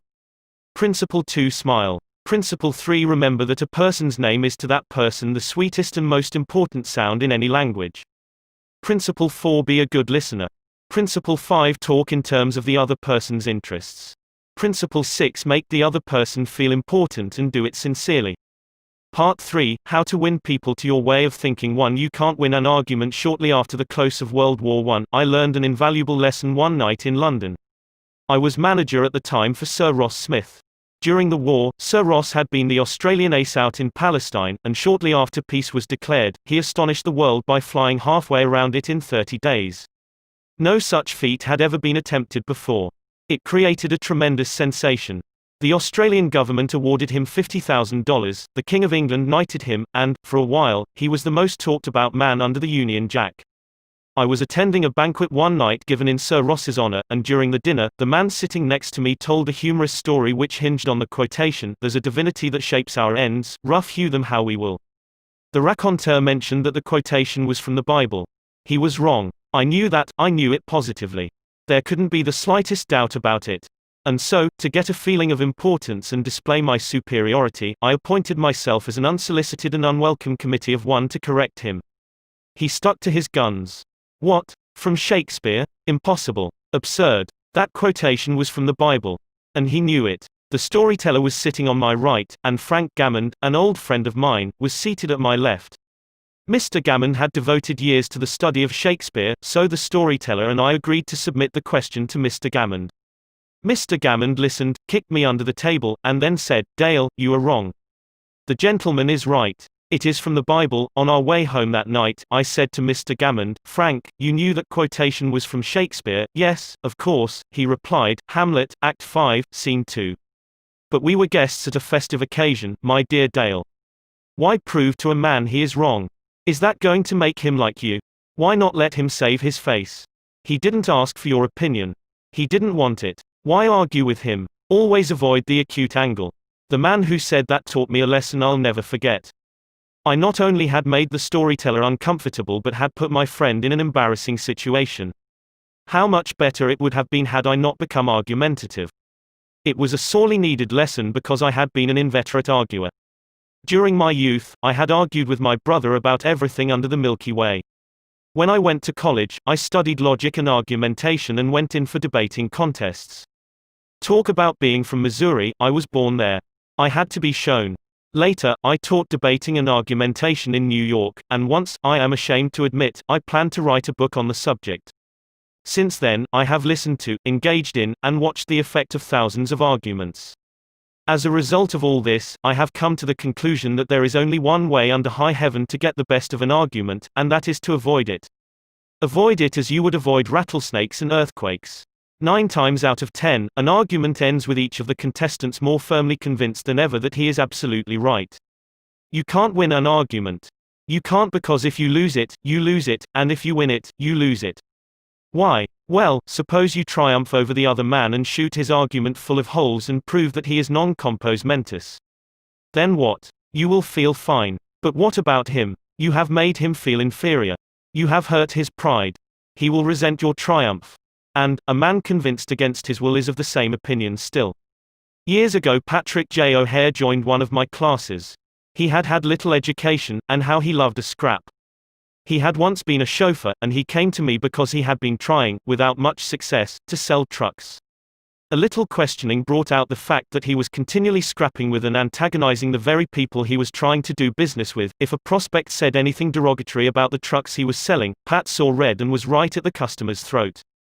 Pat won a lot of arguments in those days. As he said to me afterward, I often walked out of an office saving, I told that bird something, sure I had told him something, but I hadn't sold him anything. MV first problem was not to teach Patrick J. O'Hare to talk. My immediate task was to train him to refrain from talking and to avoid verbal fights. Mr. O'Hare became one of the star salesmen for the White Motor Company in New York. How did he do it? Here is his story in his own words. If I walk into a buyer's office now and he says, "What? A white truck? They're no good. I wouldn't take one if you gave it to me. I'm going to buy the Who's It truck," I say, "The Who's It is a good truck. If you buy the Who's It, you'll never make a mistake. The Who's It's are made by a fine company and sold by good people." He is speechless then. There is no room for an argument. If he says the Who's It is best and I say sure it is, he has to stop. He can't keep on all afternoon saying, "It's the best," when I'm agreeing with him. We then get off the subject of Who's It and I begin to talk about the good points of the white truck. There was a time when a remark like his first one would have made me see scarlet and red and orange. I would start arguing against the Who's It, and the more I argued against it, the more my prospect argued in favor of it, and the more he argued, the more he sold himself on my competitor's product. As I look back now, I wonder how I was ever able to sell anything. I lost years of my life in scrapping and arguing. I keep my mouth shut now. It pays. As wise old Ben Franklin used to say, if you argue and rankle and contradict, you may achieve a victory sometimes, but it will be an empty victory because you will never get your opponent's goodwill. So figure it out for yourself. Which would you rather have, an academic, theatrical victory or a person's goodwill? You can seldom have both. The Boston Transcript once printed this bit of significant doggerel: "Here lies the body of William J., who died maintaining his right of way. He was right, dead right, as he sped along, but he's just as dead as if he were wrong." You may be right, dead right, as you speed along in your argument, but as far as changing another's mind is concerned, you will probably be just as futile as if you were wrong. Frederick S. Parsons, an income tax consultant, had been disputing and wrangling for an hour with a government tax inspector. An item of $9,000 was at stake. Mr. Parsons claimed that this $9,000 was in reality a bad debt, that it would never be collected, that it ought not to be taxed. "Bad debt, my eye," retorted the inspector. "It must be taxed." This inspector was cold, arrogant and stubborn, Mr. Parsons said as he told the story to the class. Reason was wasted and so were facts. The longer we argued, the more stubborn he became. So I decided to avoid argument, change the subject, and give him appreciation. I said, "I suppose this is a very petty matter in comparison with the really important and difficult decisions you're required to make. I've made a study of taxation myself. But I've had to get my knowledge from books. You are getting yours from the firing line of experience. I sometime wish I had a job like yours. It would teach me a lot." I meant every word I said. Well, the inspector straightened up in his chair, leaned back, and talked for a long time about his work, telling me of the clever frauds he had uncovered. His tone gradually became friendly, and presently he was telling me about his children. As he left, he advised me that he would consider my problem further and give me his decision in a few days. He called at my office 3 days later and informed me that he had decided to leave the tax return exactly as it was filed. This tax inspector was demonstrating one of the most common of human frailties. He wanted a feeling of importance, and as long as Mr. Parsons argued with him, he got his feeling of importance by loudly asserting his authority. But as soon as his importance was admitted and the argument stopped and he was permitted to expand his ego, he became a sympathetic and kindly human being. Buddha said, hatred is never ended by hatred but by love, and a misunderstanding is never ended by an argument but by tact, diplomacy, conciliation and a sympathetic desire to see the other person's viewpoint. Lincoln once reprimanded a young army officer for indulging in a violent controversy with an associate. No man who is resolved to make the most of himself, said Lincoln, can spare time for personal contention. Still less can he afford to take the consequences, including the vitiation of his temper and the loss of self-control. Yield larger things to which you show no more than equal rights, and yield lesser ones though clearly your own. Better give your path to a dog than be bitten by him in contesting for the right. Even killing the dog would not cure the bite. In an article in Bits and Pieces, some suggestions are made on how to keep a disagreement from becoming an argument. Welcome the disagreement. Remember the slogan, when two partners always agree, one of them is not necessary. If there is some point you haven't thought about, be thankful if it is brought to your attention. Perhaps this disagreement is your opportunity to be corrected before you make a serious mistake. Distrust your first instinctive impression. Our first natural reaction in a disagreeable situation is to be defensive. Be careful. Keep calm and watch out for your first reaction. It may be you at your worst, not your best. Control your temper. Remember, you can measure the size of a person by what makes him or her angry. Listen first. Give your opponents a chance to talk. Let them finish. Do not resist, defend or debate. This only raises barriers. Try to build bridges of understanding. Don't build higher barriers of misunderstanding. Look for areas of agreement. When you have heard your opponents out, dwell first on the points and areas on which you agree. Be honest, look for areas where you can admit error and say so. Apologize for your mistakes. It will help disarm your opponents and reduce defensiveness. Promise to think over your opponent's ideas and study them carefully. And mean it. Your opponents may be right. It is a lot easier at this stage to agree to think about the points than to move rapidly ahead and find yourself in a position where your opponents can say, "We tried to tell you, but you wouldn't listen." Thank your opponents sincerely for their interest. Anyone who takes the time to disagree with you is interested in the same things you are. Think of them as people who really want to help you, and you may turn your opponents into friends. Postpone action to give both sides time to think through the problem. Suggest that a new meeting be held later that day or the next day, when all the facts may be brought to bear. In preparation for this meeting, ask yourself some hard questions. Could my opponents be right? Partly right? Is there truth or merit in their position or argument? Is my reaction one that will relieve the problem, or will it just relieve any frustration?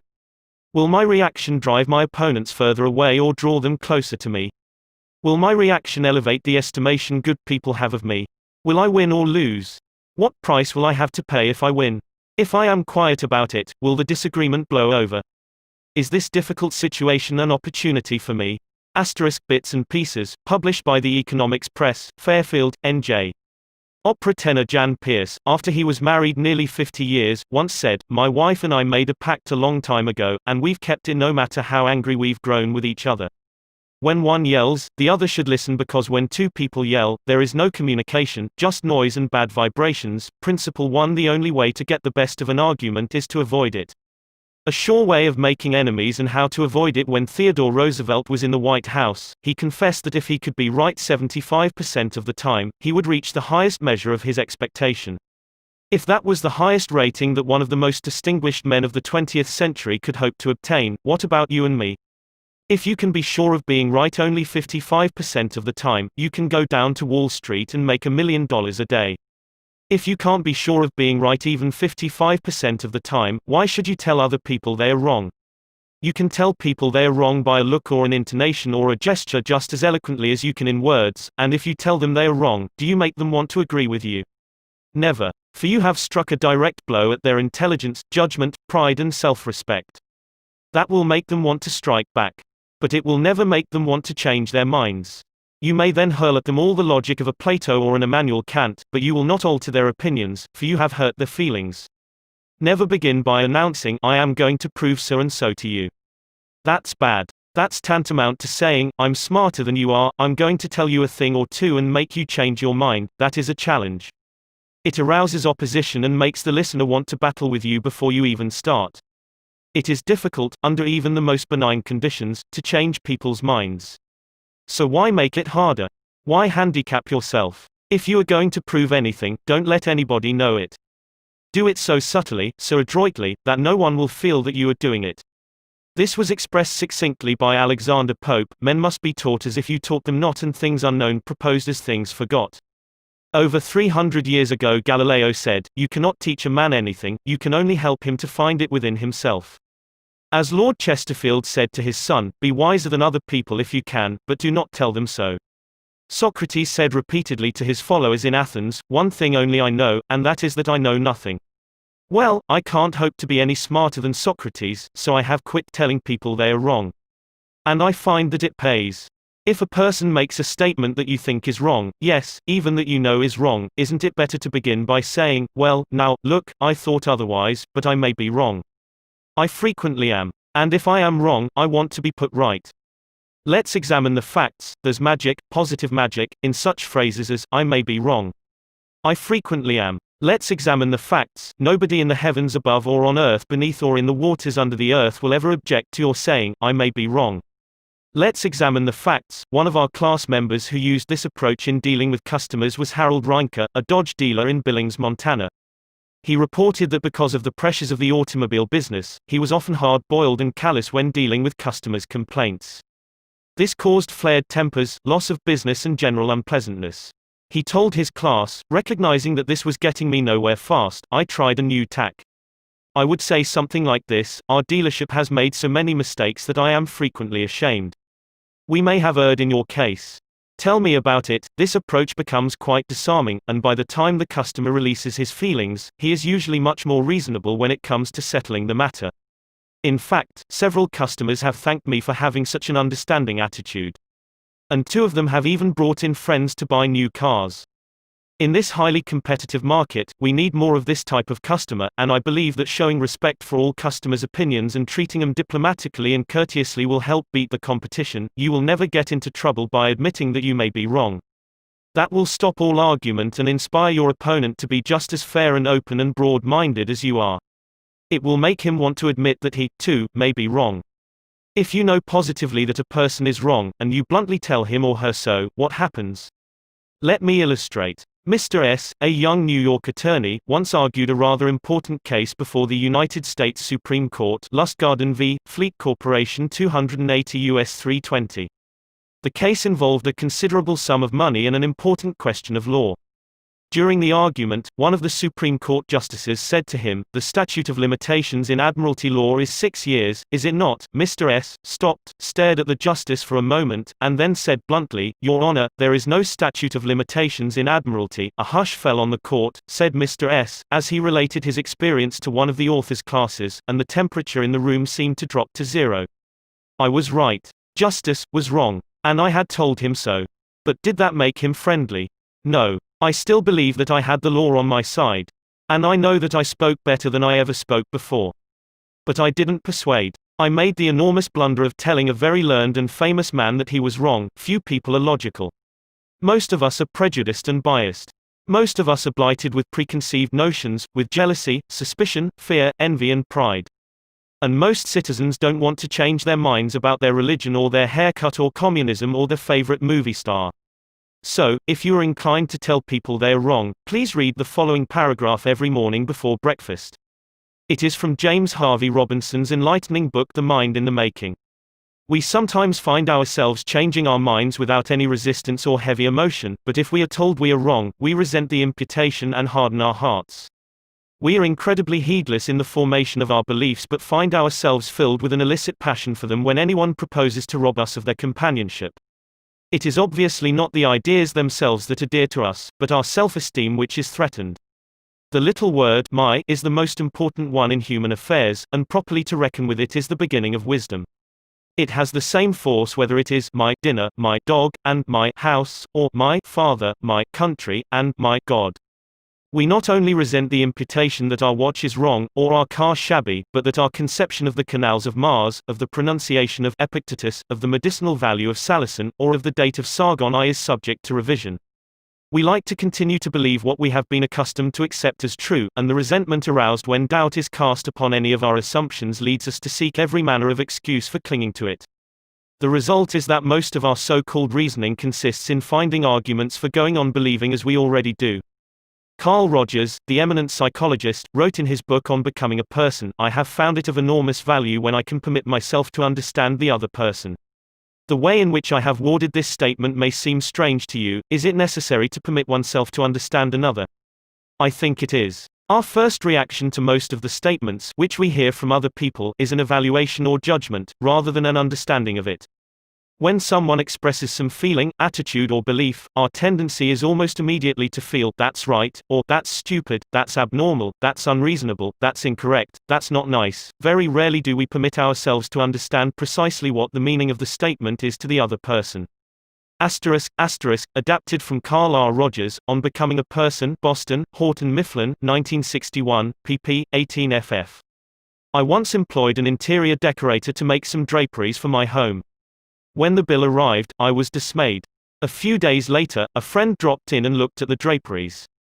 The price was mentioned, and she exclaimed with a note of triumph, "What? That's awful. I am afraid he put one over on you." True. Yes, she had told the truth, but few people like to listen to truths that reflect on their judgment. So, being human, I tried to defend myself. I pointed out that the best is eventually the cheapest, that one can't expect to get quality and artistic taste at bargain basement prices, and so on and on. The next day another friend dropped in, admired the draperies, bubbled over with enthusiasm, and expressed a wish that she could afford such exquisite creations for her home. My reaction was totally different. "Well, to tell the truth," I said, "I can't afford them myself. I paid too much. I'm sorry I ordered them." When we are wrong, we may admit it to ourselves. And if we are handled gently and tactfully, we may admit it to others and even take pride in our frankness and broad-mindedness. But not if someone else is trying to ram the unpalatable fact down our esophagus. Horace Greeley, the most famous editor in America during the time of the Civil War, disagreed violently with Lincoln's policies. He believed that he could drive Lincoln into agreeing with him by a campaign of argument, ridicule and abuse. He waged this bitter campaign month after month, year after year. In fact, he wrote a brutal, bitter, sarcastic and personal attack on President Lincoln the night Booth shot him. But did all this bitterness make Lincoln agree with Greeley? Not at all. Ridicule and abuse never do. If you want some excellent suggestions about dealing with people and managing yourself and improving your personality, read Benjamin Franklin's autobiography, one of the most fascinating life stories ever written, one of the classics of American literature. Ben Franklin tells how he conquered the iniquitous habit of argument and transformed himself into one of the most able, suave and diplomatic men in American history. One day, when Ben Franklin was a blundering youth, an old Quaker friend took him aside and lashed him with a few stinging truths, something like this: "Ben, you are impossible. Your opinions have a slap in them for everyone who differs with you. They have become so offensive that nobody cares for them. Your friends find they enjoy themselves better when you are not around. You know so much that no man can tell you anything. Indeed, no man is going to try, for the effort would lead only to discomfort and hard work. So you are not likely ever to know any more than you do now, which is very little." One of the finest things I know about Ben Franklin is the way he accepted that smarting rebuke. He was big enough and wise enough to realize that it was true, to sense that he was headed for failure and social disaster. So he made a right about face. He began immediately to change his insolent, opinionated ways. "I made it a rule," said Franklin, "to forbear all direct contradiction to the sentiment of others, and all positive assertion of my own. I even forbade myself the use of every word or expression in the language that imported a fixed opinion, such as certainly, undoubtedly, etc., and I adopted, instead of them, I conceive, I apprehend, or I imagine a thing to be so, or it so appears to me at present." When another asserted something that I thought an error, I denied myself the pleasure of contradicting him abruptly, and of showing immediately some absurdity in his proposition, and in answering I began by observing that in certain cases or circumstances his opinion would be right, but in the present case there appeared or seemed to me some difference, etc. I soon found the advantage of this change in my manner. The conversations I engaged in went on more pleasantly. The modest way in which I proposed my opinions procured them a readier reception and less contradiction. I had less mortification when I was found to be in the wrong, and I more easily prevailed with others to give up their mistakes and join with me when I happened to be in the right. And this mode, which I at first put on with some violence to natural inclination, became at length so easy, and so habitual to me, that perhaps for these 50 years past no one has ever heard a dogmatical expression escape me. And to this habit, after my character of integrity, I think it principally owing that I had earned so much weight with my fellow citizens when I proposed new institutions, or alterations in the old, and so much influence in public councils when I became a member, for I was but a bad speaker, never eloquent, subject to much hesitation in my choice of words, hardly correct in language, and yet I generally carried my points. How do Ben Franklin's methods work in business?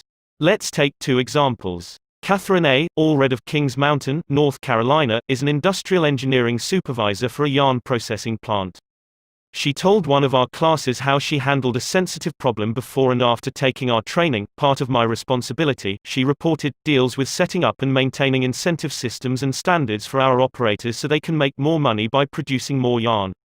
The system we were using had worked fine when we had only 2 or 3 different types of yarn, but recently we had expanded our inventory and capabilities to enable us to run more than 12 different varieties. The present system was no longer adequate to pay the operators fairly for the work being performed and give them an incentive to increase production. I had worked up a new system which would enable us to pay the operator by the class of yam she was running at any one particular time. With my new system in hand, I entered the meeting determined to prove to the management that my system was the right approach. I told them in detail how they were wrong and showed where they were being unfair and how I had all the answers they needed. To say the least, I failed miserably. I had become so busy defending my position on the new system that I had left them no opening to graciously admit the problems on the old one. The issue was dead. After several sessions of this course, I realized all too well where I had made my mistakes. I called another meeting and this time I asked where they felt the problems were. We discussed each point, and I asked them their opinions on which was the best way to proceed. With a few low-keyed suggestions, at proper intervals, I let them develop my system themselves. At the end of the meeting when I actually presented my system, they enthusiastically accepted it. I am convinced now that nothing good is accomplished and a lot of damage can be done if you tell a person straight out that he or she is wrong. You only succeed in stripping that person of self-dignity and making yourself an unwelcome part of any discussion. Let's take another example, and remember these cases I am citing are typical of the experiences of thousands of other people. R.V. Crowley was a salesman for a lumber company in New York. Crowley admitted that he had been telling hard-boiled lumber inspectors for years that they were wrong. And he had won the arguments too. But it hadn't done any good. For these lumber inspectors, said Mr. Crowley, are like baseball umpires. Once they make a decision, they never change it. Mr. Crowley saw that his firm was losing thousands of dollars through the arguments he won. So while taking my course, he resolved to change tactics and abandon arguments. With what results? Here is the story as he told it to the fellow members of his class. One morning the phone rang in my office. A hot and bothered person at the other end proceeded to inform me that a car of lumber we had shipped into his plant was entirely unsatisfactory. His firm had stopped unloading and requested that we make immediate arrangements to remove the stock from their yard. After about 1/4 of the car had been unloaded, their lumber inspector reported that the lumber was running 55% below grade. Under the circumstances, they refused to accept it. I immediately started for his plant and on the way turned over in my mind the best way to handle the situation. Ordinarily, under such circumstances, I should have quoted grading rules and tried, as a result of my own experience and knowledge as a lumber inspector, to convince the other inspector that the lumber was actually up to grade, and that he was misinterpreting the rules in his inspection. However, I thought I would apply the principles learned in this training. When I arrived at the plant, I found the purchasing agent and the lumber inspector in a wicked humor, both set for an argument and a fight. We walked out to the car that was being unloaded, and I requested that they continue to unload so that I could see how things were going. I asked the inspector to go right ahead and lay out the rejects, as he had been doing, and to put the good pieces in another pile. After watching him for a while, it began to dawn on me that his inspection actually was much too strict and that he was misinterpreting the rules. This particular lumber was white pine, and I knew the inspector was thoroughly schooled in hardwoods but not a competent, experienced inspector on white pine. White pine happened to be my own strong suit, but did I offer any objection to the way he was grading the lumber? None whatever. I kept on watching and gradually began to ask questions as to why certain pieces were not satisfactory. I didn't for one instant insinuate that the inspector was wrong. I emphasized that my only reason for asking was in order that we could give his firm exactly what they wanted in future shipments. By asking questions in a very friendly, cooperative spirit, and insisting continually that they were right in laying out boards not satisfactory to the purpose, I got him warmed up, and the strained relations between us began to thaw and melt away. An occasional carefully put remark on my part gave birth to the idea in his mind that possibly some of these rejected pieces were actually within the grade that they had bought, and that their requirements demanded a more expensive grade. I was very careful, however, not to let him think I was making an issue of this point. Gradually his whole attitude changed. He finally admitted to me that he was not experienced on white pine and began to ask me questions about each piece as it came out of the car. I would explain why such a piece came within the grade specified, but kept on insisting that we did not want him to take it if it was unsuitable for the purpose. He finally got to the point where he felt guilty every time he put a piece in the rejected pile. And at last he saw that the mistake was on their part for not having specified as good a grade as they needed. The ultimate outcome was that he went through the entire carload again after I left, accepted the whole lot, and we received a check in full. In that one instance alone, a little tact, and the determination to refrain from telling the other man he was wrong, saved my company a substantial amount of cash, and it would be hard to place a money value on the goodwill that was saved. Martin Luther King was asked how, as a pacifist, he could be an admirer of Air Force General Daniel Chappie James, then the nation's highest-ranking black officer. Dr. King replied, "I judge people by their own principles, not by my own." In a similar way, General Robert E. Lee once spoke to the President of the Confederacy, Jefferson Davis, in the most glowing terms about a certain officer under his command. Another officer in attendance was astonished. "General," he said, "do you not know that the man of whom you speak so highly is one of your bitterest enemies who misses no opportunity to malign you?" "Yes," replied General Lee, "but the President asked my opinion of him, he did not ask for his opinion of me. By the way, I am not revealing anything new in this chapter. 2,000 years ago, Jesus said, 'See the point of thine adversary quickly,' and 2,200 years before Christ was born, King Akhtoi of Egypt gave his son some shrewd advice that is sorely needed today. 'Be diplomatic,' counseled the king. 'It will help you gain your point. In other words, don't argue with your customer or your spouse or your adversary. Don't tell them they are wrong, don't get them stirred up. Use a little diplomacy. Principle 2: Listen to the other person's opinions. If you're wrong, admit it. Within a minute's walk of my house there was a wild stretch of virgin timber, where the blackberry thickets foamed white in the springtime, where the squirrels nested and reared their young, and the horseweeds grew as tall as a horse's head. This unspoiled woodland was called Forest Park, and it was a forest, probably not much different in appearance from what it was when Columbus discovered America. I frequently walked in this park with Rex, my little Boston bulldog. He was a friendly, harmless little hound, and since we rarely met anyone in the park, I took Rex along without a leash or a muzzle. One day we encountered a mounted policeman in the park, a policeman itching to show his authority. "What do you mean by letting that dog run loose in the park without a muzzle and leash?" he reprimanded me.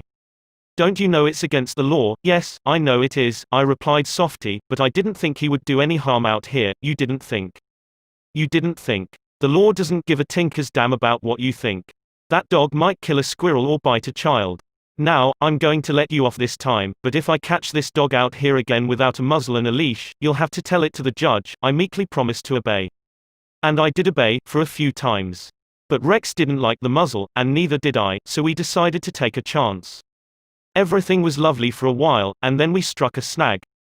Rex and I raced over the brow of a hill one afternoon, and there, suddenly, to my dismay, I saw the majesty of the law, astride a bay horse.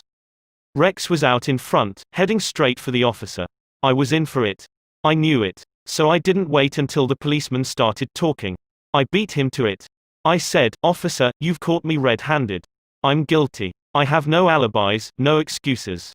You warned me last week that if I brought the dog out here again without a muzzle you would fine me." "Well, now," the policeman responded in a soft tone. "I know it's a temptation to let a little dog like that have a run out here when nobody is around." "Sure it's a temptation," I replied, "but it is against the law." "Well, a little dog like that isn't going to harm anybody," the policeman remonstrated. "No, but he may kill squirrels," I said. "Well now, I think you are taking this a bit too seriously," he told me. "I'll tell you what you do. You just let him run over the hill there where I can't see him, and we'll forget all about it." That policeman, being human, wanted a feeling of importance, so when I began to condemn myself, the only way he could nourish his self-esteem was to take the magnanimous attitude of showing mercy. But suppose I had tried to defend myself, well, did you ever argue with a policeman? But instead of breaking lances with him, I admitted that he was absolutely right and I was absolutely wrong. I admitted it quickly, openly, and with enthusiasm. The affair terminated graciously in my taking his side and his taking my side.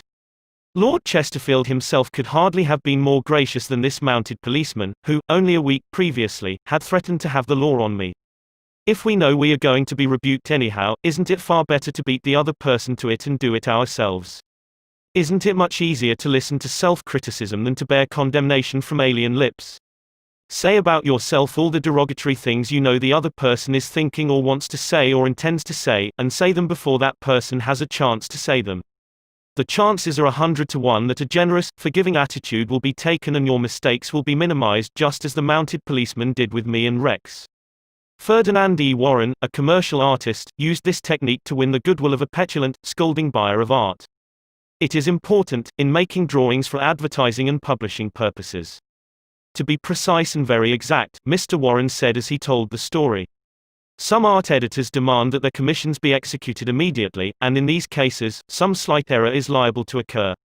I knew one art director in particular who was always delighted to find fault with some little thing. I have often left his office in disgust, not because of the criticism, but because of his method of attack. Recently I delivered a rush job to this editor, and he phoned me to call at his office immediately. He said something was wrong. When I arrived, I found just what I had anticipated, and dreaded. He was hostile, gloating over his chance to criticize. He demanded with heat why I had done so and so. My opportunity had come to apply the self-criticism I had been studying about. So I said, Mr. So-and-so, if what you say is true, I am at fault and there is absolutely no excuse for my blunder. I have been doing drawings for you long enough to know better, I'm ashamed of myself. Immediately he started to defend me. Yes, you're right, but after all, this isn't a serious mistake. It is only, I interrupted him. Any mistake, I said, may be costly and they are all irritating. He started to break in, but I wouldn't let him.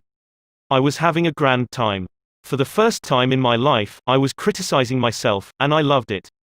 I should have been more careful, I continued. You give me a lot of work, and you deserve the best, so I'm going to do this drawing all over. No. No, he protested. I wouldn't think of putting you to all that trouble. He praised my work, assured me that he wanted only a minor change and that my slight error hadn't cost his firm any money, and, after all, it was a mere detail, not worth worrying about.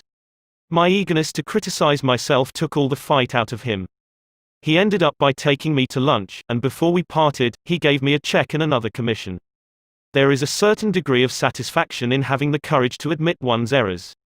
It not only clears the air of guilt and defensiveness, but often helps solve the problem created by the error. Bruce Harvey of Albuquerque, New Mexico, had incorrectly authorized payment of full wages to an employee on sick leave. When he discovered his error, he brought it to the attention of the employee and explained that to correct the mistake he would have to reduce his next paycheck by the entire amount of the overpayment. The employee pleaded that as that would cause him a serious financial problem, could the money be repaid over a period of time? In order to do this, Harvey explained, he would have to obtain his supervisor's approval. And this, I knew, reported Harvey, would result in a boss-type explosion. While trying to decide how to handle this situation better, I realized that the whole mess was my fault and I would have to admit it to my boss. I walked into his office, told him that I had made a mistake and then informed him of the complete facts. He replied in an explosive manner that it was the fault of the personnel department. I repeated that it was my fault. He exploded again about carelessness in the accounting department. Again I explained it was my fault. He blamed 2 other people in the office. But each time I reiterated it was my fault. Finally, he looked at me and said, "Okay, it was your fault. Now straighten it out." The error was corrected and nobody got into trouble. I felt great because I was able to handle a tense situation and had the courage not to seek alibis. My boss has had more respect for me ever since. Any fool can try to defend his or her mistakes, and most fools do, but it raises one above the herd and gives one a feeling of nobility and exaltation to admit one's mistakes. For example, one of the most beautiful things that history records about Robert E. Lee is the way he blamed himself and only himself for the failure of Pickett's charge at Gettysburg.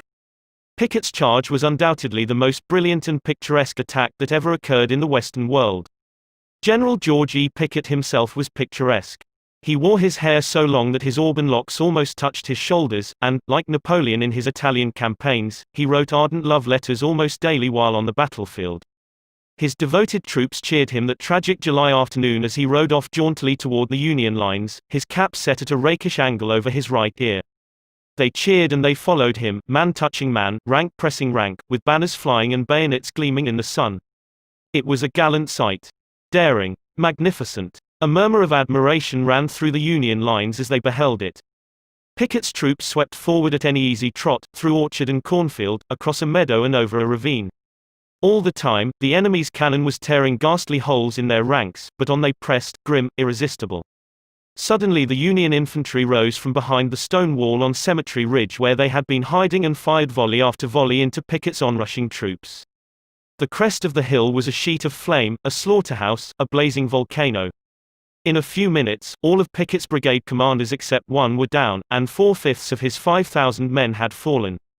General Lewis A. Armistead, leading the troops in the final plunge, ran forward, vaulted over the stone wall, and, waving his cap on the top of his sword, shouted, "Give 'em the steel, boys!" They did. They leaped over the wall, bayoneted their enemies, smashed skulls with clubbed muskets, and planted the battle flags of the South on Cemetery Ridge. The banners waved there only for a moment. But that moment, brief as it was, recorded the high water mark of the Confederacy. Pickett's charge, brilliant, heroic, was nevertheless the beginning of the end. Lee had failed. He could not penetrate the North.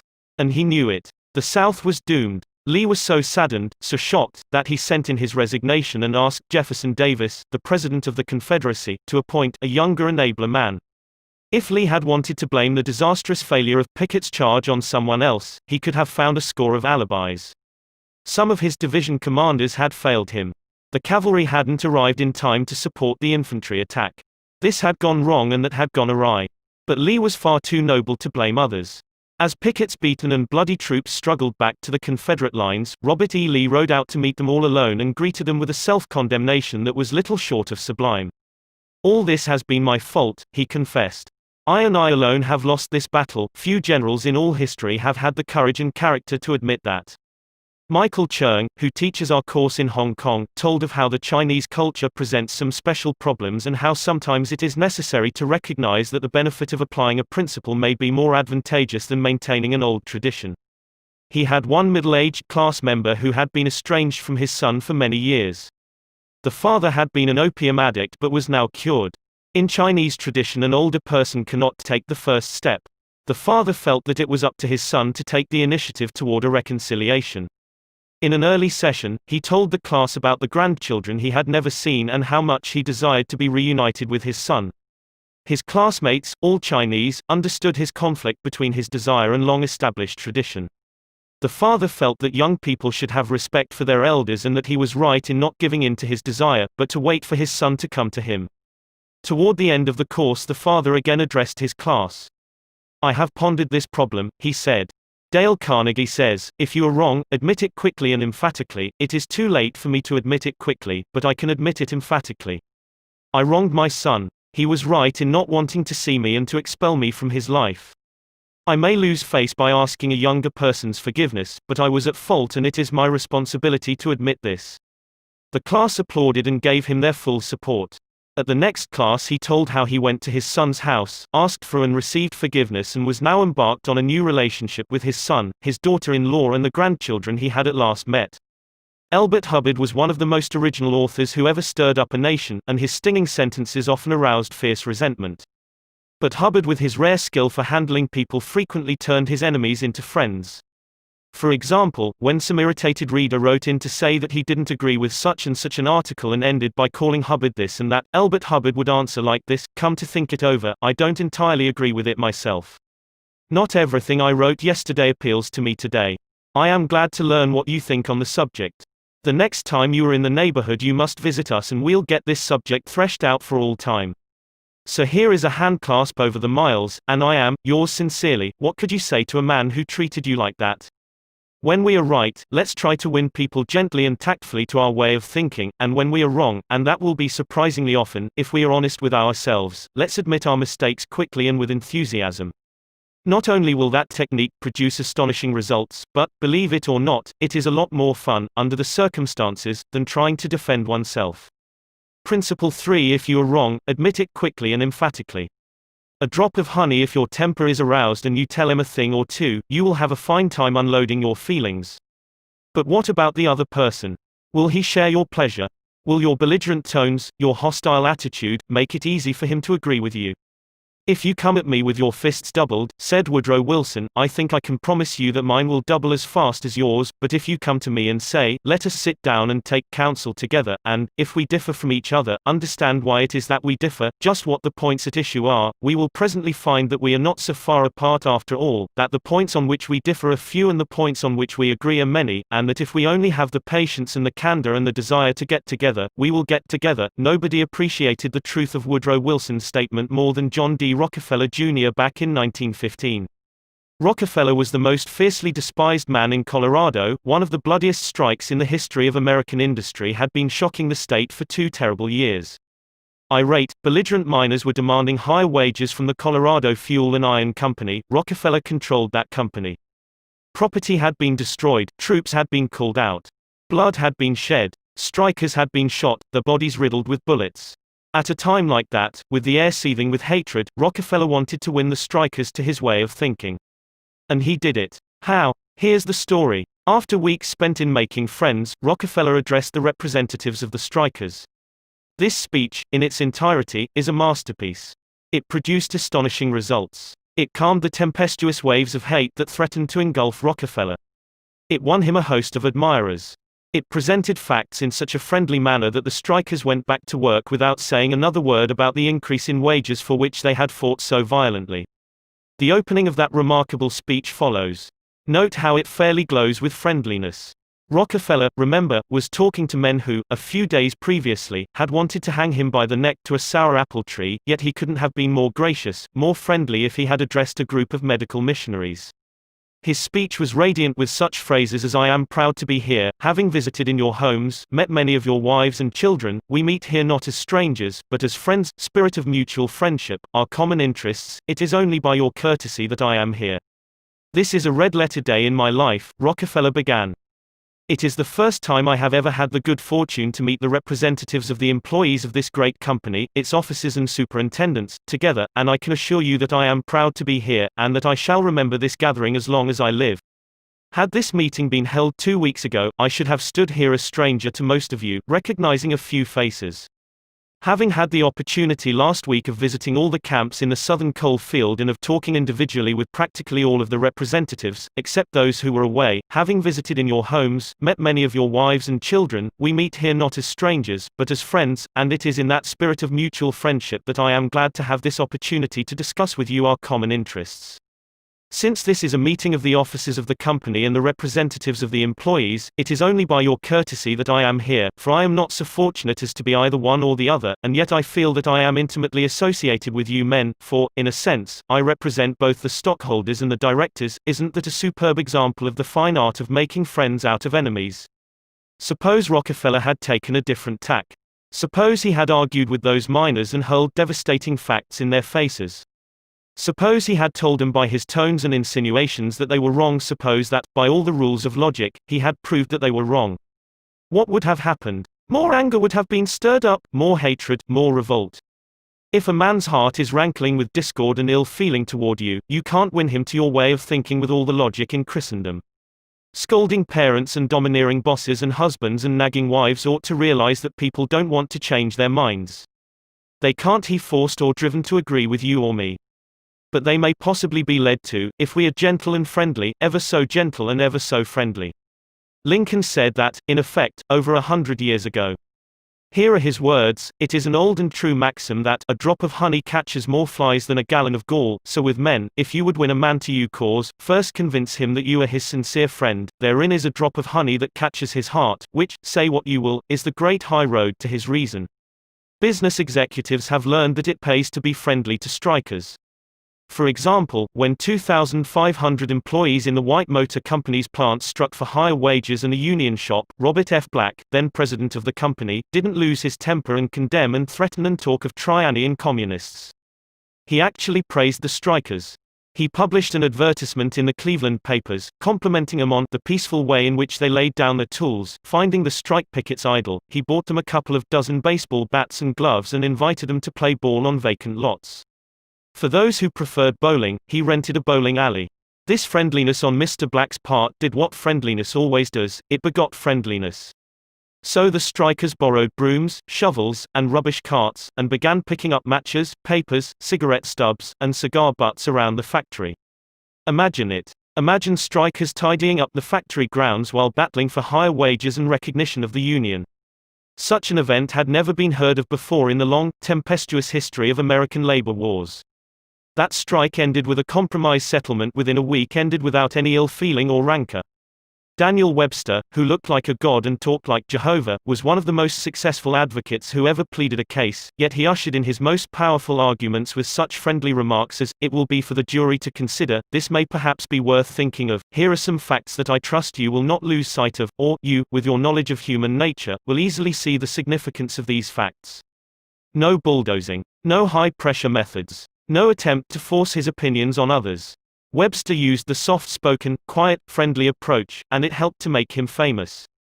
You may never be called upon to settle a strike or address a jury, but you may want to get your rent reduced. Will the friendly approach help you then? Let's see. 0. L. Straub, an engineer, wanted to get his rent reduced. And he knew his landlord was hard-boiled.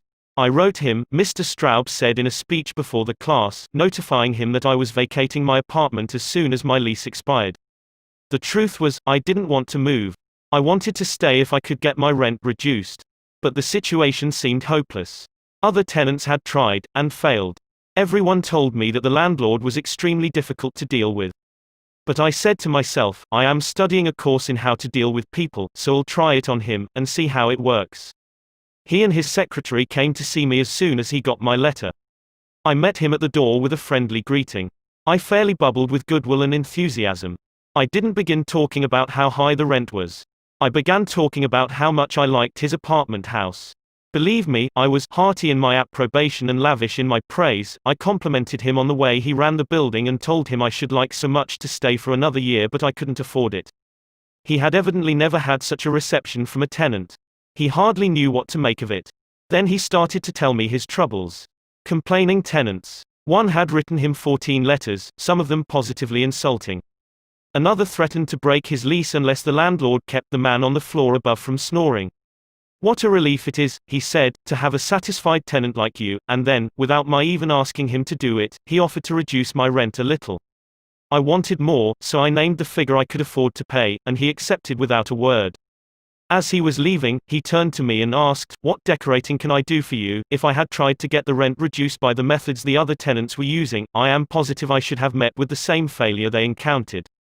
It was the friendly, sympathetic, appreciative approach that won. Dean Woodcock of Pittsburgh, Pennsylvania, is the superintendent of a department of the local electric company. His staff was called upon to repair some equipment on top of a pole. This type of work had formerly been performed by a different department and had only recently been transferred to Woodcock's section. Although his people had been trained in the work, this was the first time they had ever actually been called upon to do it. Everybody in the organization was interested in seeing if and how they could handle it. Mr. Woodcock, several of his subordinate managers, and members of other departments of the utility went to see the operation. Many cars and trucks were there, and a number of people were standing around watching the two lone men on top of the pole. Glancing around, Woodcock noticed a man up the street getting out of his car with a camera. He began taking pictures of the scene. Utility people are extremely conscious of public relations, and suddenly Woodcock realized what this setup looked like to the man with the camera. Overkill, dozens of people being called out to do a two-person job. He strolled up the street to the photographer. "I see you're interested in our operation." "Yes, and my mother will be more than interested. She owns stock in your company. This will be an eye-opener for her. She may even decide her investment was unwise. I've been telling her for years there's a lot of waste motion in companies like yours. This proves it. The newspapers might like these pictures, too. It does look like it, doesn't it? I'd think the same thing in your position. But this is a unique situation. And Dean Woodcock went on to explain how this was the first job of this type for his department and how everybody from executives down was interested. He assured the man that under normal conditions 2 people could handle the job. The photographer put away his camera, shook Woodcock's hand, and thanked him for taking the time to explain the situation to him. Dean Woodcock's friendly approach saved his company much embarrassment and bad publicity. Another member of one of our classes, Gerald H. Wynn of Littleton, New Hampshire, reported how by using a friendly approach, he obtained a very satisfactory settlement on a damage claim. Early in the spring, he reported, before the ground had thawed from the winter freezing, there was an unusually heavy rainstorm and the water, which normally would have run off to nearby ditches and storm drains along the road, took a new course onto a building lot where I had just built a new home. Not being able to run off. The water pressure built up around the foundation of the house. The water forced itself under the concrete basement floor, causing it to explode, and the basement filled with water. This ruined the furnace and the hot water heater. The cost to repair this damage was in excess of $2,000. I had no insurance to cover this type of damage. However, I soon found out that the owner of the subdivision had neglected to put in a storm drain near the house which could have prevented this problem. I made an appointment to see him. During the 25-mile trip to his office, I carefully reviewed the situation and, remembering the principles I learned in this course, I decided that showing my anger would not serve any worthwhile purpose. When I arrived, I kept very calm and started by talking about his recent vacation to the West Indies. Then, when I felt the timing was right, I mentioned the little problem of water damage. He quickly agreed to do his share in helping to correct the problem. A few days later he called and said he would pay for the damage and also put in a storm drain to prevent the same thing from happening in the future. Even though it was the fault of the owner of the subdivision, if I had not begun in a friendly way, there would have been a great deal of difficulty in getting him to agree to the total liability. Years ago, when I was a barefoot boy walking through the woods to a country school out in northwest Missouri, I read a fable about the sun and the wind. They quarreled about which was the stronger, and the wind said, "I'll prove I am. See the old man down there with a coat? I bet I can get his coat off him quicker than you can." So the sun went behind a cloud, and the wind blew until it was almost a tornado, but the harder it blew, the tighter the old man clutched his coat to him. Finally, the wind calmed down and gave up, and then the sun came out from behind the clouds and smiled kindly on the old man. Presently, he mopped his brow and pulled off his coat. The sun then told the wind that gentleness and friendliness were always stronger than fury and force. The use of gentleness and friendliness is demonstrated day after day by people who have learned that a drop of honey catches more flies than a gallon of gall. F. Gale Connor of Lutherville, Maryland, proved this when he had to take his 4-month-old car to the service department of the car dealer for the 3rd time. He told our class, "It was apparent that talking to, reasoning with or shouting at the service manager was not going to lead to a satisfactory resolution of my problems. I walked over to the showroom and asked to see the agency owner, Mr. White.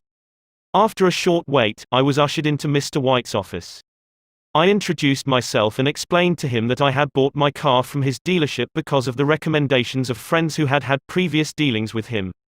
I was told that his prices were very competitive, and his service was outstanding. He smiled with satisfaction as he listened to me. I then explained the problem I was having with the service department. I thought you might want to be aware of any situation that might tarnish your fine reputation, I added. He thanked me for calling this to his attention and assured me that my problem would be taken care of. Not only did he personally get involved, but he also lent me his car to use while mine was being repaired. Aesop was a Greek slave who lived at the court of Croesus and spun immortal fables 600 years before Christ.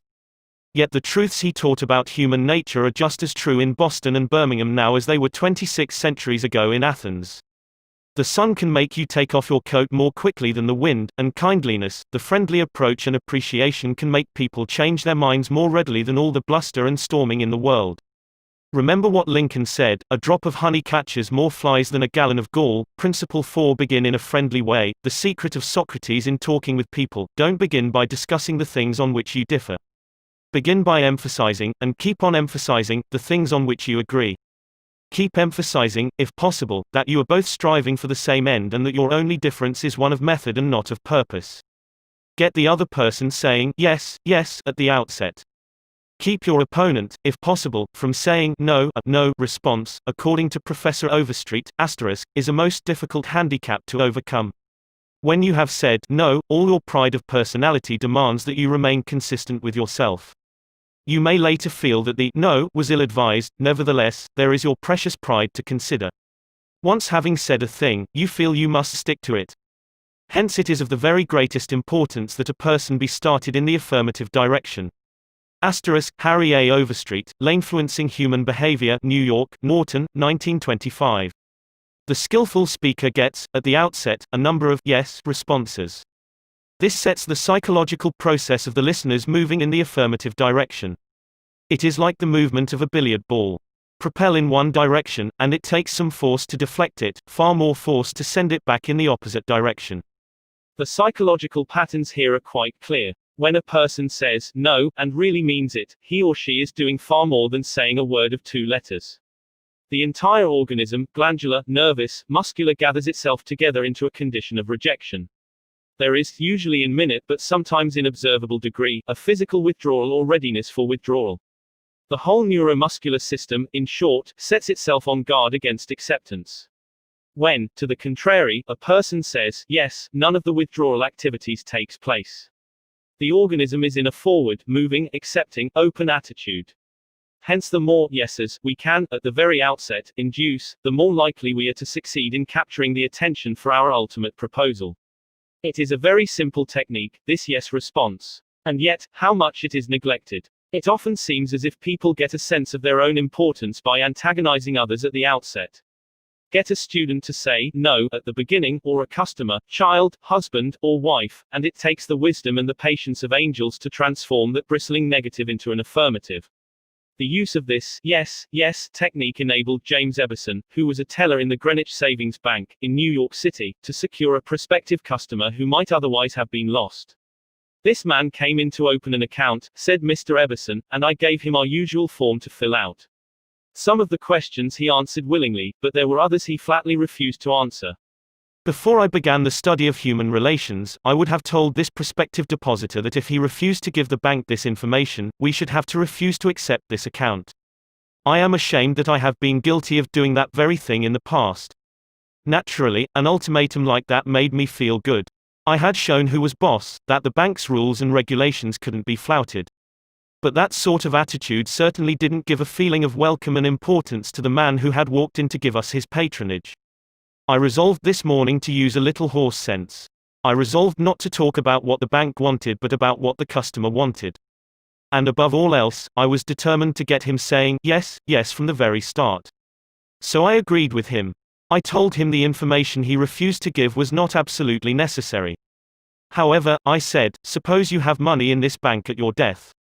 Wouldn't you like to have the bank transfer it to your next of kin, who is entitled to it according to law? Yes, of course, he replied. Don't you think, I continued, that it would be a good idea to give us the name of your next of kin so that, in the event of your death, we could carry out your wishes without error or delay? Again he said, yes. The young man's attitude softened and changed when he realized that we weren't asking for this information for our sake but for his sake. Before leaving the bank, this young man not only gave me complete information about himself but he opened, at my suggestion, a trust account, naming his mother as the beneficiary for his account, and he had gladly answered all the questions concerning his mother also. I found that by getting him to say yes, yes from the outset, he forgot the issue at stake and was happy to do all the things I suggested. Joseph Allison, a sales representative for Westinghouse Electric Company, had this story to tell. There was a man in my territory that our company was most eager to sell to. My predecessor had called on him for 10 years without selling anything. When I took over the territory, I called steadily for 3 years without getting an order. Finally, after 13 years of calls and sales talk, we sold him a few motors. If these proved to be all right, an order for several hundred more would follow. Such was my expectation, right? I knew they would be all right. So when I called 3 weeks later, I was in high spirits. The chief engineer greeted me with this shocking announcement, Allison, I can't buy the remainder of the motors from you. Why? I asked in amazement. Why? Because your motors are too hot. I can't put my hand on them. I knew it wouldn't do any good to argue. I had tried that sort of thing too long. So I thought of getting the yes, yes response. Well, now look, Mr. Smith, I said. I agree with you 100%. If those motors are running too hot, you ought not to buy any more of them. You must have motors that won't run any hotter than standards set by the National Electrical Manufacturers Association. Isn't that so? He agreed it was. I had gotten my first yes. The Electrical Manufacturers Association regulations say that a properly designed motor may have a temperature of 72 degrees Fahrenheit above room temperature. Is that correct? Yes, he agreed. That's quite correct. But your motors are much hotter. I didn't argue with him. I merely asked, how hot is the mill room? Oh, he said, about 75 degrees Fahrenheit. Well, I replied, if the mill room is 75 degrees and you add 72 to that, that makes a total of 147 degrees Fahrenheit. Wouldn't you scald your hand if you held it under a spigot of hot water at a temperature of 147 degrees Fahrenheit? Again he had to say, yes. Well, I suggested, wouldn't it be a good idea to keep your hands off those motors? Well, I guess you're right, he admitted. We continued to chat for a while. Then he called his secretary and lined up approximately $35,000 worth of business for the ensuing month. It took me years and cost me countless thousands of dollars in lost business before I finally learned that it doesn't pay to argue, that it is much more profitable and much more interesting to look at things from the other person's viewpoint and try to get that person saying, yes, yes. Eddie Snow, who sponsors our courses in Oakland, California, tells how he became a good customer of a shop because the proprietor got him to say, yes, yes. Eddie had become interested in bow hunting and had spent considerable money in purchasing equipment and supplies from a local bow store. When his brother was visiting him, he wanted to rent a bow for him from this store. The sales clerk told him they didn't rent bows, so Eddie phoned another bow store. Eddie described what happened. A very pleasant gentleman answered the phone. His response to my question for a rental was completely different from the other place. He said he was sorry, but they no longer rented bows because they couldn't afford to do so. He then asked me if I had rented before. I replied, yes, several years ago. He reminded me that I probably paid $25 to $30 for the rental. I said, yes, again. He then asked if I was the kind of person who liked to save money. Naturally, I answered, yes. He went on to explain that they had bow sets with all the necessary equipment on sale for $34.95. I could buy a complete set for only $4.95 more than I could rent one. He explained that is why they had discontinued renting them. Did I think that was reasonable? My yes response led to a purchase of the set, and when I picked it up I purchased several more items at this shop and have since become a regular customer. Socrates, the gadfly of Athens, was one of the greatest philosophers the world has ever known. He did something that only a handful of men in all history have been able to do. He sharply changed the whole course of human thought, and now, 24 centuries after his death, he is honored as one of the wisest persuaders who ever influenced this wrangling world.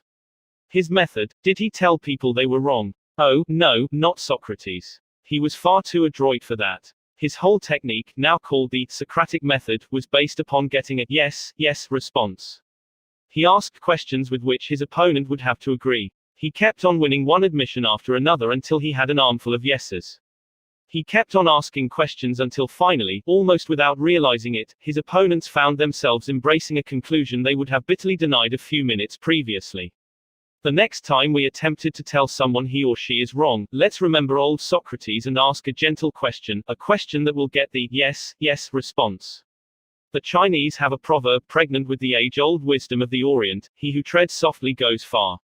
They have spent 5,000 years studying human nature, those cultured Chinese, and they have garnered a lot of perspicacity. He who treads softly goes far. Principle 5. Get the other person saying, yes, yes, immediately. The safety valve in handling complaints must people trying to win others to their way of thinking do too much talking themselves.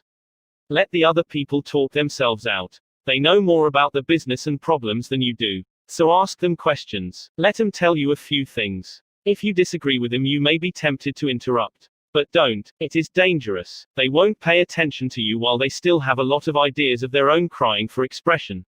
So listen patiently and with an open mind. Be sincere about it. Encourage them to express their ideas fully. Does this policy pay in business? Let's see. Here is the story of a sales representative who was forced to try it. One of the largest automobile manufacturers in the United States was negotiating for a year's requirements of upholstery fabrics. 3 important manufacturers had worked up fabrics in sample bodies. These had all been inspected by the executives of the motor company, and notice had been sent to each manufacturer saying that, on a certain day, a representative from each supplier would be given an opportunity to make a final plea for the contract. GBR, a representative of one manufacturer, arrived in town with a severe attack of laryngitis. When it came my turn to meet the executives in conference, Mr. R said as he related the story before one of my classes, I had lost my voice. I could hardly whisper. I was ushered into a room and found myself face to face with the textile engineer, the purchasing agent, the director of sales, and the president of the company. I stood up and made a valiant effort to speak, but I couldn't do anything more than squeak. They were all seated around a table, so I wrote on a pad of paper, "Gentlemen, I have lost my voice.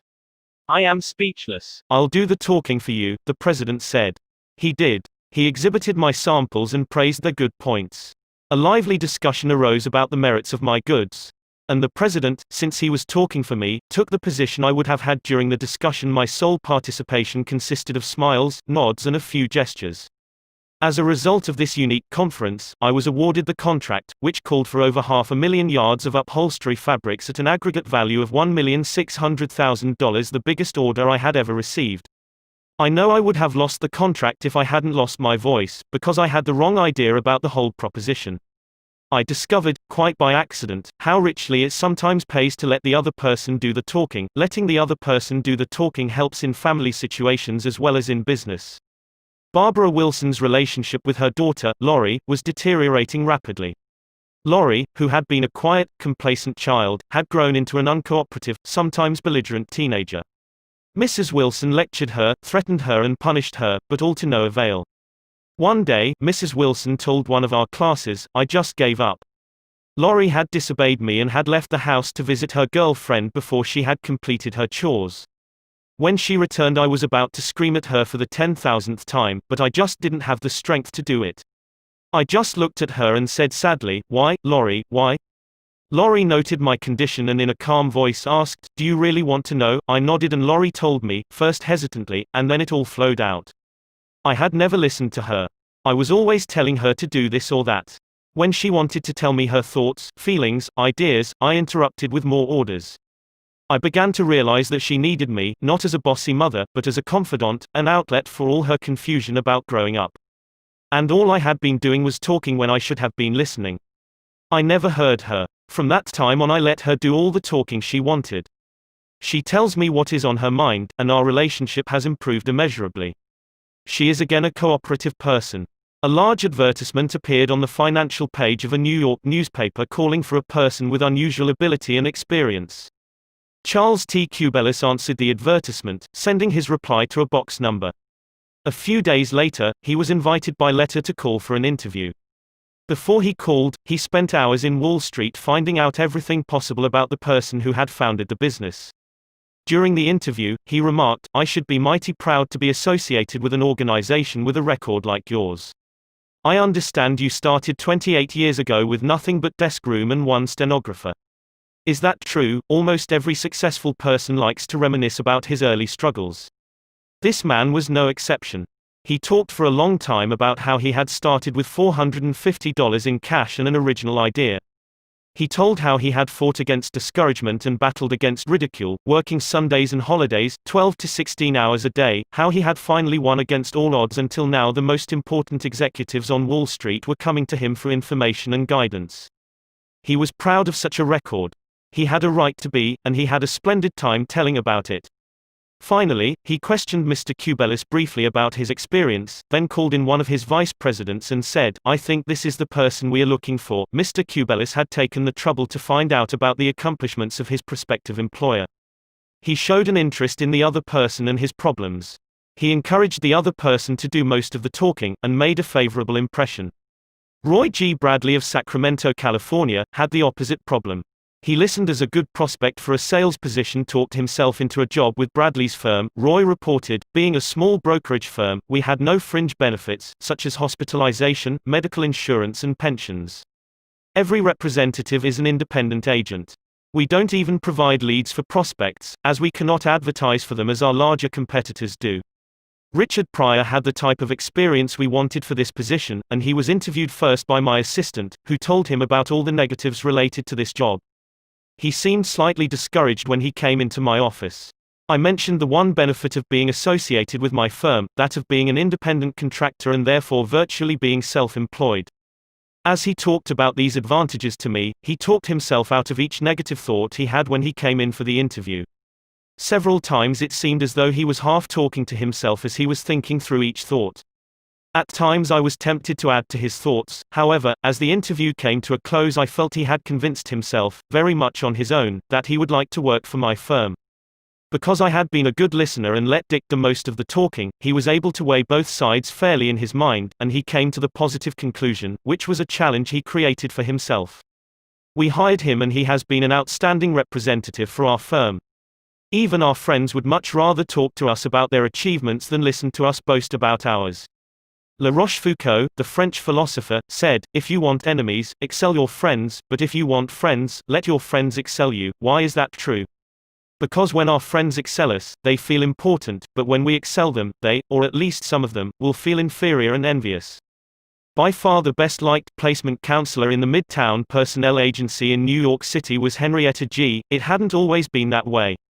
During the first few months of her association with the agency, Henrietta didn't have a single friend among her colleagues. Why? Because every day she would brag about the placements she had made, the new accounts she had opened, and anything else she had accomplished. "I was good at my work and proud of it," Henrietta told one of our classes. But instead of my colleagues sharing my triumphs, they seemed to resent them. I wanted to be liked by these people. I really wanted them to be my friends. After listening to some of the suggestions made in this course, I started to talk about myself less and listen more to my associates.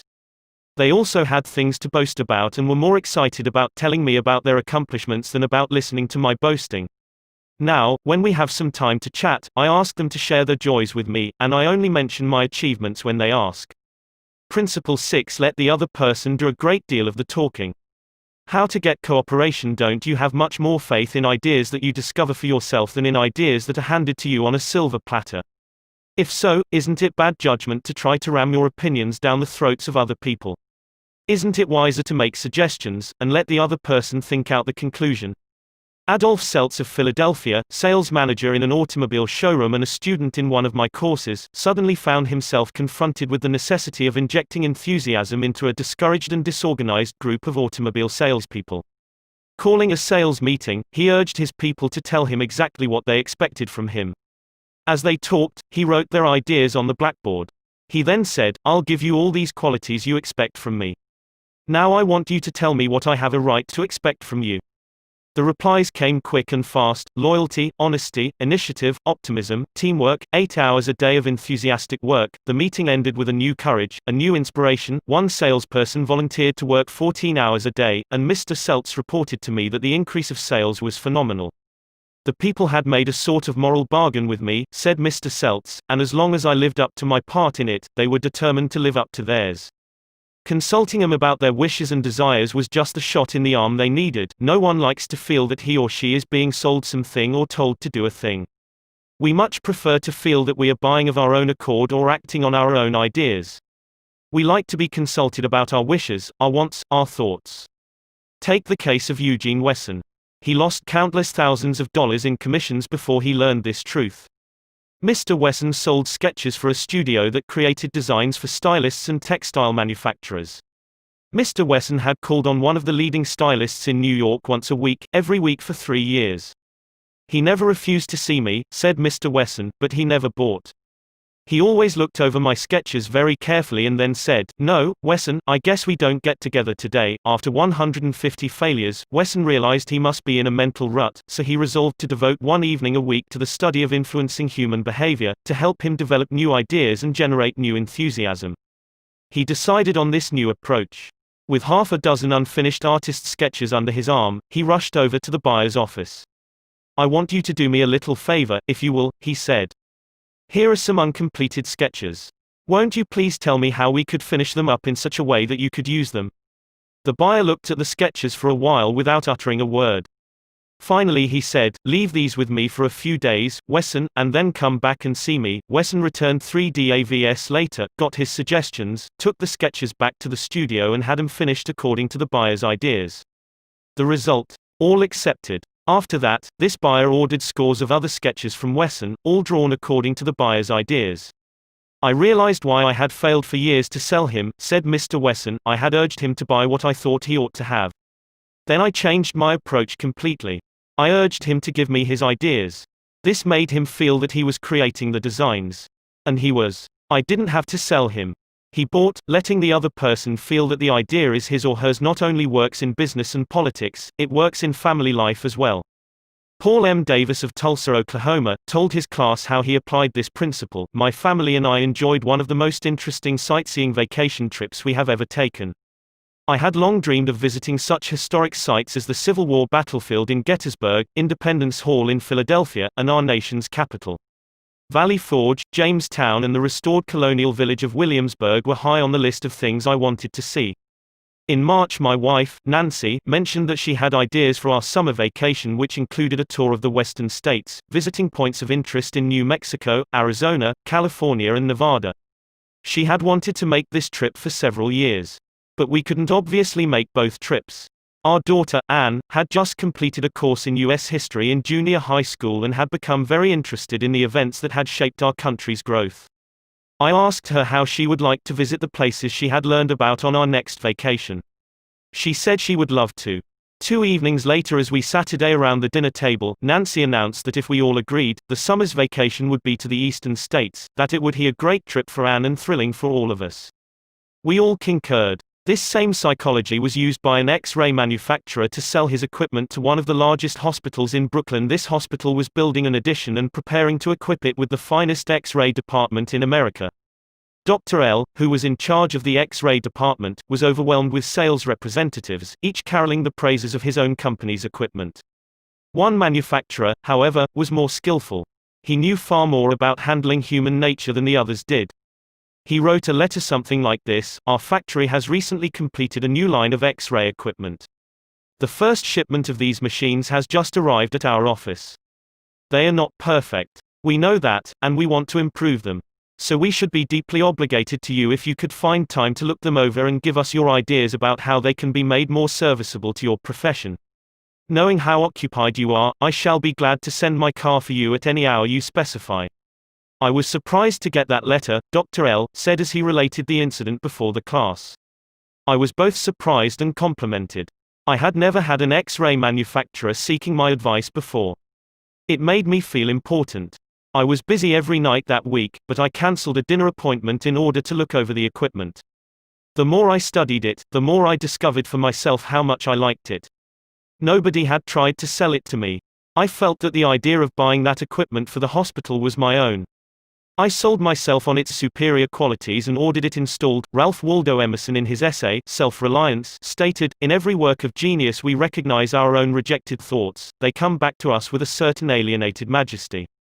Colonel Edward M. House wielded an enormous influence in national and international affairs while Woodrow Wilson occupied the White House.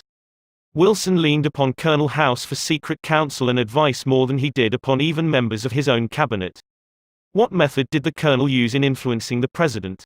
Fortunately, we know, for House himself revealed it to Arthur D. Howden Smith, and Smith quoted House in an article in the Saturday Evening Post.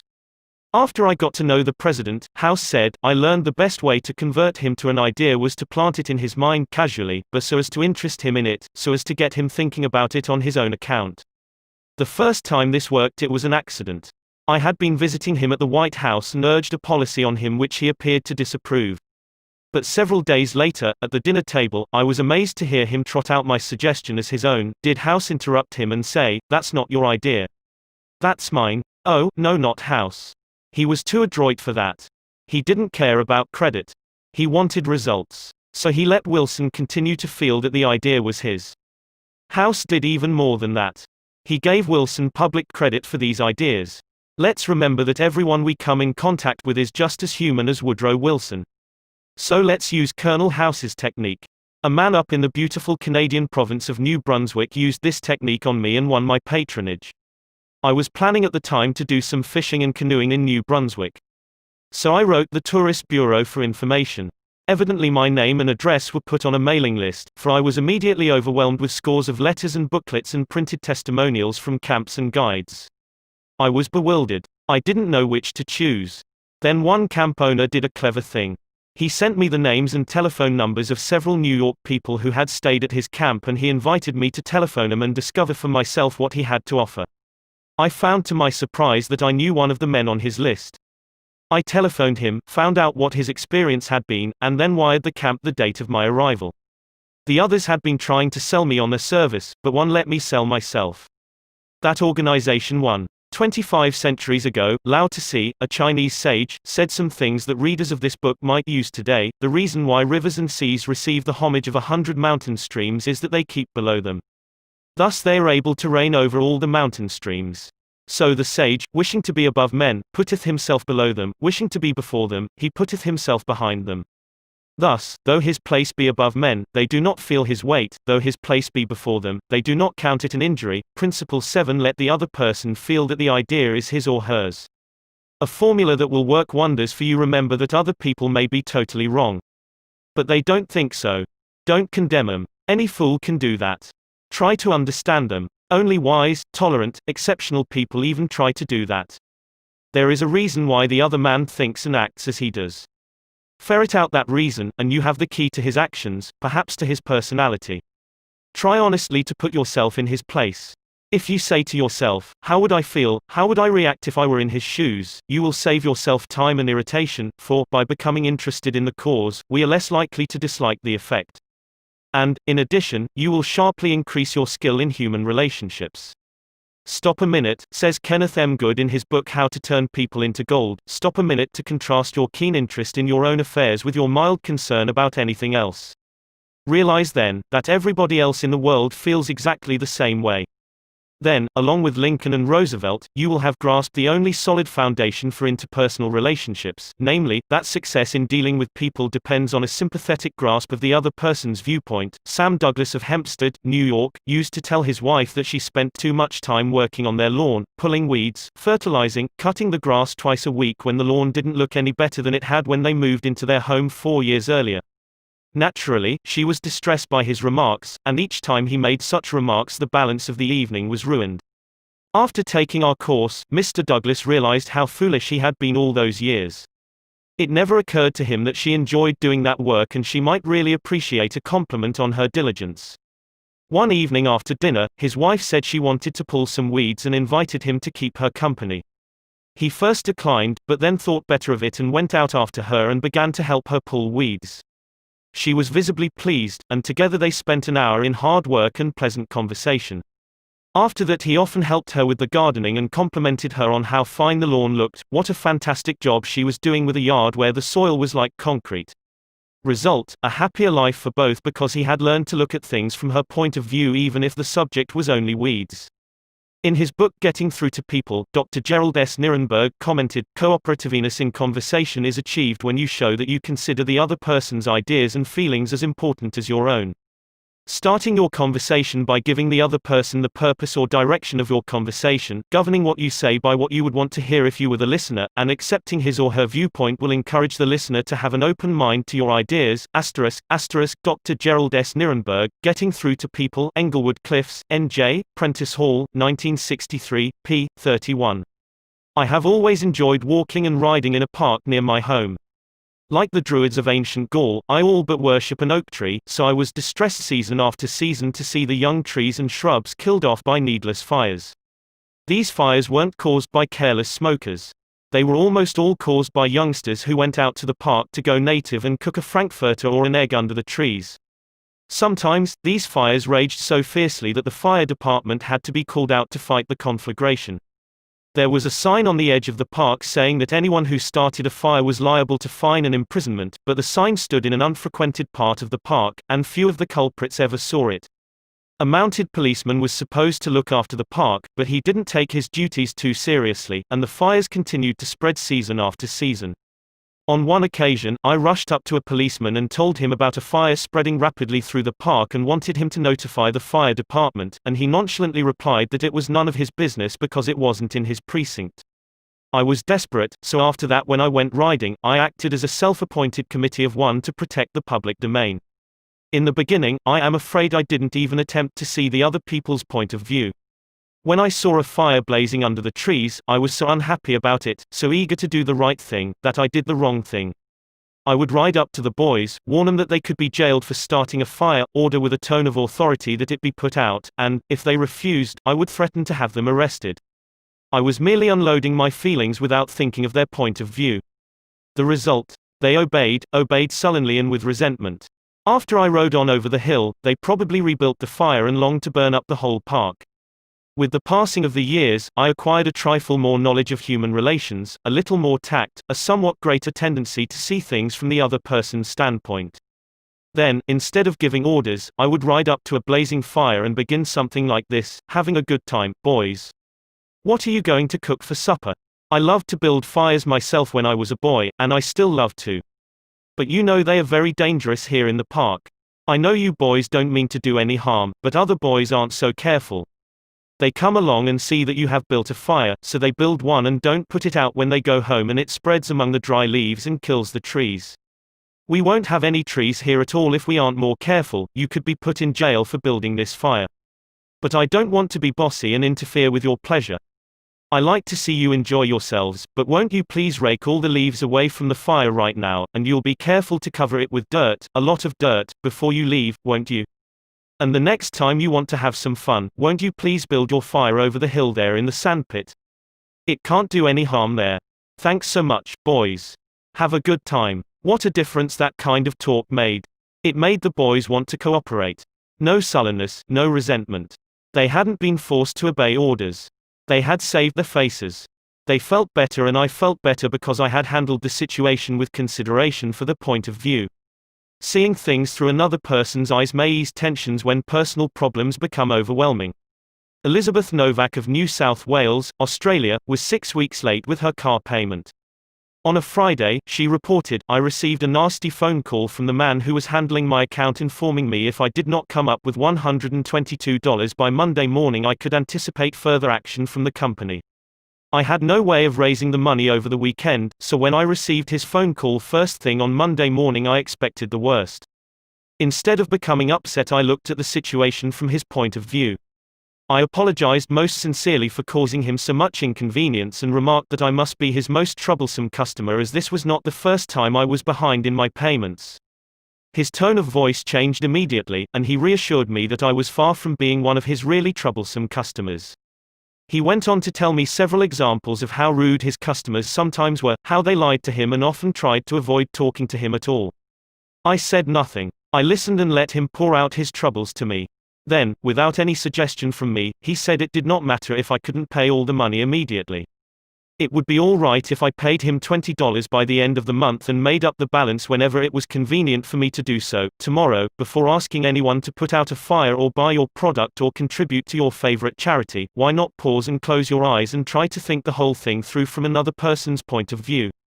Ask yourself, why should he or she want to do it? True, this will take time, but it will avoid making enemies and will get better results, and with less friction and less shoe leather. I would rather walk the sidewalk in front of a person's office for 2 hours before an interview, said Dean Donham of the Harvard Business School, than step into that office without a perfectly clear idea of what I was going to say and what that person, from my knowledge of his or her interests and motives, was likely to answer. That is so important that I am going to repeat it in italics for the sake of emphasis. I would rather walk the sidewalk in front of a person's office for 2 hours before an interview than step into that office without a perfectly clear idea of what I was going to say and what that person, from my knowledge of his or her interests and motives, was likely to answer. If, as a result of reading this book, you get only one thing, an increased tendency to think always in terms of the other person's point of view, and see things from that person's angle as well as your own, if you get only that one thing from this book, it may easily prove to be one of the stepping stones of your career. Principle 8. Try honestly to see things from the other person's point of view.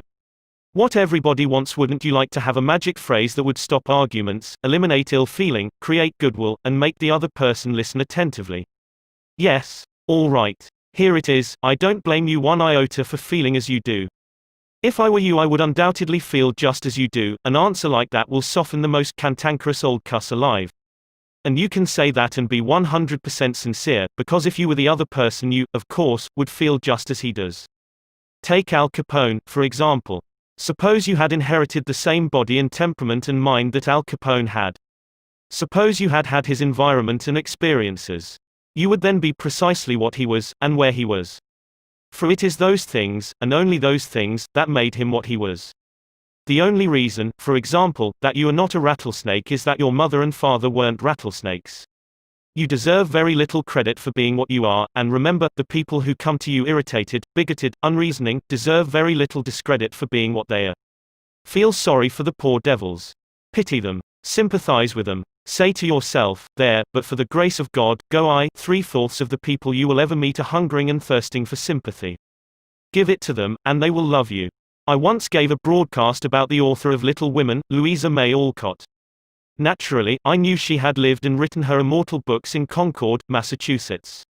But, without thinking what I was saying, I spoke of visiting her old home in Concord, New Hampshire. If I had said New Hampshire only once, it might have been forgiven. But, alas and alack. I said it twice. I was deluged with letters and telegrams, stinging messages that swirled around my defenseless head like a swarm of hornets. Many were indignant, a few insulting. One colonial dame, who had been reared in Concord, Massachusetts, and who was then living in Philadelphia, vented her scorching wrath upon me. She couldn't have been much more bitter if I had accused Miss Alcott of being a cannibal from New Guinea. As I read the letter, I said to myself, thank God, I am not married to that woman. I felt like writing and telling her that although I had made a mistake in geography, she had made a far greater mistake in common courtesy. That was to be just my opening sentence. Then I was going to roll up my sleeves and tell her what I really thought. But I didn't. I controlled myself. I realized that any hot-headed fool could do that, and that most fools would do just that. I wanted to be above fools. So I resolved to try to turn her hostility into friendliness. It would be a challenge, a sort of game one could play. I said to myself, after all, if I were she, I would probably feel just as she does, so I determined to sympathize with her viewpoint. The next time I was in Philadelphia, I called her on the telephone. The conversation went something like this: me, Mrs. So-and-so, you wrote me a letter a few weeks ago, and I want to thank you for it. She, in incisive, cultured, well-bred tones, to whom have I the honor of speaking? Me, I am a stranger to you. My name is Dale Carnegie. You listened to a broadcast I gave about Louisa May Alcott a few Sundays ago, and I made the unforgivable blunder of saying that she had lived in Concord, New Hampshire. It was a stupid blunder, and I want to apologize for it. It was so nice of you to take the time to write me. She, I am sorry, Mr. Carnegie, that I wrote as I did. I lost my temper. I must apologize. Me, no. You are not the one to apologize, I am. Any school child would have known better than to have said what I said. I apologized over the air the following Sunday, and I want to apologize to you personally now.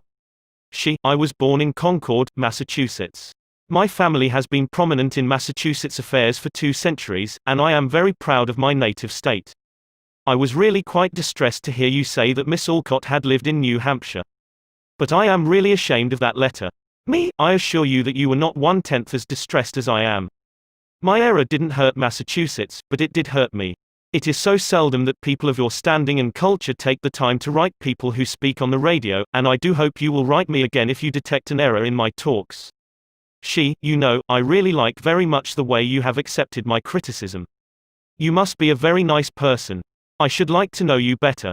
So, because I had apologized and sympathized with her point of view, she began apologizing and sympathizing with my point of view. I had the satisfaction of controlling my temper, the satisfaction of returning kindness for an insult. I got infinitely more real fun out of making her like me than I could ever have gotten out of telling her to go and take a jump in the Schuylkill River. Every man who occupies the White House is faced almost daily with thorny problems in human relations. President Taft was no exception, and he learned from experience the enormous chemical value of sympathy in neutralizing the acid of hard feelings. In his book Ethics in Service, Taft gives rather an amusing illustration of how he softened the ire of a disappointed and ambitious mother. A lady in Washington, wrote Taft, whose husband had some political influence, came and labored with me for 6 weeks or more to appoint her son to a position. She secured the aid of senators and congressmen in formidable number and came with them to see that they spoke with emphasis. The place was one requiring technical qualification, and following the recommendation of the head of the bureau, I appointed somebody else. I then received a letter from the mother, saying that I was most ungrateful. Since I declined to make her a happy woman as I could have done by a turn of my hand. She complained further that she had labored with her state delegation and got all the votes for an administration bill in which I was especially interested, and this was the way I had rewarded her. When you get a letter like that, the first thing you do is to think how you can be severe with a person who has committed an impropriety, or even been a little impertinent. Then you may compose an answer. Then if you are wise, you will put the letter in a drawer and lock the drawer. Take it out in the course of 2 days, such communications will always bear 2 days delay in answering, and when you take it out after that interval, you will not send it. That is just the course I took. After that, I sat down and wrote her just as polite a letter as I could, telling her I realized a mother's disappointment under such circumstances, but that really the appointment was not left to my mere personal preference, that I had to select a man with technical qualifications, and had, therefore, to follow the recommendations of the head of the bureau. I expressed the hope that her son would go on to accomplish what she had hoped for him in the position which he then had. That mollified her, and she wrote me a note saying she was sorry she had written as she had. But the appointment I sent in was not confirmed at once, and after an interval I received a letter which purported to come from her husband, though it was in the same handwriting as all the others. I was therein advised that, due to the nervous prostration that had followed her disappointment in this case, she had to take to her bed and had developed a most serious case of cancer of the stomach. Would I not restore her to health by withdrawing the first name and replacing it by her son's? I had to write another letter, this one to the husband, to say that I hoped the diagnosis would prove to be inaccurate, that I sympathized with him in the sorrow he must have in the serious illness of his wife, but that it was impossible to withdraw the name sent in. The man whom I appointed was confirmed, and within 2 days after I received that letter, we gave a musical at the White House. The first 2 people to greet Mrs. Taft and I were this husband and wife, though the wife had so recently been in articulo mortis. J. Mangum represented an elevator-escalator maintenance company in Tulsa, Oklahoma, which had the maintenance contract for the escalators in one of Tulsa's leading hotels. The hotel manager did not want to shut down the escalator for more than 2 hours at a time because he did not want to inconvenience the hotel's guests. The repair that had to be made would take at least 8 hours, and his company did not always have a specially qualified mechanic available at the convenience of the hotel. When Mr. Mangum was able to schedule a top-flight mechanic for this job, he telephoned the hotel manager and instead of arguing with him to give him the necessary time, he said, "Rick, I know your hotel is quite busy and you would like to keep the escalator shutdown time to a minimum. I understand your concern about this, and we want to do everything possible to accommodate you. However, our diagnosis of the situation shows that if we do not do a complete job now, your escalator may suffer more serious damage and that would cause a much longer shutdown. I know you would not want to inconvenience your guests for several days." The manager had to agree that an 8-hour shutdown was more desirable than several days. By sympathizing with the manager's desire to keep his patrons happy, Mr. Mangum was able to win the hotel manager to his way of thinking easily and without rancor. Joyce Norris, a piano teacher in St. Louis, Missouri, told of how she had handled a problem piano teachers often have with teenage girls. Babette had exceptionally long fingernails. This is a serious handicap to anyone who wants to develop proper piano playing habits. Mrs. Norris reported, "I knew her long fingernails would be a barrier for her in her desire to play well. During our discussions prior to her starting her lessons with me, I did not mention anything to her about her nails. I didn't want to discourage her from taking lessons, and I also knew she would not want to lose that which she took so much pride in and such great care to make attractive. After her first lesson, when I felt the time was right, I said, 'Babette, you have attractive hands and beautiful fingernails. If you want to play the piano as well as you are capable of and as well as you would like to, you would be surprised how much quicker and easier it would be for you, if you would trim your nails shorter. Just think about it, okay?'" She made a face which was definitely negative. I also talked to her mother about this situation, again mentioning how lovely her nails were. Another negative reaction. It was obvious that Babette's beautifully manicured nails were important to her. The following week Babette returned for her second lesson. Much to my surprise, the fingernails had been trimmed. I complimented her and praised her for making such a sacrifice. I also thanked her mother for influencing Babette to cut her nails. Her reply was, "Oh, I had nothing to do with it." Babette decided to do it on her own, and this is the first time she has ever trimmed her nails for anyone. Did Mrs. Norris threaten Babette? Did she say she would refuse to teach a student with long fingernails? No, she did not. She let Babette know that her fingernails were a thing of beauty and it would be a sacrifice to cut them. She implied, "I sympathize with you. I know it won't be easy, but it will pay off in your better musical development." Sol Hurrick was probably America's #1 impresario. For almost half a century he handled artists, such world-famous artists as Chaliapin, Isadora Duncan, and Pavlova. Mr. Hurrick told me that one of the first lessons he had learned in dealing with his temperamental stars was the necessity for sympathy and more sympathy with their idiosyncrasies. For 3 years, he was impresario for Fyodor Chaliapin, one of the greatest bassos who ever thrilled the ritzy boxholders at the Metropolitan, yet Chaliapin was a constant problem.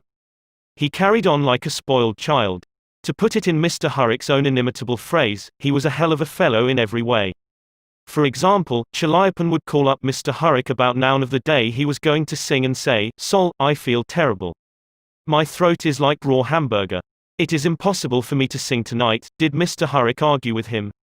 Oh, no. He knew that an entrepreneur couldn't handle artists that way. So he would rush over to Chaliapin's hotel, dripping with sympathy. "What a pity," he would mourn. "What a pity. My poor fellow. Of course, you cannot sing. I will cancel the engagement at once.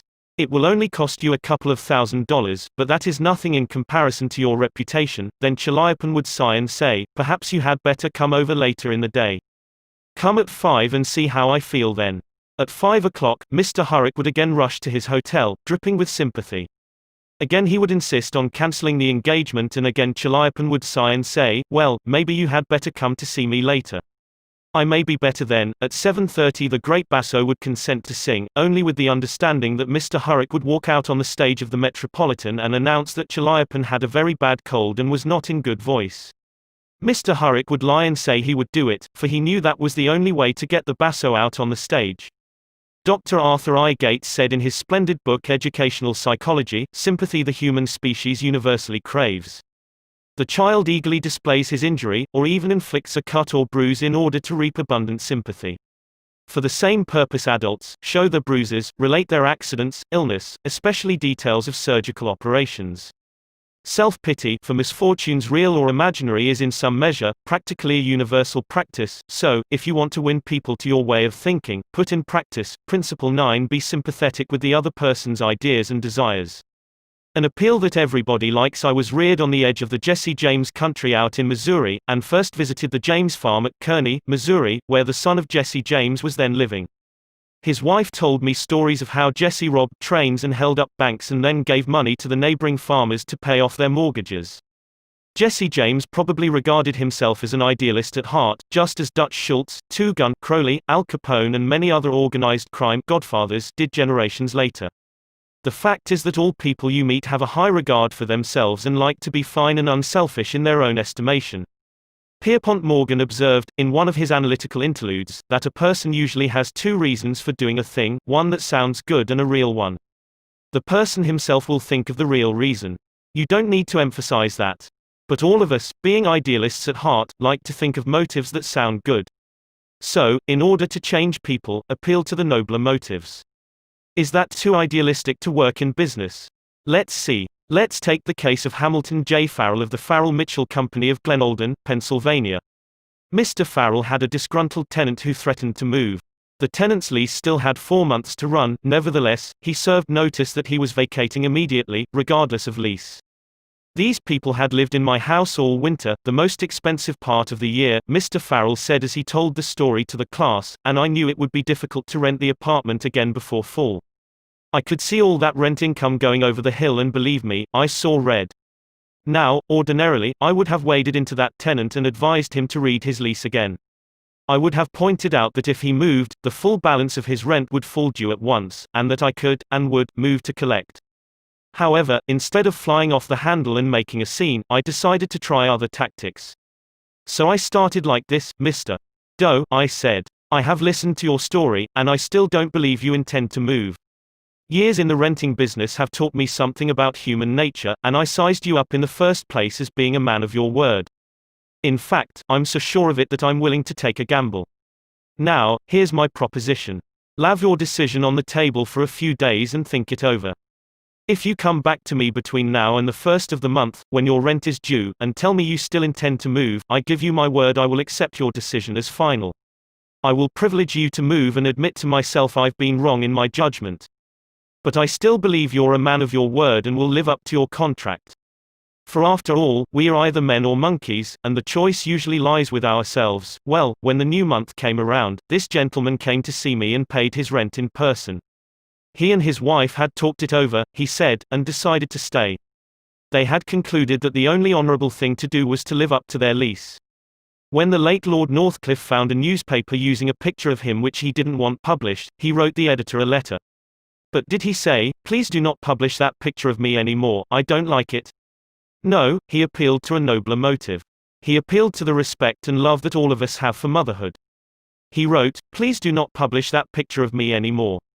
My mother doesn't like it." When John D. Rockefeller Jr. wished to stop newspaper photographers from snapping pictures of his children, he too appealed to the nobler motives. He didn't say, "I don't want the pictures published." No, he appealed to the desire, deep in all of us, to refrain from harming children. He said, "You know how it is, boys. You've got children yourselves, some of you. And you know it's not good for youngsters to get too much publicity." When Cyrus H. K. Curtis, the poor boy from Maine, was starting on his meteoric career, which was destined to make him millions as owner of the Saturday Evening Post and the Ladies' Home Journal, he couldn't afford to pay his contributors the prices that other magazines paid. He couldn't afford to hire first-class authors to write for money alone. So he appealed to their nobler motives.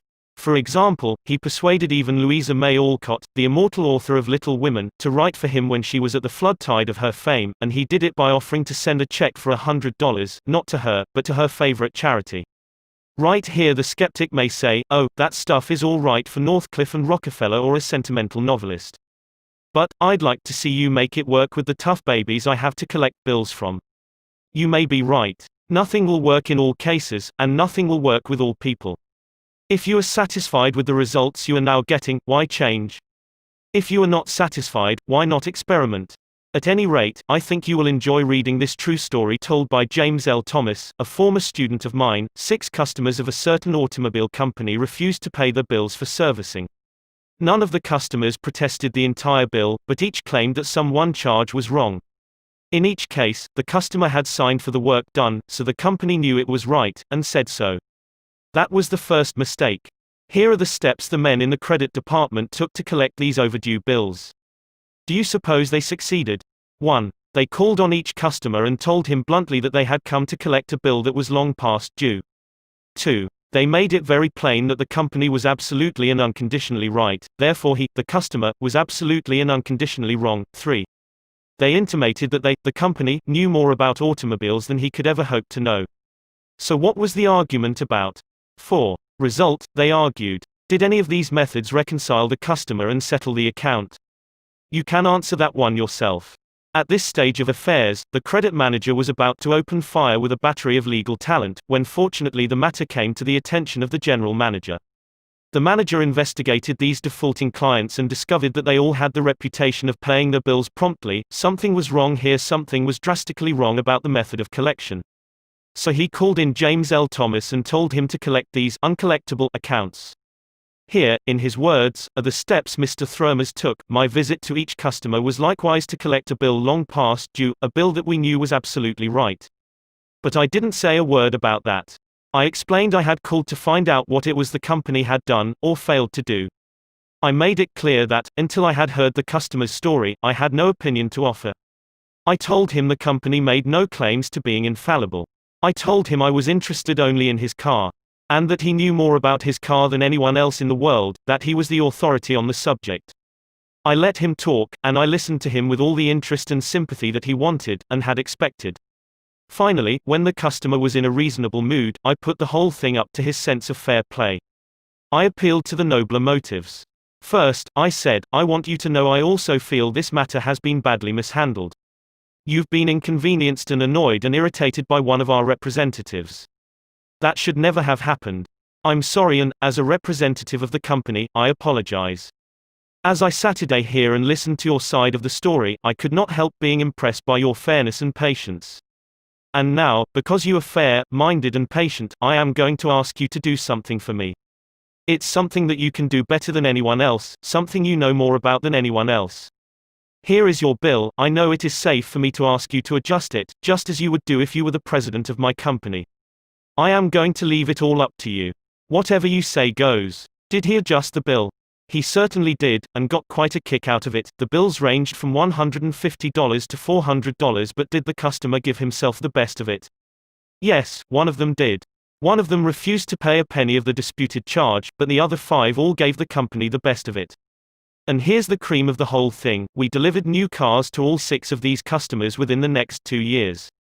Experience has taught me, says Mr. Thomas, that when no information can be secured about the customer, the only sound basis on which to proceed is to assume that he or she is sincere, honest, truthful and willing and anxious to pay the charges, once convinced they are correct.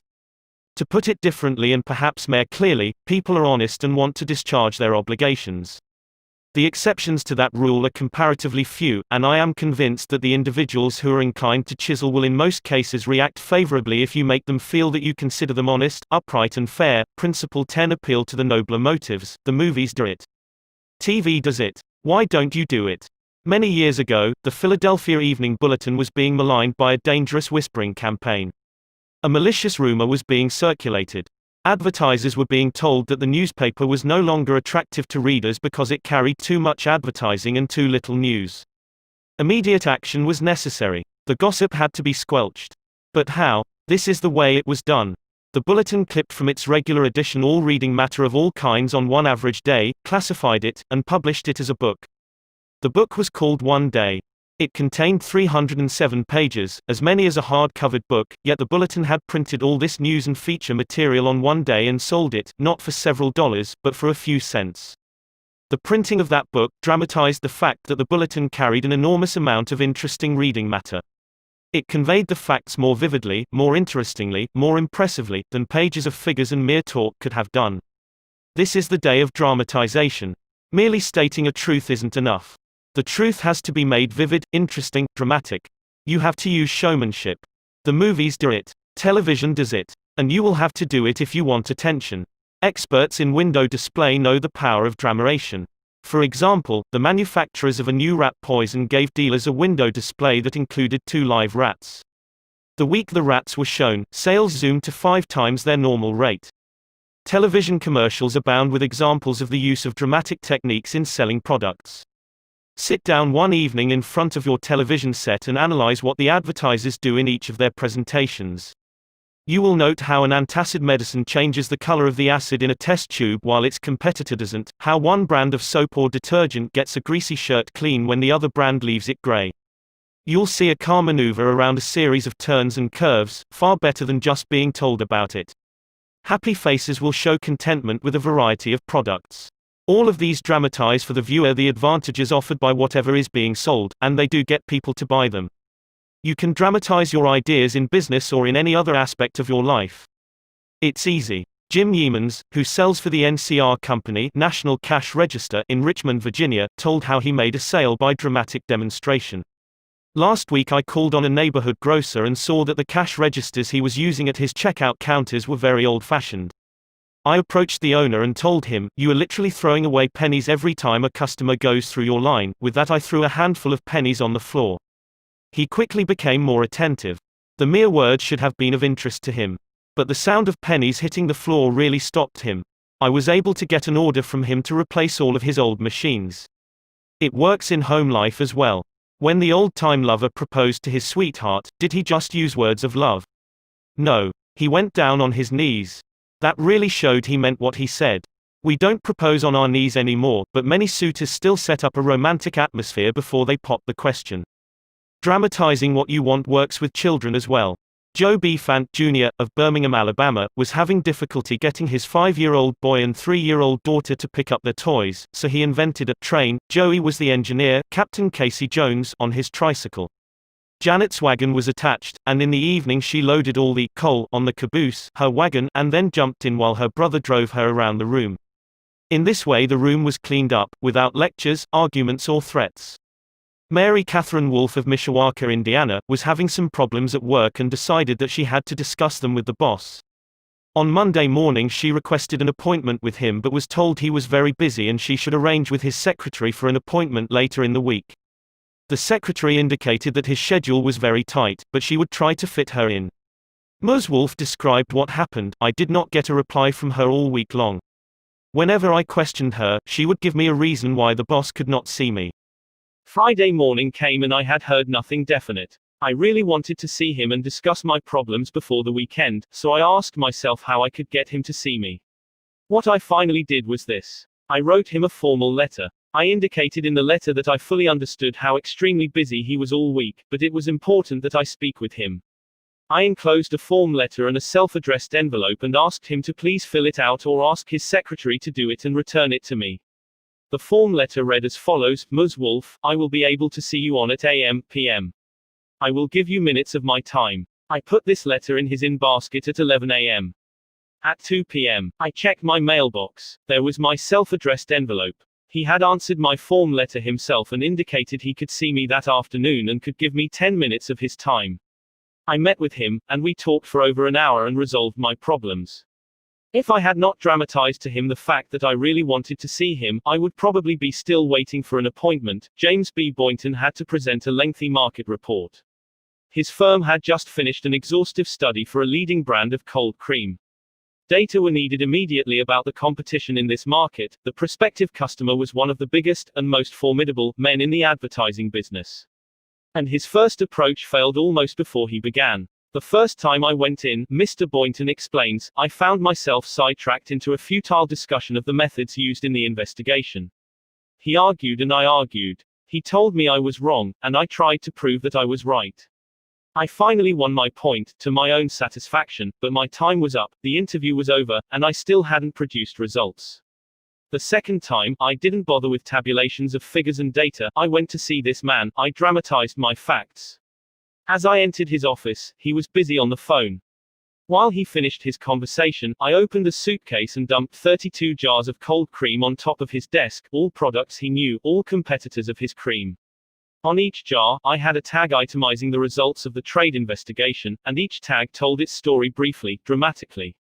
What happened? There was no longer an argument. Here was something new, something different. He picked up first one and then another of the jars of cold cream and read the information on the tag. A friendly conversation developed. He asked additional questions. He was intensely interested. He had originally given me only 10 minutes to present my facts, but 10 minutes passed, 20 minutes, 40 minutes, and at the end of an hour we were still talking. I was presenting the same facts this time that I had presented previously. But this time I was using dramatization, showmanship, and what a difference it made. Principle 11: Dramatize your ideas. When nothing else works, try this. Charles Schwab had a mill manager whose people weren't producing the quota of work.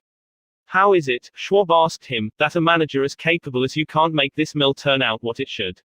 I don't know, the manager replied. I've coaxed the men, I've pushed them, I've sworn and cussed, I've threatened them with damnation and being fired. But nothing works. They just won't produce. This conversation took place at the end of the day, just before the night shift came on.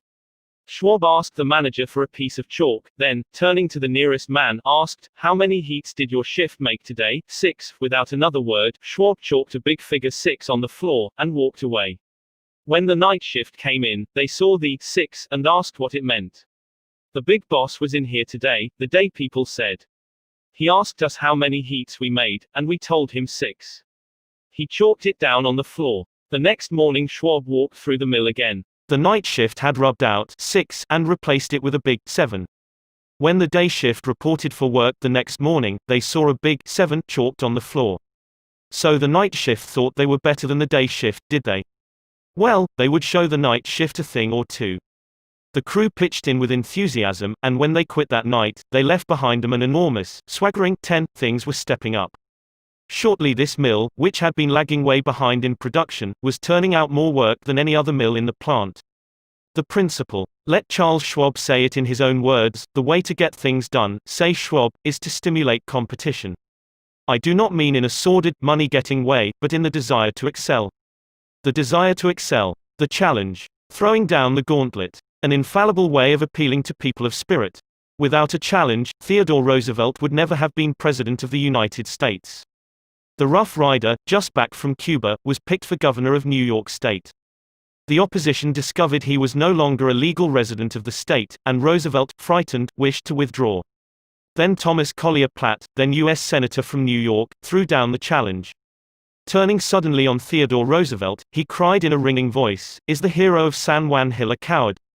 Roosevelt stayed in the fight, and the rest is history. A challenge not only changed his life, it had a real effect upon the future of his nation. All men have fears, but the brave put down their fears and go forward, sometimes to death, but always to victory, was the motto of the King's Guard in ancient Greece. What greater challenge can be offered than the opportunity to overcome those fears? When Al Smith was governor of New York, he was up against it. Sing Sing, at the time the most notorious penitentiary west of Devil's Island, was without a warden. Scandals had been sweeping through the pristine walls, scandals and ugly rumors. Smith needed a strong man to rule Sing Sing, an iron man. But who? He sent for Lewis E. Laws of New Hampton. How about going up to take charge of Sing Sing, he said jovially when Laws stood before him. They need a man up there with experience. Laws was flabbergasted.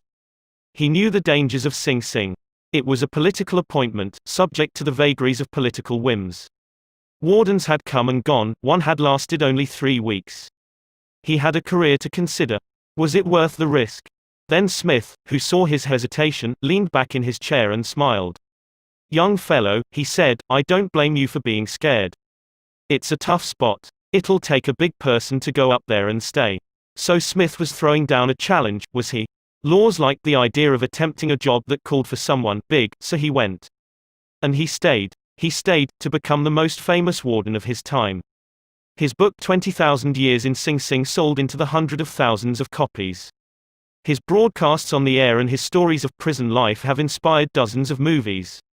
His humanizing of criminals wrought miracles in the way of prison reform. I have never found, said Harvey S. Firestone, founder of the great Firestone Tire and Rubber Company, that pay and pay alone would either bring together or hold good people. I think it was the game itself. Frederick Hertzberg, one of the great behavioral scientists, concurred. He studied in depth the work attitudes of thousands of people ranging from factory workers to senior executives. What do you think he found to be the most motivating factor, the one facet of the jobs that was most stimulating? Money? Good working conditions? Fringe benefits? No, not any of those. The one major factor that motivated people was the work itself. If the work was exciting and interesting, the worker looked forward to doing it and was motivated to do a good job. That is what every successful person loves, the game. The chance for self-expression. The chance to prove his or her worth, to excel, to win. That is what makes foot races and hog calling and pie-eating contests. The desire to excel. The desire for a feeling of importance. Principle 12 Throw down a challenge. In a nutshell, win people to your way of thinking. Principle 1 The only way to get the best of an argument is to avoid it. Principle 2 Show respect for the other person's opinions. Principle 3 If you are wrong, admit it quickly and emphatically. Principle 4 Begin in a friendly way. Principle 5 Get the other person saying, yes, yes, immediately. Principle 6 Let the other person do a great deal of the talking. Principle 7 Let the other person feel that the idea is his or hers. Principle 8 Try honestly to see things from the other person's point of view. Principle 9 Be sympathetic with the other person's ideas and desires. Principle 10 Appeal to the nobler motives. Principle 11 Dramatize your ideas. Principle 12 Throw down a challenge. Part 4 Be a leader, how to change people without giving offense or arousing resentment. If you must find fault, this is the way to begin. A friend of mine was a guest at the White House for a weekend during the administration of Calvin Coolidge. Drifting into the president's private office, he heard Coolidge say to one of his secretaries, "That's a pretty dress you are wearing this morning, and you are a very attractive young woman." That was probably the most effusive praise Silent Cal had ever bestowed upon a secretary in his life. It was so unusual, so unexpected, that the secretary blushed in confusion. Then Coolidge said, "Now, don't get stuck up. I just said that to make you feel good. From now on, I wish you would be a little bit more careful with your punctuation." His method was probably a bit obvious, but the psychology was superb. It is always easier to listen to unpleasant things after we have heard some praise of our good points. A barber lathers a man before he shaves him, and that is precisely what McKinley did back in 1896, when he was running for president. One of the prominent Republicans of that day had written a campaign speech that he felt was just a trifle better than Cicero and Patrick Henry and Daniel Webster all rolled into one. With great glee, this chap read his immortal speech aloud to McKinley. The speech had its fine points, but it just wouldn't do. It would have raised a tornado of criticism. McKinley didn't want to hurt the man's feelings. He must not kill the man's splendid enthusiasm, and yet he had to say, "No." Note how adroitly he did it. "My friend, that is a splendid speech, a magnificent speech," McKinley said. No one could have prepared a better one. There are many occasions on which it would be precisely the right thing to say, but is it quite suitable to this particular occasion? Sound and sober as it is from your standpoint, I must consider its effect from the party's standpoint. Now you go home and write a speech along the lines I indicate, and send me a copy of it. He did just that. McKinley blue-penciled and helped him rewrite his second speech, and he became one of the effective speakers of the campaign. Here is the second most famous letter that Abraham Lincoln ever wrote. His most famous one was written to Mrs. Bixby, expressing his sorrow for the death of the 5 sons she had lost in battle. Lincoln probably dashed this letter off in 5 minutes, yet it sold at public auction in 1926 for $12,000, and that, by the way, was more money than Lincoln was able to save during half a century of hard work.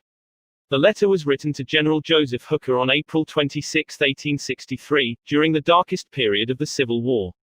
For 18 months, Lincoln's generals had been leading the Union Army from one tragic defeat to another. Nothing but futile, stupid human butchery. The nation was appalled. Thousands of soldiers had deserted from the army, and then the Republican members of the Senate had revolted and wanted to force Lincoln out of the White House. "We are now on the brink of destruction," Lincoln said. "It appears to me that even the Almighty is against us. I can hardly see a ray of hope." Such was the black sorrow and chaos out of which this letter came.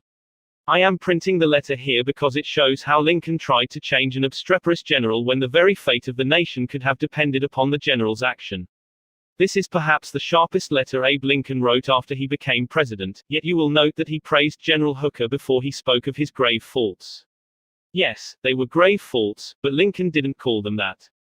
Lincoln was more conservative, more diplomatic. Lincoln wrote, "There are some things in regard to which I am not quite satisfied with you. Talk about tact and diplomacy. Here is the letter addressed to General Hooker. I have placed you at the head of the Army of the Potomac. Of course, I have done this upon what appears to me to be sufficient reasons, and yet I think it best for you to know that there are some things in regard to which I am not quite satisfied with you. I believe you to be a brave and skillful soldier, which, of course, I like. I also believe you do not mix politics with your profession, in which you are right. You have confidence in yourself, which is a valuable if not an indispensable quality. You are ambitious, which, within reasonable bounds, does good rather than harm, but I think that during General Burnside's command of the army you have taken counsel of your ambition and thwarted him as much as you could, in which you did a great wrong to the country and to a most meritorious and honorable brother officer. I have heard, in such a way as to believe it, of your recently saying that both the army and the government needed a dictator. Of course, it was not for this, but in spite of it, that I have given you command. Only those generals who gain successes can set up as dictators. What I now ask of you is military success, and I will risk the dictatorship. The government will support you to the utmost of its ability, which is neither more nor less than it has done and will do for all commanders. I much fear that the spirit which you have aided to infuse into the army, of criticizing the commander and withholding confidence from him, will now turn upon you. I shall assist you, as far as I can, to put it down. Neither you nor Napoleon, if he were alive again, could get any good out of an army while such spirit prevails in it, and now beware of rashness. Beware of rashness, but with energy and sleepless vigilance go forward and give us victories. You are not a Coolidge, a McKinley or a Lincoln. You want to know whether this philosophy will operate for you in everyday business contacts. Will it? Let's see. Let's take the case of W. P. Gore of the Warp Company, Philadelphia. The Warp Company had contracted to build and complete a large office building in Philadelphia by a certain specified date. Everything was going along well, the building was almost finished, when suddenly the subcontractor making the ornamental bronze work to go on the exterior of this building declared that he couldn't make delivery on schedule. What? An entire building held up. Heavy penalties. Distressing losses. All because of one man. Long-distance telephone calls. Arguments. Heated conversations. All in vain. Then Mr. Gore was sent to New York to beard the bronze lion in his den. "Do you know you are the only person in Brooklyn with your name?" Mr. Gore asked the president of the subcontracting firm shortly after they were introduced. The president was surprised. "No, I didn't know that." "Well," said Mr. Gore, "when I got off the train this morning, I looked in the telephone book to get your address, and you're the only person in the Brooklyn phone book with your name." "I never knew that," the subcontractor said. He checked the phone book with interest.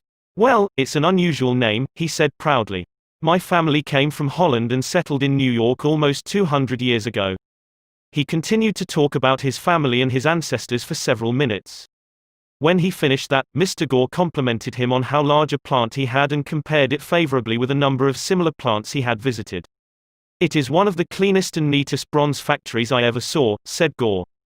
"I've spent a lifetime building up this business," the subcontractor said, "and I am rather proud of it. Would you like to take a look around the factory?"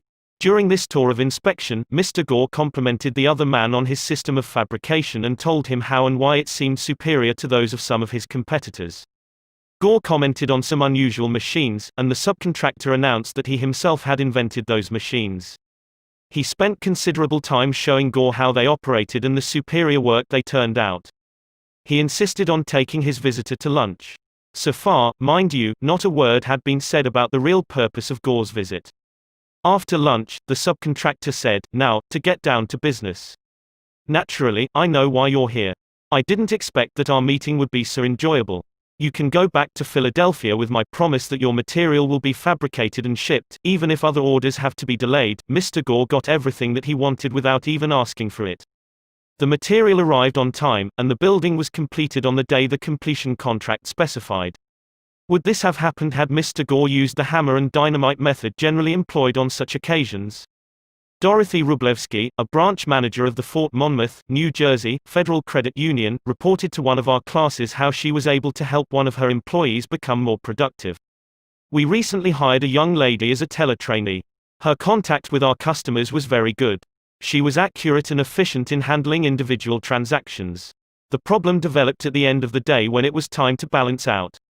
The head teller came to me and strongly suggested that I fire this woman. She is holding up everyone else because she is so slow in balancing out. I've shown her over and over, but she can't get it.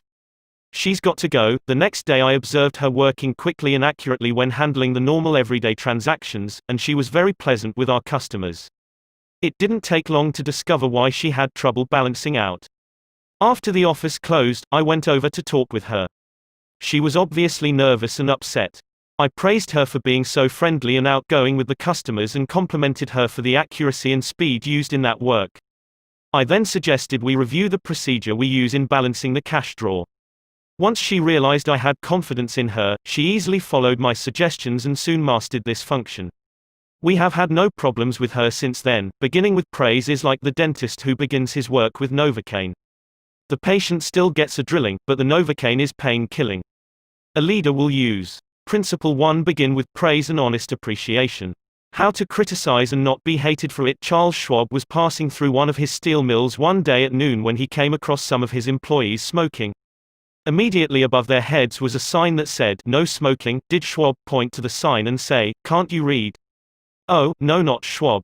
He walked over to the men, handed each one a cigar, and said, "I'll appreciate it, boys, if you will smoke these on the outside." They knew that he knew that they had broken a rule, and they admired him because he said nothing about it and gave them a little present and made them feel important. Couldn't keep from loving a man like that. Could you? John Wanamaker used the same technique. Wanamaker used to make a tour of his great store in Philadelphia every day. Once he saw a customer waiting at a counter. No one was paying the slightest attention to her. The salespeople, oh, they were in a huddle at the far end of the counter laughing and talking among themselves. Wanamaker didn't say a word. Quietly slipping behind the counter, he waited on the woman himself and then handed the purchase to the salespeople to be wrapped as he went on his way. Public officials are often criticized for not being accessible to their constituents. They are busy people, and the fault sometimes lies in overprotective assistants who don't want to overburden their bosses with too many visitors. Carl Langford, who has been mayor of Orlando, Florida, the home of Disney World, for many years, frequently admonished his staff to allow people to see him. Claimed he had an open-door policy, yet the citizens of his community were blocked by secretaries and administrators when they called. Finally, the mayor found the solution. He removed the door from his office. His aides got the message, and the mayor has had a truly open administration since the day his door was symbolically thrown away. Simply changing one three-letter word can often spell the difference between failure and success in changing people without giving offense or arousing resentment. Many people begin their criticism with sincere praise followed by the word "but" and ending with a critical statement. For example, in trying to change a child's careless attitude toward studies, we might say, "We're really proud of you, Johnny, for raising your grades this term. But if you had worked harder on your algebra, the results would have been better." In this case, Johnny might feel encouraged until he heard the word but. He might then question the sincerity of the original praise. To him, the praise seemed only to be a contrived lead into a critical inference of failure. Credibility would be strained, and we probably would not achieve our objectives of changing Johnny's attitude toward his studies.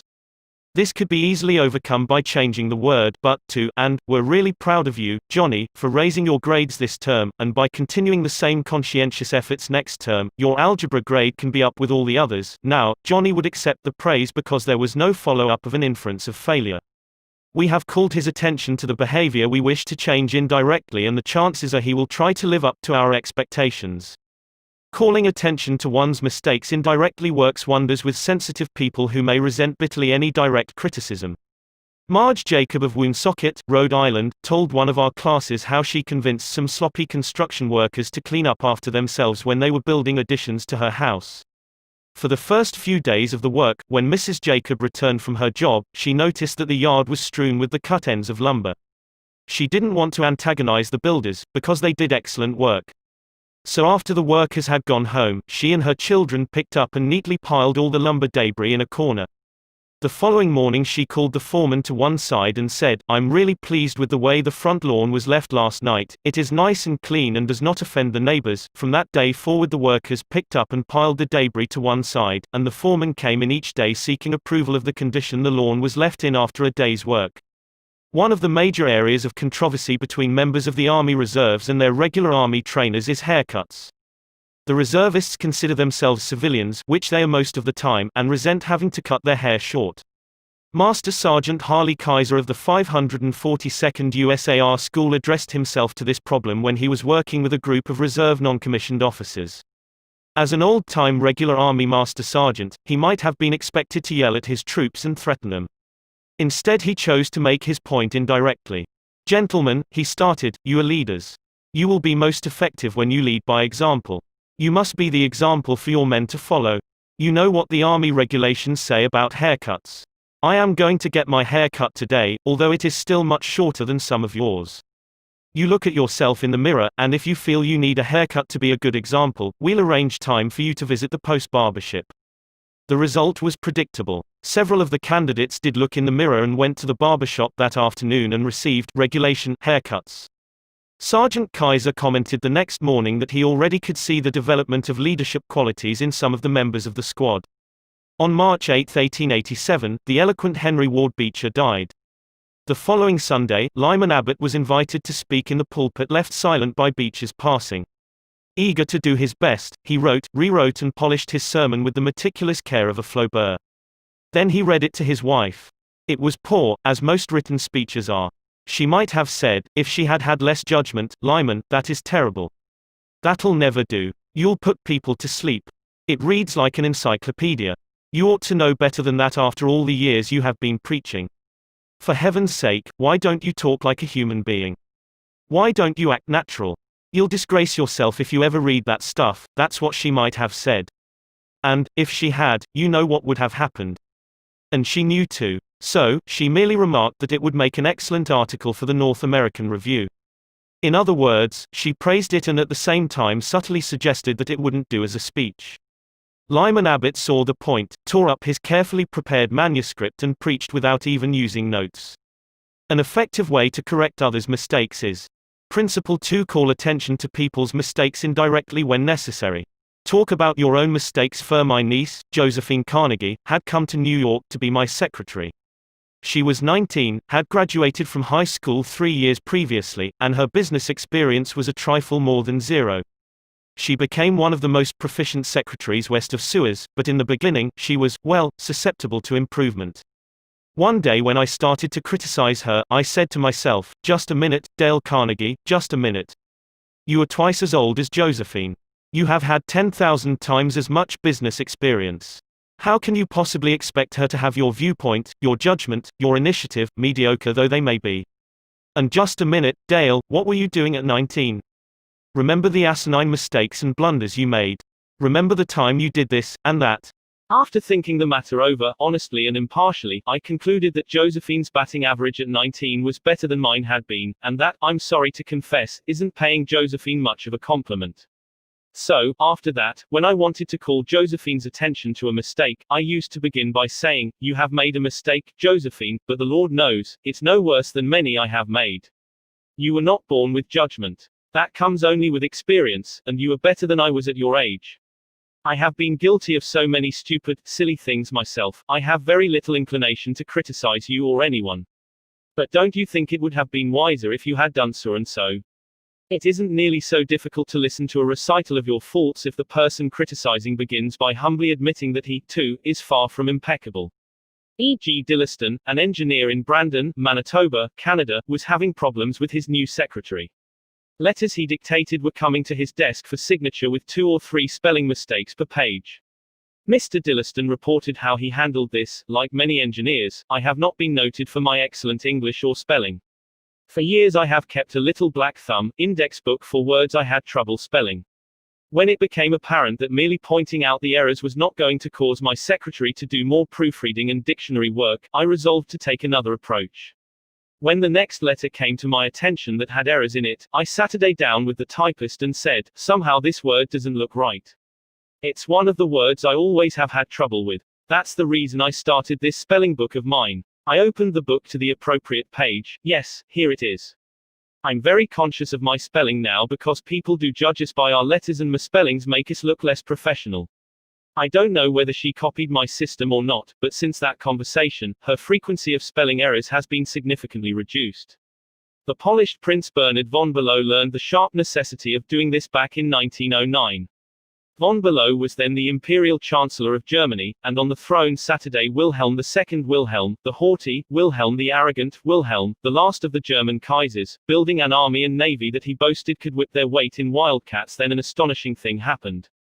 The Kaiser said things, incredible things, things that rocked the continent and started a series of explosions heard around the world.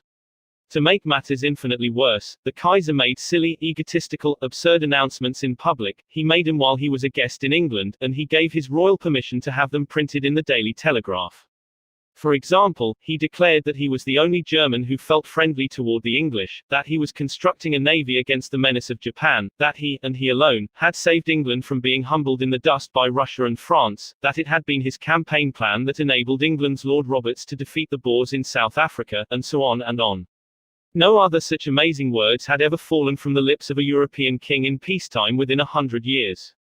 The entire continent buzzed with the fury of a hornet's nest. England was incensed. German statesmen were aghast. And in the midst of all this consternation, the Kaiser became panicky and suggested to Prince von Below, the Imperial Chancellor, that he take the blame. Yes, he wanted von Below to announce that it was all his responsibility, that he had advised his monarch to say these incredible things. "But Your Majesty," von Below protested, "it seems to me utterly impossible that anybody either in Germany or England could suppose me capable of having advised Your Majesty to say any such thing." The moment those words were out of von Below's mouth, he realized he had made a grave mistake. The Kaiser blew up. "You consider me a donkey," he shouted, "capable of blunders you yourself could never have committed." Von Belows knew that he ought to have praised before he condemned, but since that was too late, he did the next best thing. He praised after he had criticized. And it worked a miracle. "I'm far from suggesting that," he answered respectfully. "Your Majesty surpasses me in manv respects, not only of course, in naval and military knowledge but above all, in natural science. I have often listened in admiration when Your Majesty explained the barometer, or wireless telegraphy, or the Röntgen rays. I am shamefully ignorant of all branches of natural science, have no notion of chemistry or physics, and am quite incapable of explaining the simplest of natural phenomena. But," von Below continued, "in compensation, I possess some historical knowledge and perhaps certain qualities useful in politics, especially in diplomacy." The Kaiser beamed. Von Below had praised him. Von Below had exalted him and humbled himself. The Kaiser could forgive anything after that. "Haven't I always told you," he exclaimed with enthusiasm, "that we complete one another famously? We should stick together, and we will." He shook hands with von Below, not once, but several times. And later in the day he waxed so enthusiastic that he exclaimed with doubled fists, "If anyone says anything to me against Prince von Below, I shall punch him in the nose." Von Below saved himself in time, but, canny diplomat that he was, he nevertheless had made one error. He should have begun by talking about his own shortcomings and Wilhelm's superiority, not by intimating that the Kaiser was a half-wit in need of a guardian. If a few sentences humbling oneself and praising the other party can turn a haughty, insulted Kaiser into a staunch friend, imagine what humility and praise can do for you and me in our daily contacts. Rightfully used, they will work veritable miracles in human relations. Admitting one's own mistakes, even when one hasn't corrected them, can help convince somebody to change his behavior. This was illustrated more recently by Clarence Zerhusen of Timonium, Maryland, when he discovered his 15-year-old son was experimenting with cigarettes. Naturally, I didn't want David to smoke, Mr. Zerhusen told us, but his mother and I smoked cigarettes. We were giving him a bad example all the time. I explained to Dave how I started smoking at about his age and how the nicotine had gotten the best of me and now it was nearly impossible for me to stop.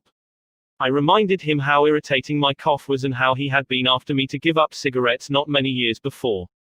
I didn't exhort him to stop or make threats or warn him about the dangers. All I did was point out how I was hooked on cigarettes and what it had meant to me. He thought about it for a while and decided he wouldn't smoke until he had graduated from high school. As the years went by, David never did start smoking and has no intention of ever doing so. As a result of that conversation, I made the decision to stop smoking cigarettes myself, and with the support of my family, I have succeeded. A good leader follows this principle. Principle 3: talk about your own mistakes before criticizing the other person. No one likes to take orders. I once had the pleasure of dining with Miss Ida Tarbell, the Dean of American Biographers. When I told her I was writing this book, we began discussing this all-important subject of getting along with people, and she told me that while she was writing her biography of Owen D. Young, she interviewed a man who had Saturday for 3 years in the same office with Mr. Young. This man declared that during all that time he had never heard Owen D. Young give a direct order to anyone. He always gave suggestions, not orders. Owen D. Young never said, for example, do this or do that, or don't do this or don't do that. He would say, you might consider this, or, do you think that would work? Frequently he would say, after he had dictated a letter, what do you think of this? In looking over a letter of one of his assistants, he would say, maybe if we were to phrase it this way it would be better. He always gave people the opportunity to do things themselves. He never told his assistants to do things, he let them do them, let them learn from their mistakes. A technique like that makes it easy for a person to correct errors. A technique like that saves a person's pride and gives him or her a feeling of importance. It encourages cooperation instead of rebellion. Resentment caused by a brash order may last a long time even if the order was given to correct an obviously bad situation. Dan Santarelli, a teacher at a vocational school in Wyoming, Pennsylvania, told one of our classes how one of his students had blocked the entranceway to one of the school's shops by illegally parking his car in it. One of the other instructors stormed into the classroom and asked in an arrogant tone, whose car is blocking the driveway? When the student who owned the car responded, the instructor screamed, move that car and move it right now, or I'll wrap a chain around it and drag it out of there. Now that student was wrong. The car should not have been parked there. But from that day on, not only did that student resent the instructor's action, but all the students in the class did everything they could to give the instructor a hard time and make his job unpleasant. How could he have handled it differently? If he had asked in a friendly way, whose car is in the driveway, and then suggested that if it were moved, other cars could get in and out. The student would have gladly moved it and neither he nor his classmates would have been upset and resentful. Asking questions not only makes an order more palatable, it often stimulates the creativity of the persons whom you ask. People are more likely to accept an order if they have had a part in the decision that caused the order to be issued. When Ian MacDonald of Johannesburg, South Africa, the general manager of a small manufacturing plant specializing in precision machine parts, had the opportunity to accept a very large order, he was convinced that he would not meet the promised delivery date. The work already scheduled in the shop and the short completion time needed for this order made it seem impossible for him to accept the order. Instead of pushing his people to accelerate their work and rush the order through, he called everybody together, explained the situation to them, and told them how much it would mean to the company and to them if they could make it possible to produce the order on time. Then he started asking questions. Is there anything we can do to handle this order? Can anyone think of different ways to process it through the shop that will make it possible to take the order? Is there any way to adjust our hours or personnel assignments that would help? The employees came up with many ideas and insisted that he take the order. They approached it with a "we can do it" attitude, and the order was accepted, produced and delivered on time. An effective leader will use Principle 4: ask questions instead of giving direct orders. Let the other person save face. Years ago, the General Electric Company was faced with the delicate task of removing Charles Steinmetz from the head of a department. Steinmetz, a genius of the first magnitude when it came to electricity, was a failure as the head of the calculating department. Yet the company didn't dare offend the man. He was indispensable, and highly sensitive. So they gave him a new title. They made him consulting engineer of the General Electric Company, a new title for work he was already doing, and let someone else head up the department. Steinmetz was happy. So were the officers of GE. They had gently maneuvered their most temperamental star, and they had done it without a storm, by letting him save face. Letting one save face. How important, how vitally important that is. And how few of us ever stop to think of it. We ride roughshod over the feelings of others, getting our own way, finding fault, issuing threats, criticizing a child or an employee in front of others, without even considering the hurt to the other person's pride. Whereas a few minutes' thought, a considerate word or two, a genuine understanding of the other person's attitude, would go so far toward alleviating the sting. Let's remember that the next time we are faced with the distasteful necessity of discharging or reprimanding an employee. Firing employees is not much fun. Getting fired is even less fun. I'm quoting now from a letter written me by Marshall A. Granger, a certified public accountant. Our business is mostly seasonal. Therefore we have to let a lot of people go after the income tax rush is over. It's a byword in our profession that no one enjoys wielding the axe. Consequently, the custom has developed of getting it over as soon as possible, and usually in the following way: sit down, Mr. Smith. The season's over, and we don't seem to see any more assignments for you. Of course, you understood you were only employed for the busy season anyhow, etc., etc. The effect on these people is one of disappointment and a feeling of being let down. Most of them are in the accounting field for life, and they retain no particular love for the firm that drops them so casually. I recently decided to let our seasonal personnel go with a little more tact and consideration. So I call each one in only after carefully thinking over his or her work during the winter. And I've said something like this: Mr. Smith, you've done a fine job. If he has. That time we sent you to Newark, you had a tough assignment. You were on the spot, but you came through with flying colors, and we want you to know the firm is proud of you. You've got the stuff, you're going a long way, wherever you're working. This firm believes in you, and is rooting for you, and we don't want you to forget it. Effect. The people go away feeling a lot better about being fired. They don't feel let down. They know if we had work for them, we'd keep them on. And when we need them again, they come to us with a keen personal affection. At one session of our course, 2 class members discussed the negative effects of fault finding versus the positive effects of letting the other person save face. Fred Clark of Harrisburg, Pennsylvania, told of an incident that occurred in his company. At one of our production meetings, a vice president was asking very pointed questions of one of our production supervisors regarding a production process. His tone of voice was aggressive and aimed at pointing out faulty performance on the part of the supervisor. Not wanting to be embarrassed in front of his peers, the supervisor was evasive in his responses. This caused the vice president to lose his temper, berate the supervisor, and accuse him of lying. Any working relationship that might have existed prior to this encounter was destroyed in a few brief moments. This supervisor, who was basically a good worker, was useless to our company from that time on. A few months later he left our firm and went to work for a competitor, where I understand he is doing a fine job. Another class member, Anna Mazzone, related how a similar incident had occurred at her job, but what a difference in approach and results. Ms. Mazzone, a marketing specialist for a food packer, was given her first major assignment, the test marketing of a new product. She told the class, when the results of the test came in, I was devastated. I had made a serious error in my planning, and the entire test had to be done all over again. To make this worse, I had no time to discuss it with my boss before the meeting in which I was to make my report on the project. When I was called on to give the report, I was shaking with fright. I had all I could do to keep from breaking down, but I resolved I would not cry and have all those men make remarks about women not being able to handle a management job because they are too emotional. I made my report briefly and stated that due to an error I would repeat the study before the next meeting. I Saturday down, expecting my boss to blow up. Instead, he thanked me for my work and remarked that it was not unusual for a person to make an error on a new project and that he had confidence that the repeat survey would be accurate and meaningful to the company. He assured me, in front of all my colleagues, that he had faith in me and I knew I had done my best, and that my lack of experience, not my lack of ability, was the reason for the failure. I left that meeting with my head in the air and with the determination that I would never let that boss of mine down again, even if we are right and the other person is definitely wrong. We only destroy ego by causing someone to lose face.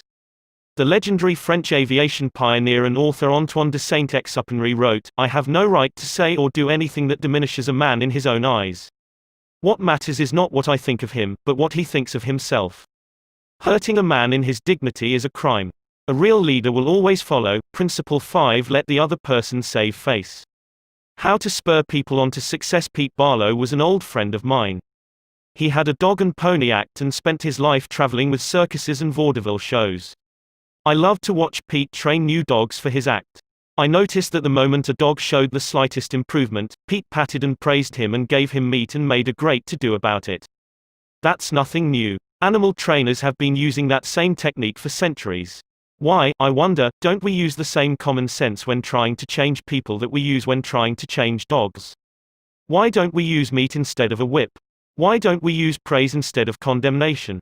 Let us praise even the slightest improvement. That inspires the other person to keep on improving. In his book I Ain't Much, Baby But I'm All I Got, the psychologist Jess Lair comments, "Praise is like sunlight to the warm human spirit, we cannot flower and grow without it." And yet, while most of us are only too ready to apply to others the cold wind of criticism, we are somehow reluctant to give our fellow the warm sunshine of praise. Jess Lair, I Ain't Much, Baby, But I'm All I Got. Greenwich, Con, Fawcett, 1976, p.248. I can look back at my own life and see where a few words of praise have sharply changed my entire future. Can't you say the same thing about your life? History is replete with striking illustrations of the sheer witchery rays. For example, many years ago a boy of 10 was working in a factory in Naples. He longed to be a singer, but his first teacher discouraged him. "You can't sing," he said. "You haven't any voice at all. It sounds like the wind in the shutters." But his mother, a poor peasant woman, put her arms about him and praised him and told him she knew he could sing. She could already see an improvement, and she went barefoot in order to save money to pay for his music lessons. That peasant mother's praise and encouragement changed that boy's life. His name was Enrico Caruso, and he became the greatest and most famous opera singer of his age. In the early 19th century, a young man in London aspired to be a writer. But everything seemed to be against him. He had never been able to attend school more than 4 years. His father had been flung in jail because he couldn't pay his debts, and this young man often knew the pangs of hunger. Finally, he got a job pasting labels on bottles of blacking in a rat-infested warehouse, and he slept at night in a dismal attic room with 2 other boys, guttersnipes from the slums of London. He had so little confidence in his ability to write that he sneaked out and mailed his first manuscript in the dead of night so nobody would laugh at him. Story after story was refused. Finally, the great day came when one was accepted. True, he wasn't paid a shilling for it, but one editor had praised him. One editor had given him recognition. He was so thrilled that he wandered aimlessly around the streets with tears rolling down his cheeks. The praise, the recognition, that he received through getting one story in print, changed his whole life, for if it hadn't been for that encouragement, he might have spent his entire life working in rat-infested factories. You may have heard of that boy. His name was Charles Dickens. Another boy in London made his living as a clerk in a dry goods store. He had to get up at 5 o'clock, sweep out the store, and slave for 14 hours a day. It was sheer drudgery and he despised it. After 2 years, he could stand it no longer, so he got up one morning and, without waiting for breakfast, tramped 15 miles to talk to his mother, who was working as a housekeeper. He was frantic. He pleaded with her. He wept. He swore he would kill himself if he had to remain in the shop any longer. Then he wrote a long, pathetic letter to his old schoolmaster, declaring that he was heartbroken, that he no longer wanted to live. His old schoolmaster gave him a little praise and assured him that he really was very intelligent and fitted for finer things and offered him a job as a teacher. That praise changed the future of that boy and made a lasting impression on the history of English literature. For that boy went on to write innumerable best-selling books and made over $1 million with his pen. You've probably heard of him. His name, H.G. Wells.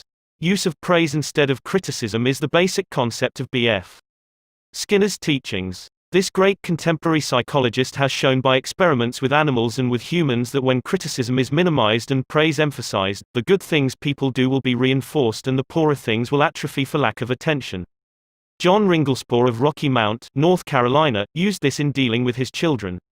It seemed that, as in so many families, mother and dad's chief form of communication with the children was yelling at them. And, as in so many cases, the children became a little worse rather than better after each such session, and so did the parents. There seemed to be no end in sight for this problem.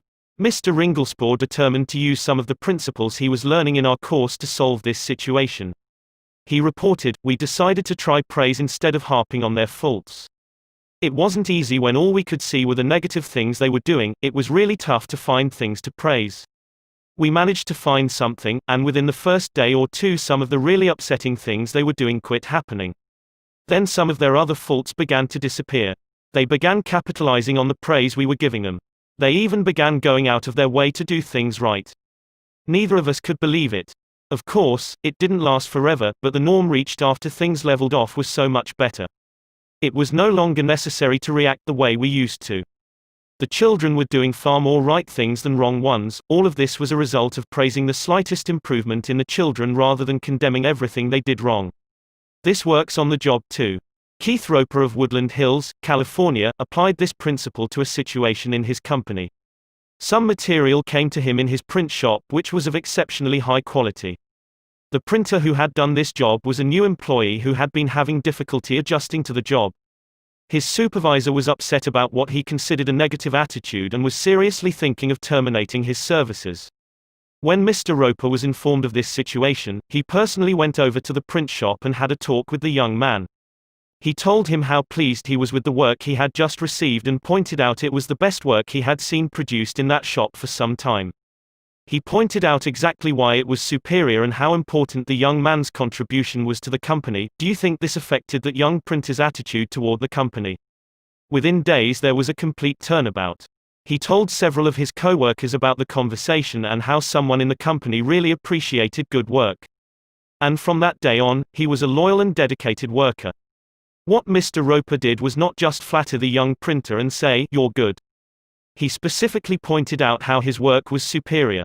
Because he had singled out a specific accomplishment, rather than just making general flattering remarks, his praise became much more meaningful to the person to whom it was given. Everybody likes to be praised, but when praise is specific, it comes across as sincere, not something the other person may be saying just to make one feel good. Remember, we all crave appreciation and recognition, and will do almost anything to get it. But nobody wants insincerity. Nobody wants flattery. Let me repeat, the principles taught in this book will work only when they come from the heart. I am not advocating a bag of tricks. I am talking about a new way of life. Talk about changing people. If you and I will inspire the people with whom we come in contact to a realization of the hidden treasures they possess, we can do far more than change people. We can literally transform them. Exaggeration? Then listen to these sage words from William James. One of the most distinguished psychologists and philosophers America has ever produced. Compared with what we ought to be, we are only half awake. We are making use of only a small part of our physical and mental resources. Stating the thing broadly, the human individual thus lives far within his limits. He possesses powers of various sorts which he habitually fails to use.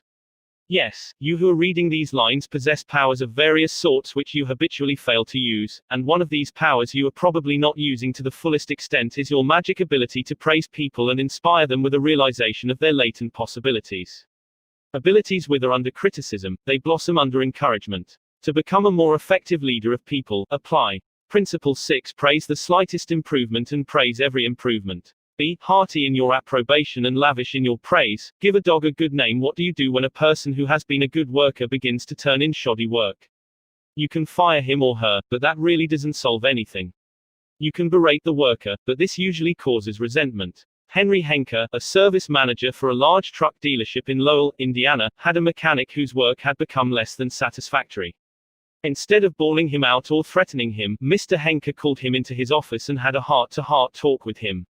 "Bill," he said, "you are a fine mechanic. You have been in this line of work for a good number of years. You have repaired many vehicles to the customer's satisfaction. In fact, we've had a number of compliments about the good work you have done. Yet, of late, the time you take to complete each job has been increasing and your work has not been up to your own old standards. Because you have been such an outstanding mechanic in the past, I felt sure you would want to know that I am not happy with this situation, and perhaps jointly we could find some way to correct the problem." Bill responded that he hadn't realized he had been falling down in his duties and assured his boss that the work he was getting was not out of his range of expertise and he would try to improve in the future. Did he do it? You can be sure he did. He once again became a fast and thorough mechanic. With that reputation Mr. Henke had given him to live up to, how could he do anything else but turn out work comparable to that which he had done in the past? "The average person," said Samuel Vauclane, then president of the Baldwin Locomotive Works, "can be led readily if you have his or her respect and if you show that you respect that person for some kind of ability. In short, if you want to improve a person in a certain respect, act as though that particular trait were already one of his or her outstanding characteristics.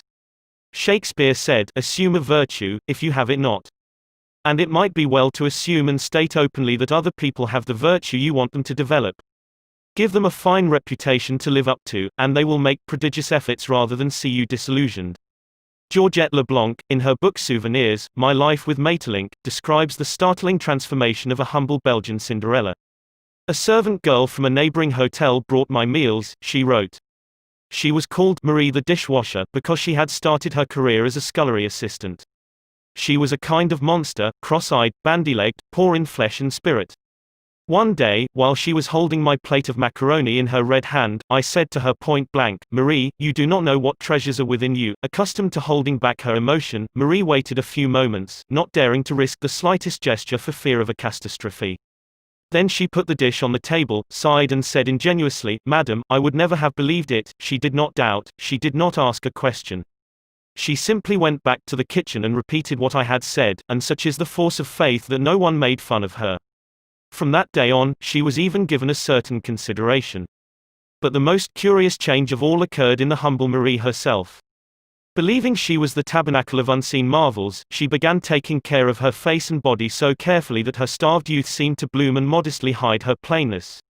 2 months later, she announced her coming marriage with the nephew of the chef. "I'm going to be a lady," she said, and thanked me. A small phrase had changed her entire life. Georgette Leblanc had given Marie the dishwasher a reputation to live up to, and that reputation had transformed her. Bill Parker, a sales representative for a food company in Daytona Beach, Florida, was very excited about the new line of products his company was introducing and was upset when the manager of a large independent food market turned down the opportunity to carry it in his store. Bill brooded all day over this rejection and decided to return to the store before he went home that evening and try again. "Jack," he said, "since I left this morning I realized I hadn't given you the entire picture of our new line, and I would appreciate some of your time to tell you about the points I omitted. I have respected the fact that you are always willing to listen and are big enough to change your mind when the facts warrant a change." Could Jack refuse to give him another hearing? Not with that reputation to live up to. One morning Dr. Martin Fitzhugh, a dentist in Dublin, Ireland, was shocked when one of his patients pointed out to him that the metal cup holder which she was using to rinse her mouth was not very clean. True, the patient drank from the paper cup, not the holder, but it certainly was not professional to use tarnished equipment.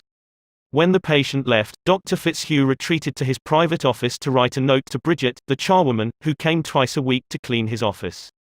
He wrote, "My dear Bridget, I see you so seldom, I thought I'd take the time to thank you for the fine job of cleaning you've been doing.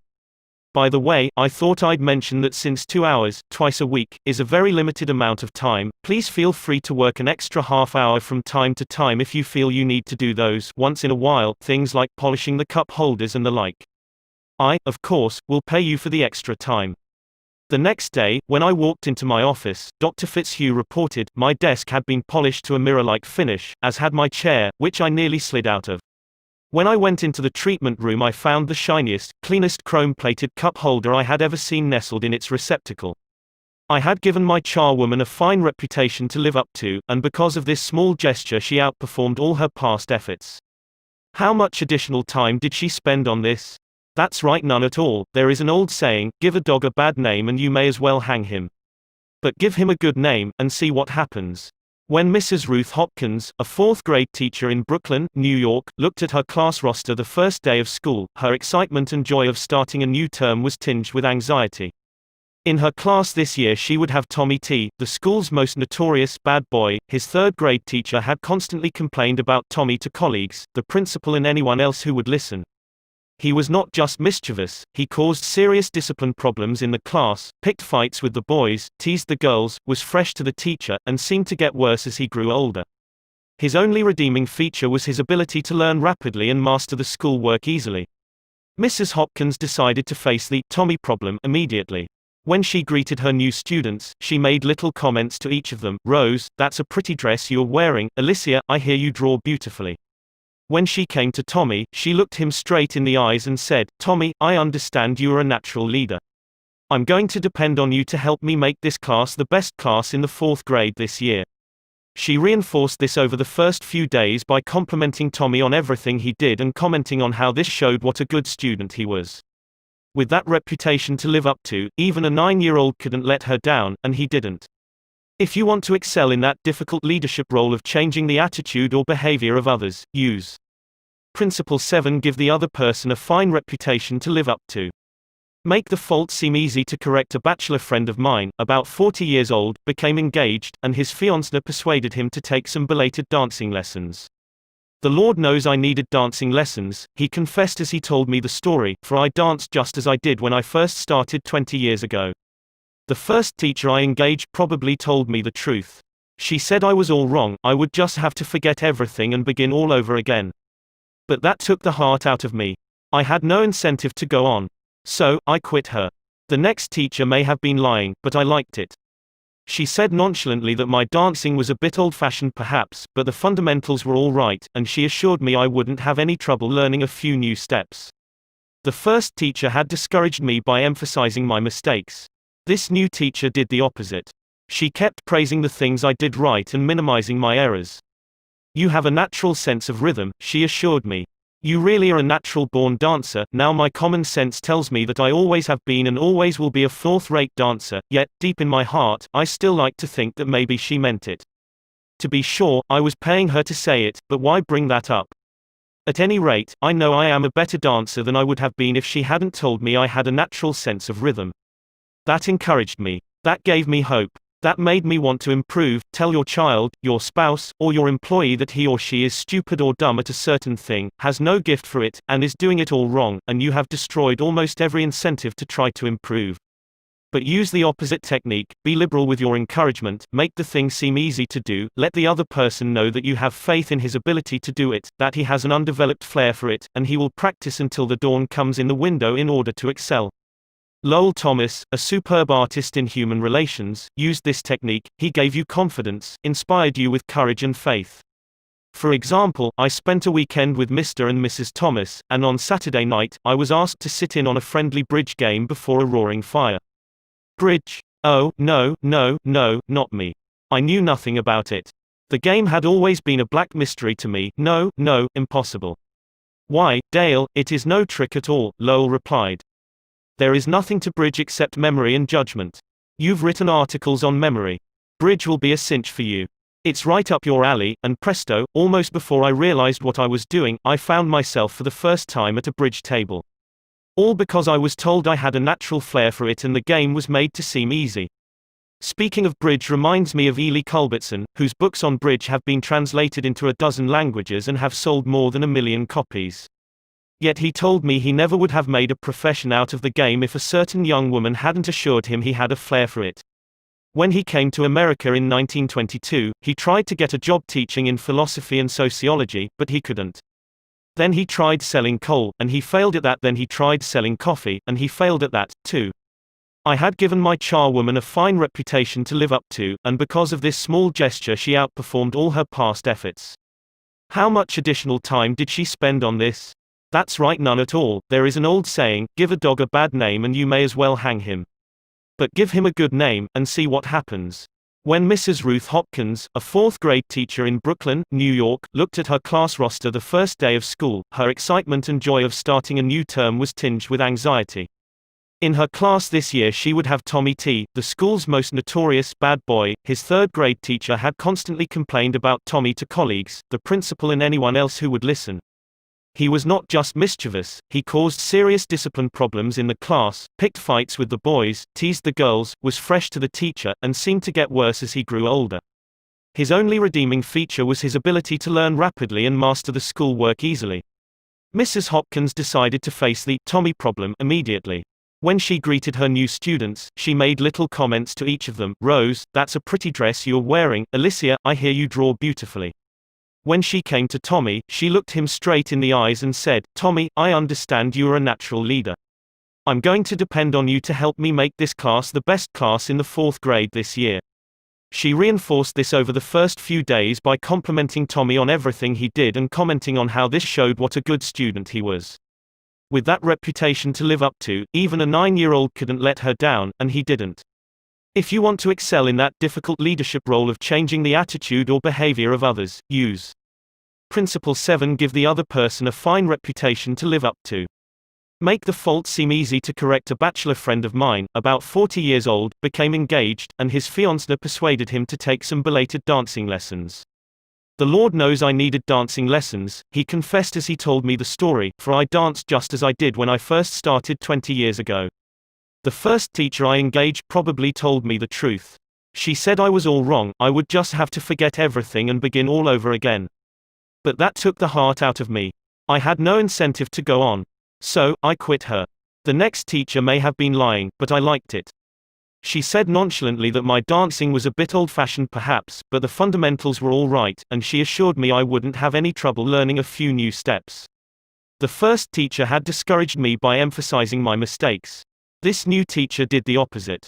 She kept praising the things I did right and minimizing my errors.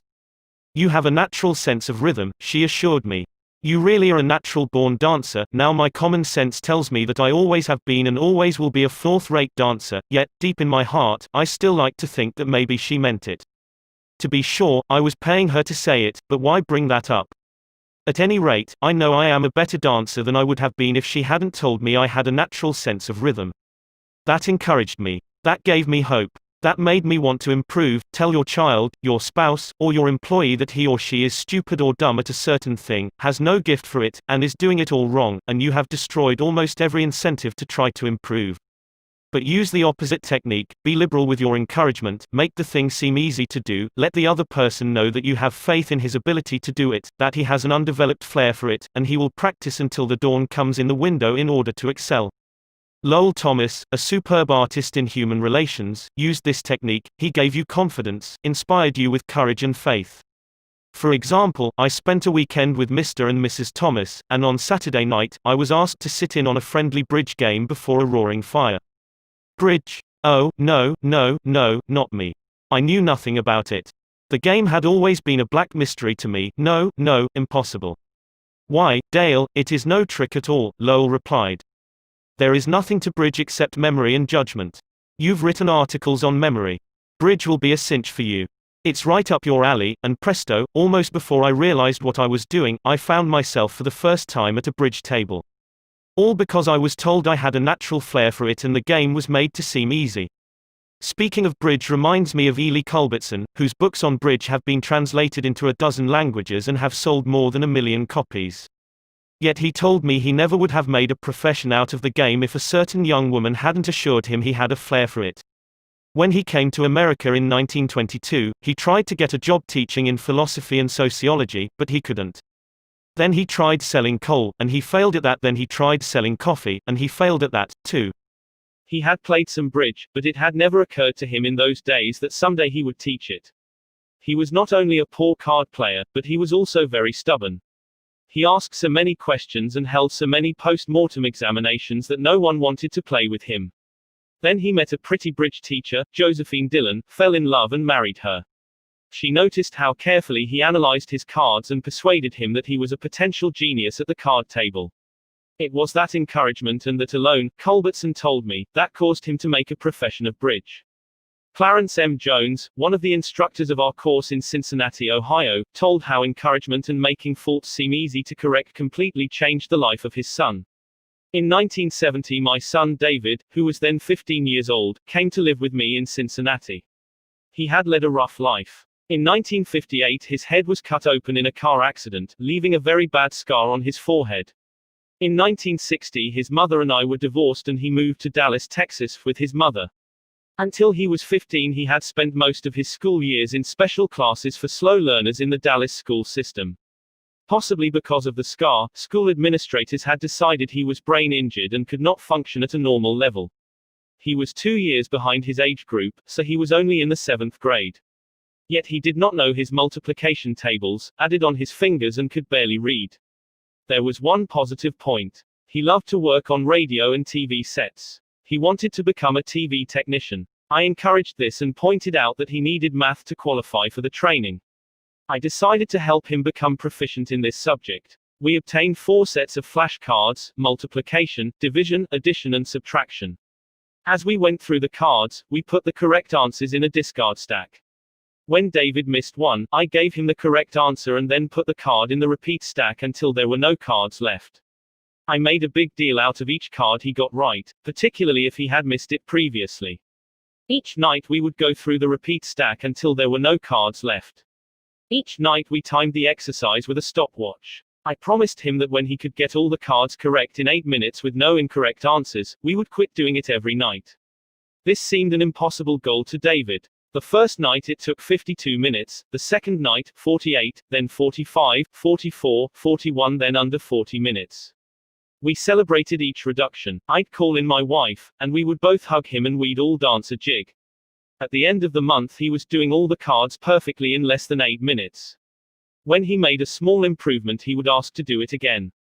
He had made the fantastic discovery that learning was easy and fun. Naturally his grades in algebra took a jump. It is amazing how much easier algebra is when you can multiply. He astonished himself by bringing home a B in math. That had never happened before. Other changes came with almost unbelievable rapidity. His reading improved rapidly, and he began to use his natural talents in drawing. Later in the school year his science teacher assigned him to develop an exhibit. He chose to develop a highly complex series of models to demonstrate the effect of levers. It required skill not only in drawing and model making but in applied mathematics. The exhibit took first prize in his school's science fair and was entered in the city competition and won third prize for the entire city of Cincinnati. That did it. Here was a kid who had flunked 2 grades, who had been told he was brain damaged, who had been called Frankenstein by his classmates and told his brains must have leaked out of the cut on his head. Suddenly he discovered he could really learn and accomplish things. The result, from the last quarter of the 8th grade all the way through high school. He never failed to make the honor roll. In high school he was elected to the National Honor Society. Once he found learning was easy, his whole life changed. If you want to help others to improve, remember. Principle 8: Use encouragement. Make the fault seem easy to correct. Making people glad to do what you want. Back in 1915, America was aghast. For more than a year, the nations of Europe had been slaughtering one another on a scale never before dreamed of in all the bloody annals of mankind. Could peace be brought about? No one knew. But Woodrow Wilson was determined to try. He would send a personal representative, a peace emissary, to counsel with the warlords of Europe. William Jennings Bryan, Secretary of State, Bryan, the peace advocate, longed to go. He saw a chance to perform a great service and make his name immortal. But Wilson appointed another man, his intimate friend and advisor Colonel Edward M. House, and it was House's thorny task to break the unwelcome news to Bryan without giving him offense. Bryan was distinctly disappointed when he heard I was to go to Europe as the peace emissary, Colonel House records in his diary. He said he had planned to do this himself. I replied that the president thought it would be unwise for anyone to do this officially, and that his going would attract a great deal of attention and people would wonder why he was there. Quote. You see the intimation. House practically told Bryan that he was too important for the job, and Bryan was satisfied. Colonel House, adroit, experienced in the ways of the world, was following one of the important rules of human relations: always make the other person happy about doing the thing you suggest. Woodrow Wilson followed that policy even when inviting William Gibbs McAdoo to become a member of his cabinet. That was the highest honor he could confer upon anyone, and yet Wilson extended the invitation in such a way as to make McAdoo feel doubly important.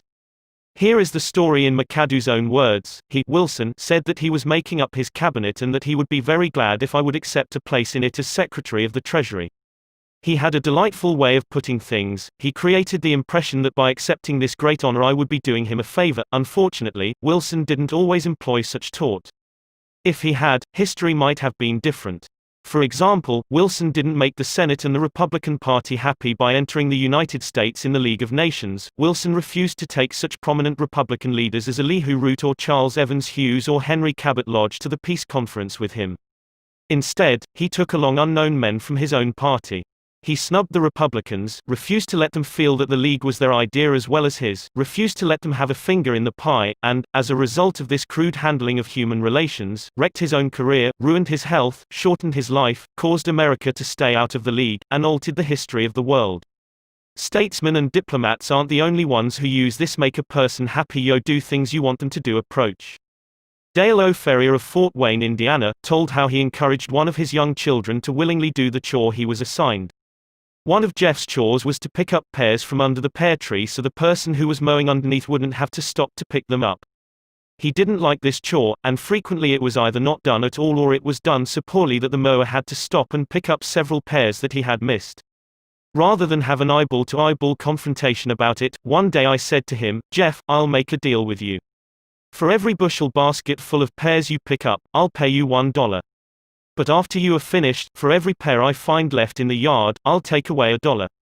How does that sound? As you would expect, he not only picked up all of the pears, but I had to keep an eye on him to see that he didn't pull a few off the trees to fill up some of the baskets. I knew a man who had to refuse many invitations to speak, invitations extended by friends, invitations coming from people to whom he was obligated, and yet he did it so adroitly that the other person was at least contented with his refusal.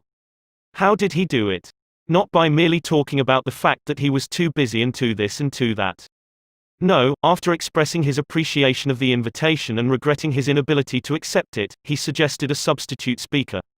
In other words, he didn't give the other person any time to feel unhappy about the refusal, he immediately changed the other person's thoughts to some other speaker who could accept the invitation. Gunter Schmidt, who took our course in West Germany, told of an employee in the food store he managed who was negligent about putting the proper price tags on the shelves where the items were displayed. This caused confusion and customer complaints. Reminders, admonitions, confrontations with her about this did not do much good. Finally, Mr. Schmidt called her into his office and told her he was appointing her supervisor of price tag posting for the entire store and she would be responsible for keeping all of the shelves properly tagged. This new responsibility and title changed her attitude completely, and she fulfilled her duties satisfactorily from then on.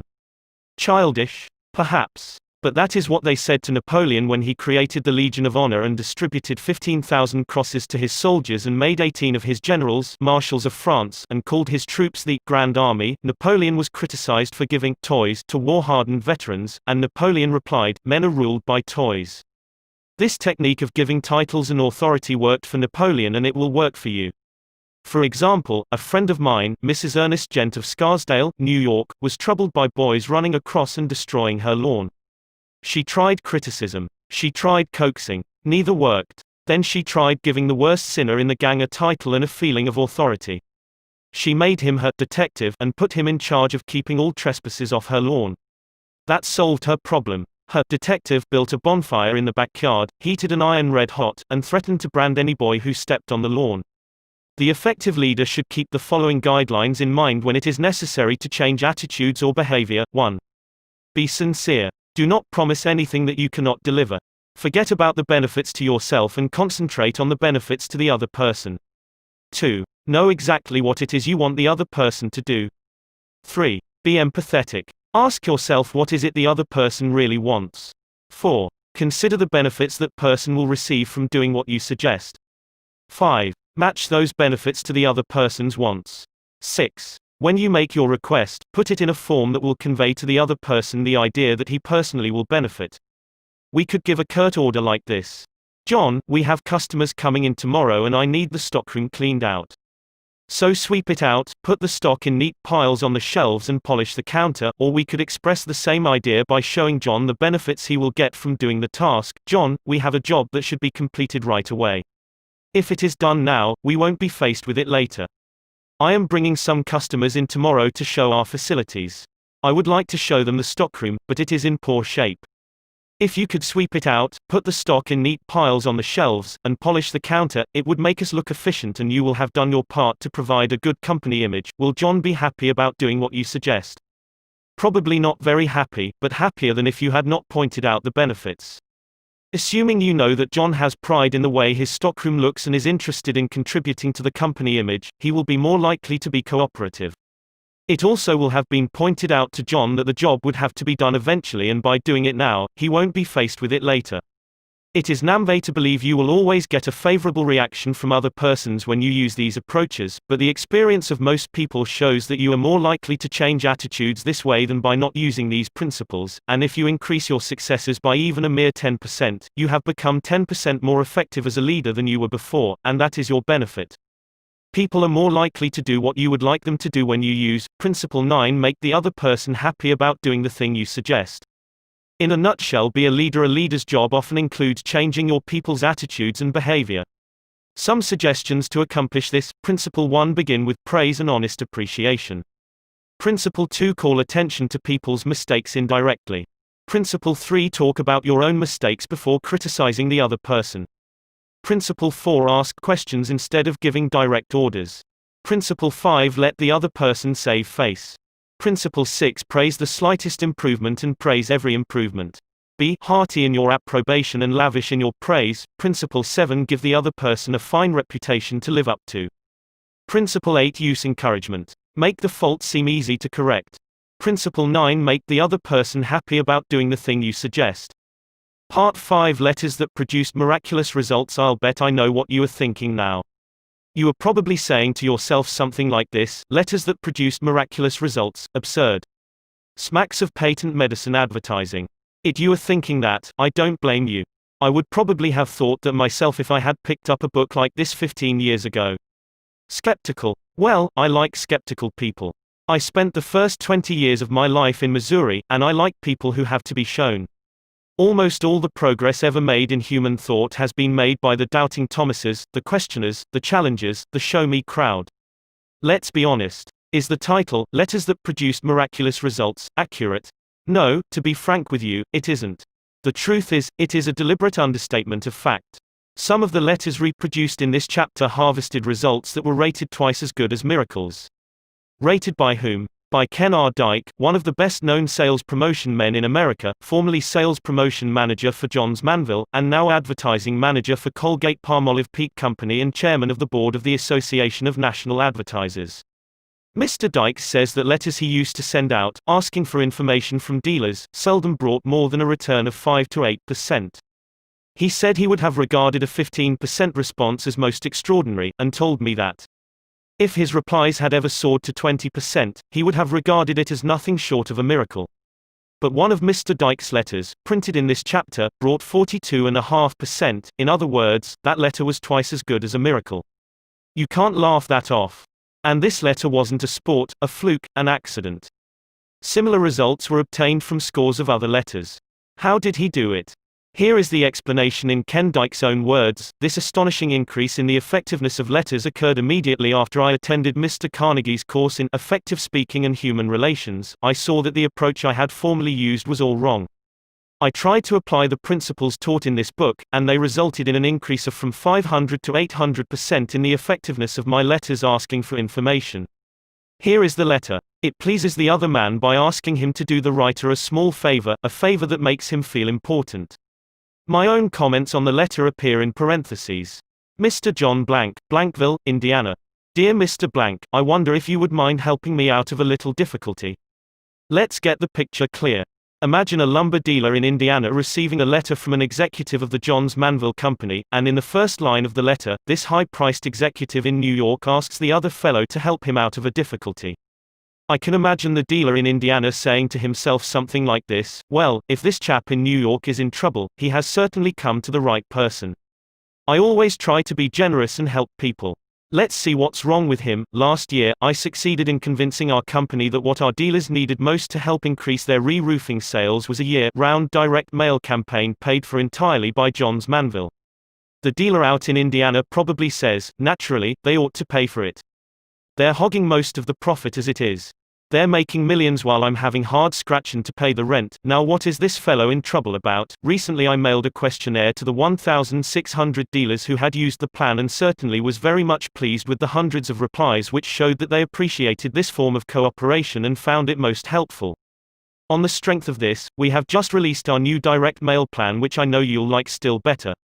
But this morning our president discussed with me my report of last year's plan and, as presidents will, asked me how much business I could trace to it. Naturally, I must come to you to help me answer him. That's a good phrase, I must come to you to help me answer him. The big shot in New York is telling the truth, and he is giving the Johns Manville dealer in Indiana honest, sincere recognition. Note that Ken Dyke doesn't waste any time talking about how important his company is. Instead, he immediately shows the other fellow how much he has to lean on him.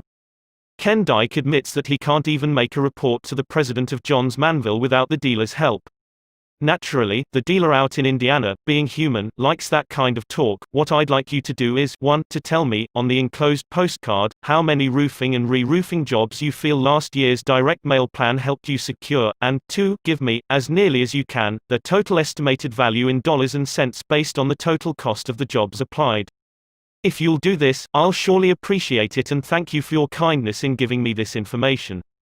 Sincerely, Ken R. Dyke, Sales Promotion Manager. Note how, in the last paragraph, he whispers I and shouts you. Note how generous he is in his praise. Surely appreciate, thank you, your kindness. Simple letter, isn't it? But it produced miracles by asking the other person to do a small favor, the performing of which gave him a feeling of importance. That psychology will work, regardless of whether you are selling asbestos roofs or touring Europe in a Ford. To illustrate, Homer Croy and I once lost our way while motoring through the interior of France. Halting our old Model T, we asked a group of peasants how we could get to the next big town. The effect of the question was electrical. These peasants, wearing wooden shoes, regarded all Americans as rich. And automobiles were rare in those regions, extremely rare. Americans touring through France in a car. Surely we must be millionaires. Maybe cousins of Henry Ford. But they knew something we didn't know. We had more money than they had, but we had to come to them hat in hand to find out how to get to the next town. And that gave them a feeling of importance. They all started talking at once. One chap, thrilled at this rare opportunity, commanded the others to keep quiet. He wanted to enjoy all alone the thrill of directing us. Try this yourself. The next time you are in a strange city, stop someone who is below you in the economic and social scale and say, I wonder if you would mind helping me out of a little difficulty. Won't you please tell me how to get to such and such a place? Benjamin Franklin used this technique to turn a caustic enemy into a lifelong friend. Franklin, a young man at the time, had all his savings invested in a small printing business. He managed to get himself elected clerk of the General Assembly in Philadelphia. That position gave him the job of doing the official printing. There was good profit in this job, and Ben was eager to keep it. But a menace loomed ahead. One of the richest and ablest men in the assembly disliked Franklin bitterly. He not only disliked Franklin, but he denounced him in a public talk. That was dangerous, very dangerous. So Franklin resolved to make the man like him. But how? That was a problem. By doing a favor for his enemy? No, that would have aroused his suspicions, maybe his contempt. Franklin was too wise, too adroit to be caught in such a trap. So he did the very opposite. He asked his enemy to do him a favor. Franklin didn't ask for a loan of $10. No. Franklin asked a favor that pleased the other man, a favor that touched his vanity, a favor that gave him recognition, a favor that subtly expressed Franklin's admiration for his knowledge and achievements. Here is the balance of the story in Franklin's own words. Having heard that he had in his library a certain very scarce and curious book, I wrote a note to him, expressing my desire of perusing that book and requesting that he would do me the favor of lending it to me for a few days. He sent it immediately, and I returned it in about a week with another note expressing strongly my sense of the favor. When next we met in the house, he spoke to me, which he had never done before, and with great civility, and he ever afterward manifested a readiness to serve me on all occasions, so that we became great friends and our friendship continued to his death. Ben Franklin has been dead now for 150 years, but the psychology that he used, the psychology of asking the other man to do you a favor, goes marching right on. For example, it was used with remarkable success by one of my students, Albert B. Amsel. For years, Mr. Amsel, a salesman of plumbing and heating materials, had been trying to get the trade of a certain plumber in Brooklyn. This plumber's business was exceptionally large and his credit unusually good. But Amsel was licked from the beginning. The plumber was one of those disconcerting individuals who pride themselves on being rough, tough, and nasty. Sitting behind his desk with a big cigar tilted in the corner of his mouth, he snarled at Amsel every time he opened the door, "Don't need a thing today. Don't waste my time and yours. Keep moving. Then one day Mr. Amsel tried a new technique, a technique that split the account wide open, made a friend, and brought many fine orders. Amsel's firm was negotiating for the purchase of a new branch store in Queens Village on Long Island. It was a neighborhood the plumber knew well, and one where he did a great deal of business. So this time, when Mr. Amsel called, he said, "Mr. C, I'm not here to sell you anything today. I've got to ask you to do me a favor, if you will. Can you spare me just a minute of your time?" Well, said the plumber, shifting his cigar. "What's on your mind?" "Shoot, my firm is thinking of opening up a branch store over in Queens Village," Mr. Amsel said. "Now, you know that locality as well as anyone living. So I've come to you to ask what you think about it. Is it a wise move, or not?" Here was a new situation. For years this plumber had been getting his feeling of importance out of snarling at salesmen and ordering him to keep moving. But here was a salesman begging him for advice, yes, a salesman from a big concern wanting his opinion as to what they should do. "Sit down," he said, pulling forward a chair. And for the next hour, he expatiated on the peculiar advantages and virtues of the plumbing market in Queens Village. He not only approved the location of the store, but he focused his intellect on outlining a complete course of action for the purchase of the property, the stocking of supplies, and the opening of trade. He got a feeling of importance by telling a wholesale plumbing concern how to run its business. From there, he expanded into personal grounds. He became friendly, and told Mr. Amsel of his intimate domestic difficulties and household wars. By the time I left that evening, Mr. Amsel says, I not only had in my pocket a large initial order for equipment, but I had laid the foundations of a solid business friendship. I am playing golf now with this chap who formerly barked and snarled at me. This change in his attitude was brought about by my asking him to do me a little favor that made him feel important. Let's examine another of Ken Dyke's letters, and again note how skillfully he applies this do me a favor psychology. A few years ago, Mr. Dyke was distressed at his inability to get businessmen, contractors, and architects to answer his letters asking for information. In those days, he seldom got more than 1% return from his letters to architects and engineers. He would have regarded 2% as very good, and 3% as excellent. And 10%, why, 10% would have been hailed as a miracle. But the letter that follows pulled almost 50%, 5 times as good as a miracle. And what replies? Letters of 2 and 3 pages. Letters glowing with friendly advice and cooperation. Here is the letter. You will observe that in the psychology used, even in the phraseology in some places, the letter is almost identical with that quoted on pages 188 to 89. As you peruse this letter, read between the lines, try to analyze the feeling of the man who got it. Find out why it produced results 5 times as good as a miracle. Johns Manville 22 East 40th Street, New York City. Mr. John Doe, 617 Doe Street, Deauville, New Jersey. Dear Mr. Doe, I wonder if you'll help me out of a little difficulty. About a year ago I persuaded our company that one of the things architects most needed was a catalog which would give them the whole story of all JM building materials and their part in repairing and remodeling homes. The attached catalog resulted, the first of its kind. But now our stock is getting low, and when I mentioned it to our president he said, as presidents will, that he would have no objection to another edition provided, furnished satisfactory evidence that the catalog had done the job for which it was designed. Naturally, I must come to you for help, and 7 a.m. therefore taking the liberty of asking you and 49 other architects in various parts of the country to be the jury.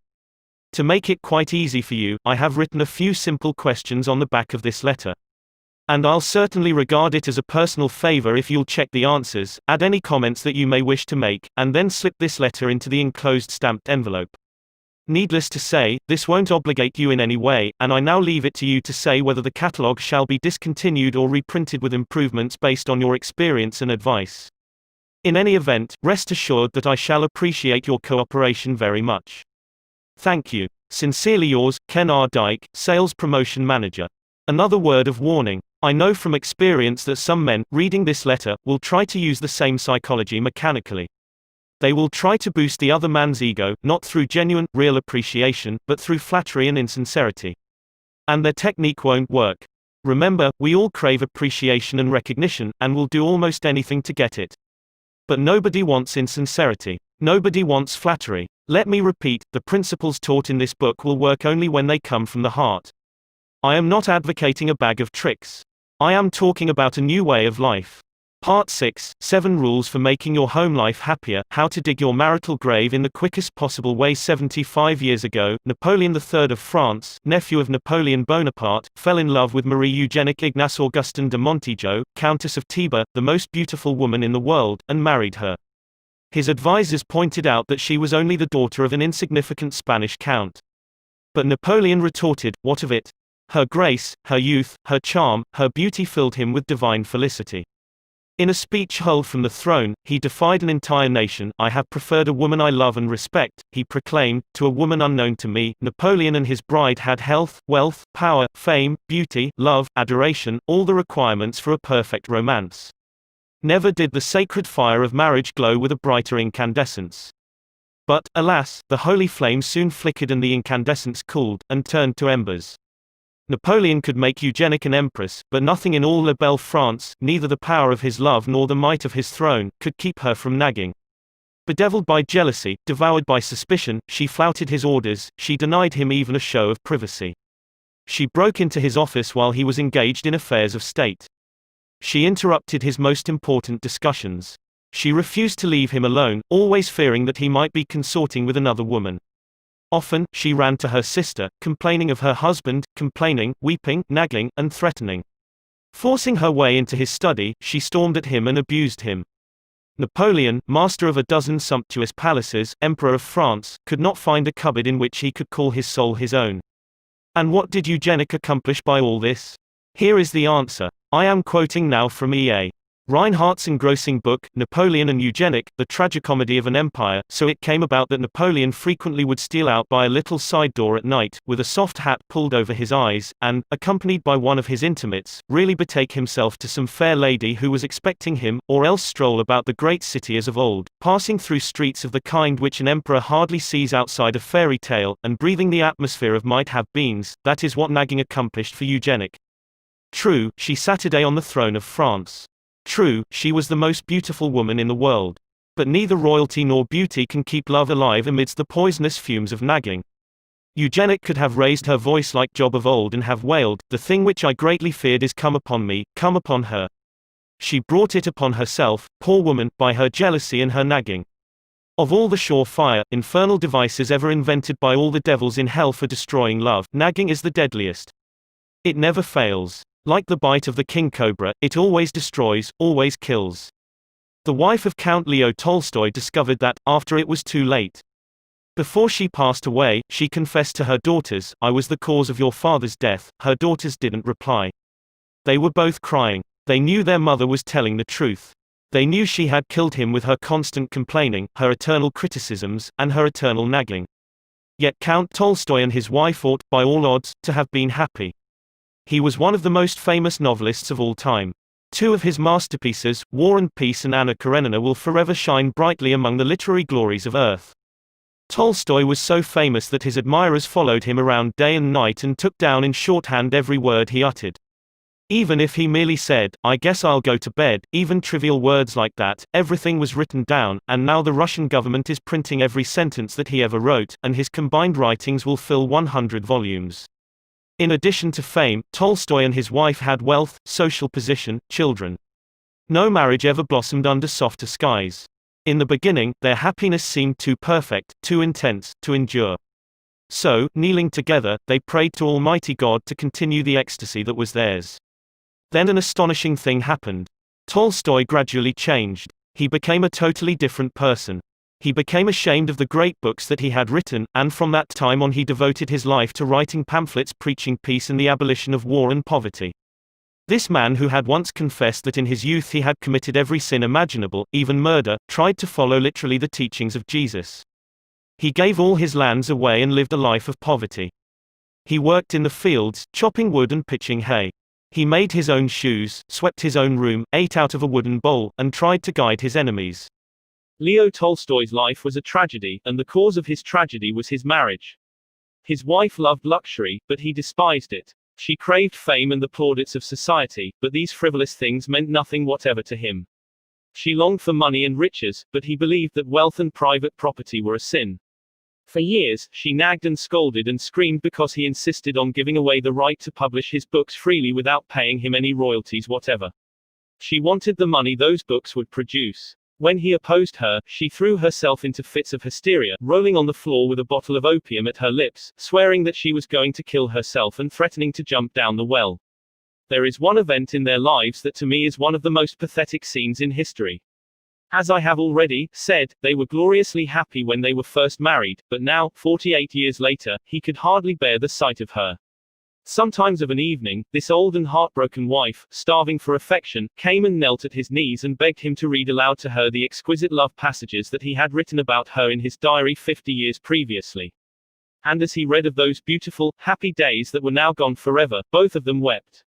How different, how sharply different, the realities of life were from the romantic dreams they had once dreamed in the long ago. Finally, when he was 82 years old, Tolstoy was unable to endure the tragic unhappiness of his home any longer, so he fled from his wife on a snowy October night in 1910, fled into the cold and darkness, not knowing where he was going.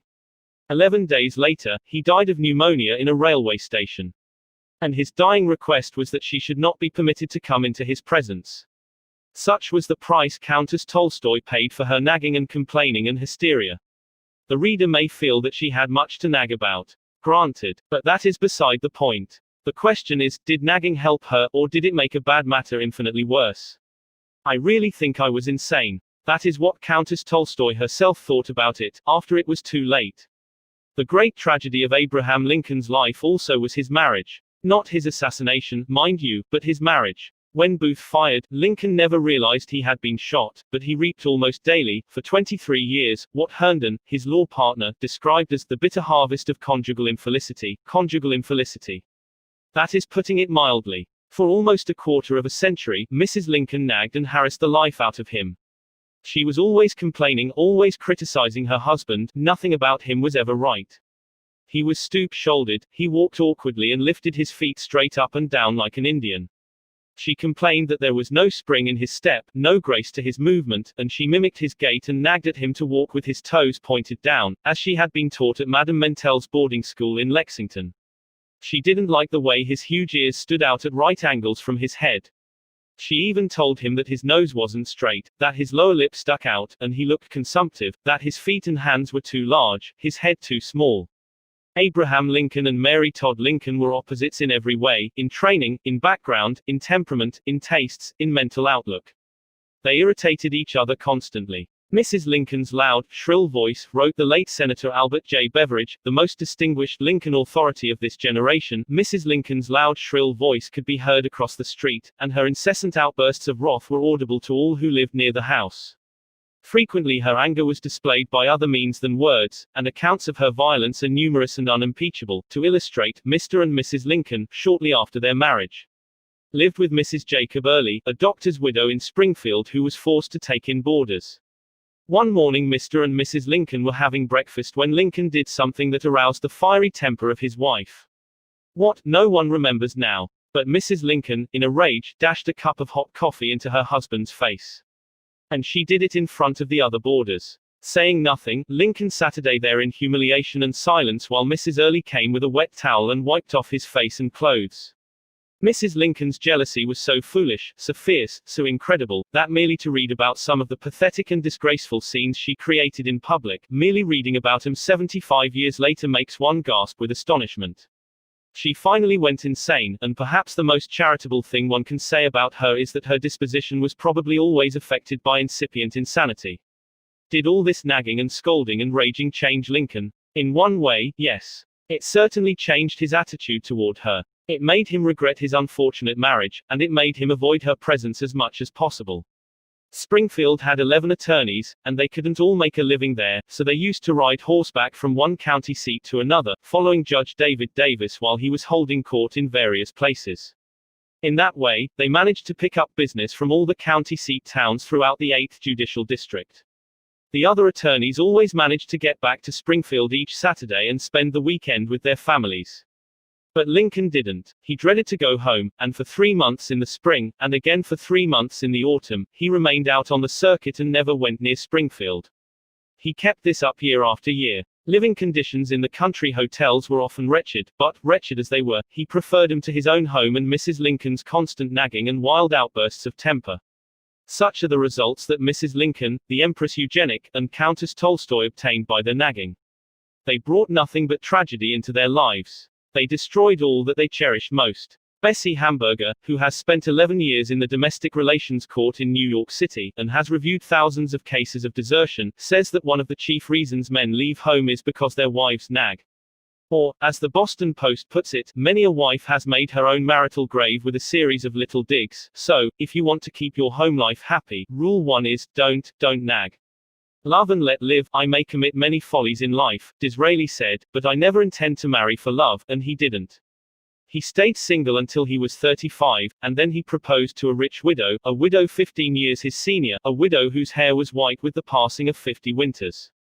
Love? Oh, no, she knew he didn't love her. She knew he was marrying her for her money. So she made just one request. She asked him to wait a year to give her the opportunity to study his character. And at the end of that time, she married him. Sounds pretty prosaic, pretty commercial, doesn't it? Yet paradoxically enough, Disraeli's marriage was one of the most glowing successes in all the battered and bespattered annals of matrimony. The rich widow that Disraeli chose was neither young, nor beautiful, nor brilliant. Far from it. Her conversation bubbled with a laugh-provoking display of literary and historical blunders. For example, she never knew which came first, the Greeks or the Romans. Her taste in clothes was bizarre, and her taste in house furnishings was fantastic. But she was a genius, a positive genius at the most important thing in marriage, the art of handling men. She didn't attempt to set up her intellect against Disraeli's. When he came home bored and exhausted after an afternoon of matching repartee with witty duchesses, Mary Ann's frivolous patter permitted him to relax. Home, to his increasing delight, was a place where he could ease into his mental slippers and bask in the warmth of Mary Ann's adoration. These hours he spent at home with his aging wife were the happiest of his life. She was his helpmate, his confidant, his advisor. Every night he hurried home from the House of Commons to tell her the day's news. And, this is important, whatever he undertook, Mary Ann simply did not believe he could fail. For 30 years, Mary Ann lived for Disraeli, and for him alone. Even her wealth she valued only because it made his life easier. In return, she was his heroine. He became an earl after she died, but, even while he was still a commoner, he persuaded Queen Victoria to elevate Mary Ann to the peerage. And so, in 1868, she was made Viscountess Beaconsfield. No matter how silly or scatterbrained she might appear in public, he never criticized her, he never uttered a word of reproach, and if anyone dared to ridicule her, he sprang to her defense with ferocious loyalty. Mary Ann wasn't perfect, yet for 3 decades she never tired of talking about her husband, praising him, admiring him. Result: we have been married 30 years, Disraeli said, and I have never been bored by her, yet some people thought because Mary Ann didn't know history, she must be stupid. For his part, Disraeli never made it any secret that Mary Ann was the most important thing in his life. Result: thanks to his kindness, Mary Ann used to tell their friends, "My life has been simply one long scene of happiness." Between them, they had a little joke. "You know," Disraeli would say, "I only married you for your money anyhow," and Mary Ann, smiling, would reply, "Yes, but if you had it to do over again, you'd marry me for love, wouldn't you?" And he admitted it was true. No, Mary Ann wasn't perfect. But Disraeli was wise enough to let her be herself. As Henry James put it, the first thing to learn in intercourse with others is non-interference with their own peculiar ways of being happy, provided those ways do not assume to interfere by violence with ours. That's important enough to repeat. The first thing to learn in intercourse with others is non-interference with their own peculiar ways of being happy. Or, as Leland Foster Wood in his book, Growing Together in the Family, has observed, success in marriage is much more than a matter of finding the right person, it is also a matter of being the right person. So, if you want your home life to be happy, rule 2 is, don't try to make your partner over. Do this and you'll be looking up the timetables to Reno. Disraeli's bitterest rival in public life was the great Gladstone. These two clashed on every debatable subject under the empire, yet they had one thing in common, the supreme happiness of their private lives. William and Catherine Gladstone lived together for 59 years, almost 60 years glorified with an abiding devotion. I like to think of Gladstone, the most dignified of England's prime ministers, clasping his wife's hand and dancing around the hearthrug with her, singing this song. A ragamuffin husband and a rantipoling wife, we'll fiddle it and scrape it through the ups and downs of life. Gladstone, a formidable enemy in public, never criticized at home. When he came down to breakfast in the morning, only to discover that the rest of his family was still sleeping, he had a gentle way of registering his reproach. He raised his voice and filled the house with a mysterious chant that reminded the other members that England's busiest man was waiting downstairs for his breakfast, all alone. Diplomatic, considerate, he rigorously refrained from domestic criticism. And so, often, did Catherine the Great. Catherine ruled one of the largest empires the world has ever known.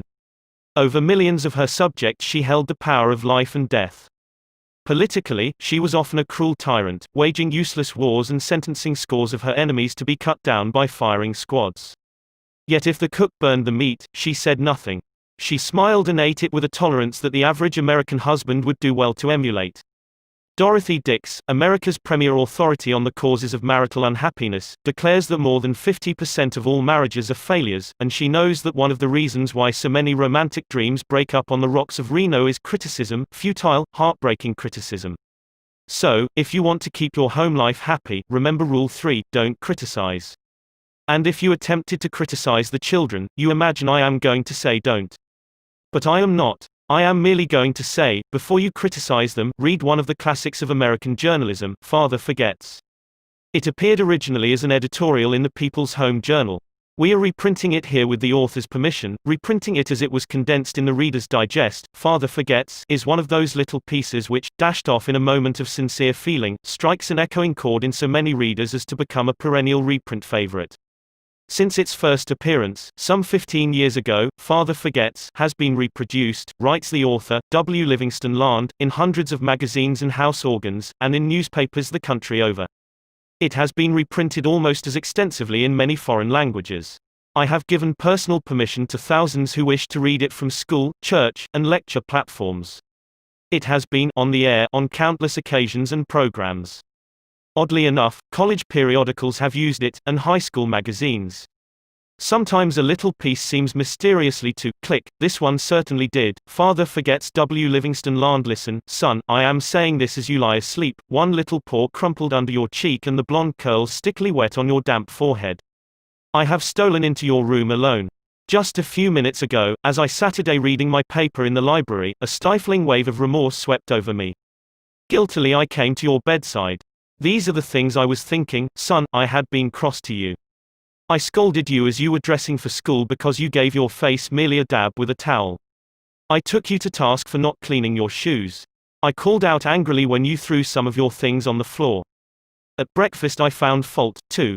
You spilled things. You gulped down your food. You put your elbows on the table. You spread butter too thick on your bread. And as you started off to play and I made for my train, you turned and waved a hand and called, "Goodbye, Daddy," and I frowned, and said in reply, "Hold your shoulders back." Then it began all over again in the late afternoon. As I came up the road I spied you, down on your knees, playing marbles. There were holes in your stockings. I humiliated you before your boyfriends by marching you ahead of me to the house. Stockings were expensive and if you had to buy them you would be more careful. Imagine that, son, from a father. Do you remember, later, when I was reading in the library, how you came in, timidly, with a sort of hurt look in your eyes? When I glanced up over my paper, impatient at the interruption, you hesitated at the door. "What is it you want?" I snapped. You said nothing, but ran across in one tempestuous plunge, and threw your arms around my neck and kissed me, and your small arms tightened with an affection that God had set blooming in your heart and which even neglect could not wither. And then you were gone, pattering up the stairs. Well, son, it was shortly afterwards that my paper slipped from my hands and a terrible sickening fear came over me. What has habit been doing to me? The habit of finding fault, of reprimanding. This was my reward to you for being a boy. It was not that I did not love you, it was that I expected too much of youth. It was measuring you by the yardstick of my own years. And there was so much that was good and fine and true in your character. The little heart of you was as big as the dawn itself over the wide hills.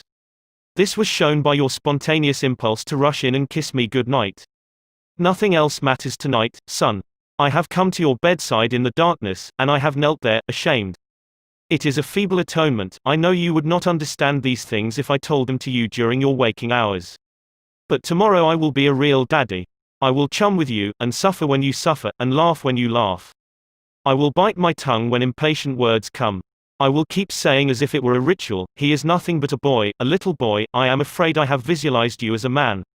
Yet as I see you now, son, crumpled and weary in your cot, I see that you are still a baby. Yesterday you were in your mother's arms, your head on her shoulder. I have asked too much, too much. A quick way to make everybody happy, most men when seeking wives, says Paul Popenoe, director of the Institute of Family Relations in Los Angeles, are not looking for executives but for someone with allure and willingness to flatter their vanity and make them feel superior. Hence the woman office manager may be invited to luncheon, once. But she quite possibly dishes out warmed over remnants of her college courses on main currents in contemporary philosophy, and may even insist on paying her own bill. Result, she thereafter lunches alone. In contrast, the non-collegiate typist, when invited to luncheon, fixes an incandescent gaze on her escort and says yearningly, "Now tell me some more about yourself." Result, he tells the other fellows that, "She's no raving beauty, but I have never met a better talker." Men should express their appreciation of a woman's effort to look well and dress becomingly. All men forget, if they have ever realized it, how profoundly women are interested in clothes. For example, if a man and woman meet another man and woman on the street, the woman seldom looks at the other man, she usually looks to see how well the other woman is dressed. My grandmother died a few years ago at the age of 98. Shortly before her death, we showed her a photograph of herself that had been taken a third of a century earlier. Her failing eyes couldn't see the picture very well, and the only question she asked was, "What dress did I have on?" Think of it. An old woman in her last December, bedridden, weary with age as she lay within the shadow of the century mark, her memory fading so fast that she was no longer able to recognize even her own daughters, still interested in knowing what dress she had worn a third of a century before. I was at her bedside when she asked that question. It left an impression on me that will never fade. The men who are reading these lines can't remember what suits or shirts they wore 5 years ago, and they haven't the remotest desire to remember them. But women, they are different, and we American men ought to recognize it. French boys of the upper class are trained to express their admiration of a woman's frock and chapeau, not only once but many times during an evening. And 50 million Frenchmen can't be wrong. I have among my clippings a story that I know never happened, but it illustrates a truth, so I'll repeat it. According to this silly story, a farm woman, at the end of a heavy day's work, set before her men folks a heaping pile of hay. And when they indignantly demanded whether she'd gone crazy, she replied, "Why, how did I know you'd notice? I've been cooking for you men for the last 20 years, and in all that time I ain't heard no word to let me know you wasn't just eating hay." The pampered aristocrats of Moscow and St. Petersburg used to have better manners. In the Russia of the Tsars, it was the custom of the upper classes, when they had enjoyed a fine dinner, to insist on having the cook brought into the dining room to receive their congratulations. Why not have as much consideration for your wife? The next time the fried chicken is done to a tender turn, tell her so. Let her know that you appreciate the fact that you're not just eating hay. Or, as Texas Guinan used to say, give the little girl a great big hand, and while you're about it, don't be afraid to let her know how important she is to your happiness. Disraeli was as great a statesman as England ever produced, yet, as we've seen, he wasn't ashamed to let the world know how much he owed to the little woman. Just the other day, while perusing a magazine, I came across this. It's from an interview with Eddie Cantor. "I owe more to my wife," says Eddie Cantor, "than to anyone else in the world. She was my best pal as a boy, she helped me to go straight. And after we married she saved every dollar, and invested it, and reinvested it. She built up a fortune for me. We have 5 lovely children. And she's made a wonderful home for me always. If I've gotten anywhere, give her the credit. Out in Hollywood, where marriage is a risk that even Lloyds of London wouldn't take a gamble on, one of the few outstandingly happy marriages is that of the Warner Baxters. Mrs. Baxter, the former Winifred Bryson, gave up a brilliant stage career when she married. Yet her sacrifice has never been permitted to mar their happiness. She missed the applause of stage success, Warner Baxter says, but I have tried to see that she is entirely aware of my applause. If a woman is to find happiness at all in her husband, she is to find it in his appreciation and devotion. If that appreciation and devotion is actual, there is the answer to his happiness also. There you are. So, if you want to keep your home life happy, one of the most important rules is Rule 4, give honest appreciation. They mean so much to a woman from time immemorial. Flowers have been considered the language of love. They don't cost much, especially in season, and often there for sale on the street corners. Yet, considering the rarity with which the average husband takes home a bunch of daffodils, you might suppose them to be as expensive as orchids and as hard to come by as the edelweiss which flowers on the cloud-swept cliffs of the Alps. Why wait until your wife goes to the hospital to give her a few flowers? Why not bring her a few roses tomorrow night? You like to experiment. Try it. See what happens. George M. Cohan, busy as he was on Broadway, used to telephone his mother twice a day up to the time of her death. Do you suppose he had startling news for her each time? No, the meaning of little attentions is this: it shows the person you love that you are thinking of her, that you want to please her, and that her happiness and welfare are very dear, and very near, to your heart. Women attach a lot of importance to birthdays and anniversaries, just why, will forever remain one of those feminine mysteries. The average man can blunder through life without memorizing many dates, but there are a few which are indispensable: 1492, 1776, the date of his wife's birthday, and the year and date of his own marriage. If need be, he can even get along without the first two, but not the last. Judge Joseph Sabath of Chicago, who has reviewed 40,000 marital disputes and reconciled 2,000 couples, says, trivialities are at the bottom of most marital unhappiness. Such a simple thing as a wife's waving goodbye to her husband when he goes to work in the morning would avert a good many divorces. Robert Browning, whose life with Elizabeth Barrett Browning was perhaps the most idyllic on record, was never too busy to keep love alive with little tributes and attentions. He treated his invalid wife with such consideration that she once wrote to her sisters, "And now I begin to wonder naturally whether I may not be some sort of real angel after all." Too many men underestimate the value of these small, everyday attentions. As Gaynor Maddox said in an article in the Pictorial Review, the American home really needs a few new vices. Breakfast in bed, for instance, is one of those amiable dissipations a greater number of women should be indulged in. Breakfast in bed to a woman does much the same thing as a private club for a man. That's what marriage is in the long run, a series of trivial incidents. And woe to the couple who overlook that fact. Edna St. Vincent Millay summed it all up once in one of her concise little rhymes: "'Tis not love's going hurts my days, but that it went in little ways." That's a good verse to memorize. Out in Reno, the courts grant divorces 6 days a week, at the rate of 1 every 10 marriages. How many of these marriages do you suppose were wrecked upon the reef of real tragedy? Mighty few, I'll warrant. If you could sit there day in, day out, listening to the testimony of those unhappy husbands and wives, you'd know love went in little ways. Take your pocket knife now and cut out this quotation. Paste it inside your hat or paste it on the mirror, where you will see it every morning when you shave. "I shall pass this way but once, any good, therefore, that I can do or any kindness that I can show to any human being, let me do it now. Let me not defer nor neglect it, for I shall not pass this way again." So, if you want to keep your home life happy, Rule 5 is, pay little attention. If you want to be happy, don't neglect this one. Walter Damrosch married the daughter of James G. Blaine, one of America's greatest orators and one-time candidate for president. Ever since they met many years ago at Andrew Carnegie's home in Scotland, the Damrosches have led a conspicuously happy life. The secret: next to care in choosing a partner, says Mrs. Damrosch, I should place courtesy after marriage. If young wives would only be as courteous to their husbands as to strangers. Any man will run from a shrewish tongue. Rudeness is the cancer that devours love. Everyone knows this, yet it's notorious that we are more polite to strangers than we are to our own relatives.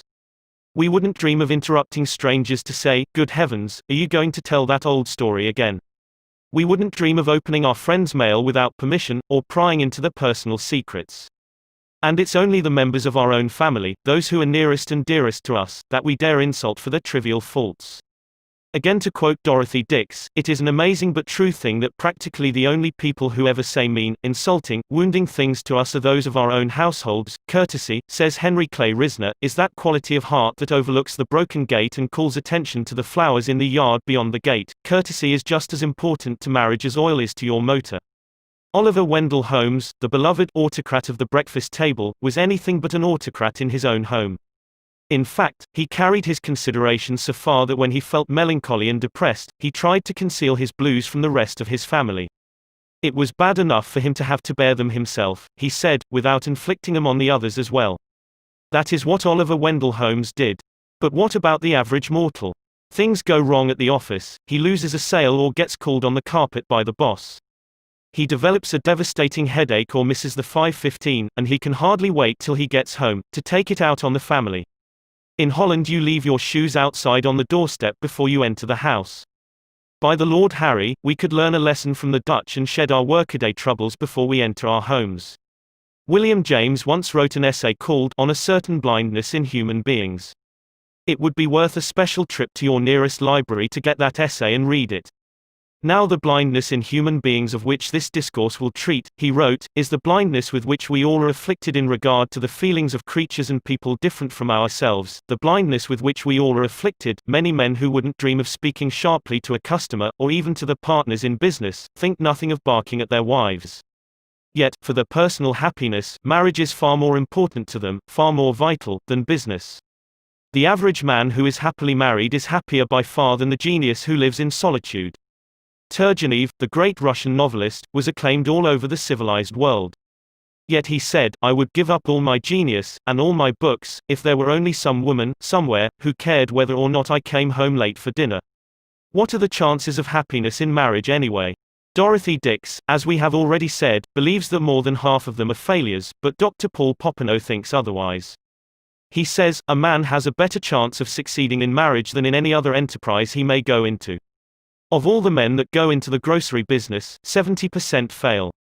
Of the men and women who enter matrimony, 70% succeed. Dorothy Dix sums the whole thing up like this: compared with marriage, she says, being born is a mere episode in our careers and dying a trivial incident. No woman can ever understand why a man doesn't put forth the same effort to make his home a going concern as he does to make his business or profession a success. But, although to have a contented wife and a peaceful and happy home means more to a man than to make $1 million, not one man in 100 ever gives any real serious thought or makes any honest effort to make his marriage a success. He leaves the most important thing in his life to chance, and he wins out or loses, according to whether fortune is with him or not. Women can never understand why their husbands refuse to handle them diplomatically, when it would be money in their pockets to use the velvet glove instead of the strong arm method. Every man knows that he can jolly his wife into doing anything, and doing without anything. He knows that if he hands her a few cheap compliments about what a wonderful manager she is, and how she helps him, she will squeeze every nickel. Every man knows that if he tells his wife how beautiful and lovely she looks in her last year's dress, she wouldn't trade it for the latest Paris importation. Every man knows that he can kiss his wife's eyes shut until she will be blind as a bat, and that he has only to give her a warm smack on the lips to make her dumb as an oyster. And every wife knows that her husband knows these things about her, because she has furnished him with a complete diagram about how to work her. And she never knows whether to be mad at him or disgusted with him, because he would rather fight with her and pay for it in having to eat bad meals, and have his money wasted, and buy her new frocks and limousines and pearls, than to take the trouble to flatter her a little and treat her the way she is begging to be treated. So, if you want to keep your home life happy, Rule 6 is, be courteous. Don't be a marriage illiterate. Dr. Catherine Bement Davis, General Secretary of the Bureau of Social Hygiene, once induced 1,000 married women to reply very frankly to a set of intimate questions. The result was shocking, an incredibly shocking comment upon the sexual unhappiness of the average American adult. After perusing the answers she received from these 1,000 married women, Dr. Davis published without hesitation her conviction that one of the chief causes of divorce in this country is physical mismating. Dr. G. V. Hamilton's survey verifies this finding. Dr. Hamilton spent 4 years studying the marriages of 100 men and 100 women.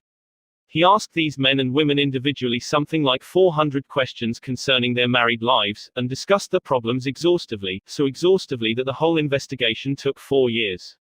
This work was considered so important sociologically that it was financed by a group of leading philanthropists. You can read the results of the experiment in What's Wrong with Marriage? By Dr. G. V. Hamilton and Kenneth McGowan. Well, what is wrong with marriage? It would take a very prejudiced and very reckless psychiatrist, says Dr. Hamilton, to say that most married friction doesn't find its source in sexual maladjustment. At any rate, the frictions which arise from other difficulties would be ignored in many, many cases if the sexual relation itself was satisfactory. Dr. Paul Popenoe, as head of the Institute of Family Relations in Los Angeles, has reviewed thousands of marriages, and he is one of America's foremost authorities on home life. According to Dr. Popenoe, failure in marriage is usually due to 4 causes. He lists them in this order: 1. Sexual maladjustment. 2. Difference of opinion as to the way of spending leisure time. 3. Financial difficulties. 4. Mental, physical, or emotional abnormalities. Notice that sex comes first, and that, strangely enough, money difficulties come only third on the list. All authorities on divorce agree upon the absolute necessity for sexual compatibility. For example, a few years ago Judge Hoffman of the Domestic Relations Court of Cincinnati, a man who has listened to thousands of domestic tragedies, announced 9 out of 10 divorces are caused by sexual troubles. Sex, says the famous psychologist, John B. Watson, is admittedly the most important subject in life. It is admittedly the thing which causes the most shipwrecks in the happiness of men and women, and I have heard a number of practicing physicians in speeches before my own classes say practically the same thing. Isn't it pitiful, then, that in the 20th century, with all of our books and all of our education, marriages should be destroyed and lives wrecked by ignorance concerning this most primal and natural instinct? The Reverend Oliver M. Butterfield, after 18 years as a Methodist minister, gave up his pulpit to direct the Family Guidance Service in New York City, and he has probably married as many young people as any man living. He says, early in my experience as a minister I discovered that, in spite of romance and good intentions, many couples who come to the marriage altar are matrimonial illiterates. And he continues, when you consider that we leave the highly difficult adjustment of marriage so largely to chance, the marvel is that our divorce rate is only 16%. An appalling number of husbands and wives are not really married but simply undivorced. They live in a sort of purgatory. Happy marriages, says Dr. Butterfield, are rarely the product of chance. They are architectural in that they are intelligently and deliberately planned. To assist in this planning, Dr. Butterfield has for years insisted that any couple he marries must discuss with him frankly their plans for the future. And it was as a result of these discussions that he came to the conclusion that so many of the high contracting parties were matrimonial illiterates. Sex, says Dr. Butterfield, is but one of the many satisfactions in married life, but unless this relationship is right, nothing else can be right. But how to get it right? Sentimental reticence, I'm still quoting Dr. Butterfield, must be replaced by an ability to discuss objectively and with detachment attitudes and practices of married life. There is no way in which this ability can be better acquired than through a book of sound learning and good taste. I keep on hand several of these books in addition to a supply of my own booklet, Marriage and Sexual Harmony. Of all the books that are available, the 3 that seem to me most satisfactory for general reading are, The Sex Technique in Marriage by Isabel E. Hutton, The Sexual Side of Marriage by Max Exner, The Sex Factor in Marriage by Helena Wright. Rule 7 of How to Make Your Home Life Happier is, read a good book on the sexual side of marriage. Learn about sex from books. Why not? A few years ago, Columbia University, together with the American Social Hygiene Association, invited leading educators to come and discuss the sex and marriage problems of college students. At that conference, Dr. Paul Popenoe said, divorce is on the decrease. And one of the reasons it is on the decrease is that people are reading more of the recognized books on sex and marriage. So I sincerely feel that I have no right to complete a chapter on How to Make Your Home Life Happier without recommending a list of books that deal frankly and in a scientific manner with this tragic problem. 7 Rules for Making Your Home Life Happier. Rule 1, don't nag. Rule 2, don't try to make your partner over. Rule 3, don't criticize. Rule 4, give honest appreciation. Rule 5, pay little attentions. Rule 6, be courteous. Rule 7, read a good book on the sexual side of marriage. In its issue for June, 1933, American Magazine printed an article by Emmett Crozier, Why Marriages Go Wrong. The following is a questionnaire reprinted from that article. You may find it worthwhile to answer these questions, giving yourself 10 points for each question you can answer in the affirmative. For husbands, do you still court your wife with an occasional gift of flowers, with remembrances of her birthday and wedding anniversary, or with some unexpected attention, some unlooked for tenderness? Are you careful never to criticize her before others? Do you give her money to spend, above the household expenses? Do you make an effort to understand her varying feminine moods and help her through periods of fatigue, nerves, and irritability? Do you share at part of your recreation hours with your wife? Do you tactfully refrain from comparing your wife's cooking or housekeeping with that of your mother or of Bill Jones' wife, except to her advantage? Do you take a definite interest in her intellectual life, her clubs and societies, the books she reads, her views on civic problems? Do you keep alert for opportunities to praise her and express your admiration for her? Do you thank her for the little jobs she does for you, such as sewing on a button, darning your socks, and sending your clothes to the cleaners? For wives, do you give your husband freedom in his business affairs? Do you try your best to make your home interesting and attractive? Do you vary the household menu so that he never quite knows what to expect when he sits down to the table? Do you have an intelligent grasp of your husband's business so you can discuss it with him helpfully? Can you meet financial reverses bravely, cheerfully, without criticizing your husband for his mistakes or comparing him unfavorably to more successful men?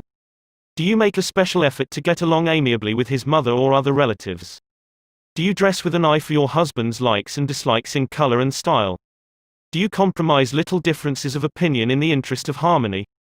Do you make an effort to learn games your husband likes, so you can share his leisure hours? Do you keep track of the day's news, the new books, and new ideas, so you can hold your husband's intellectual interest?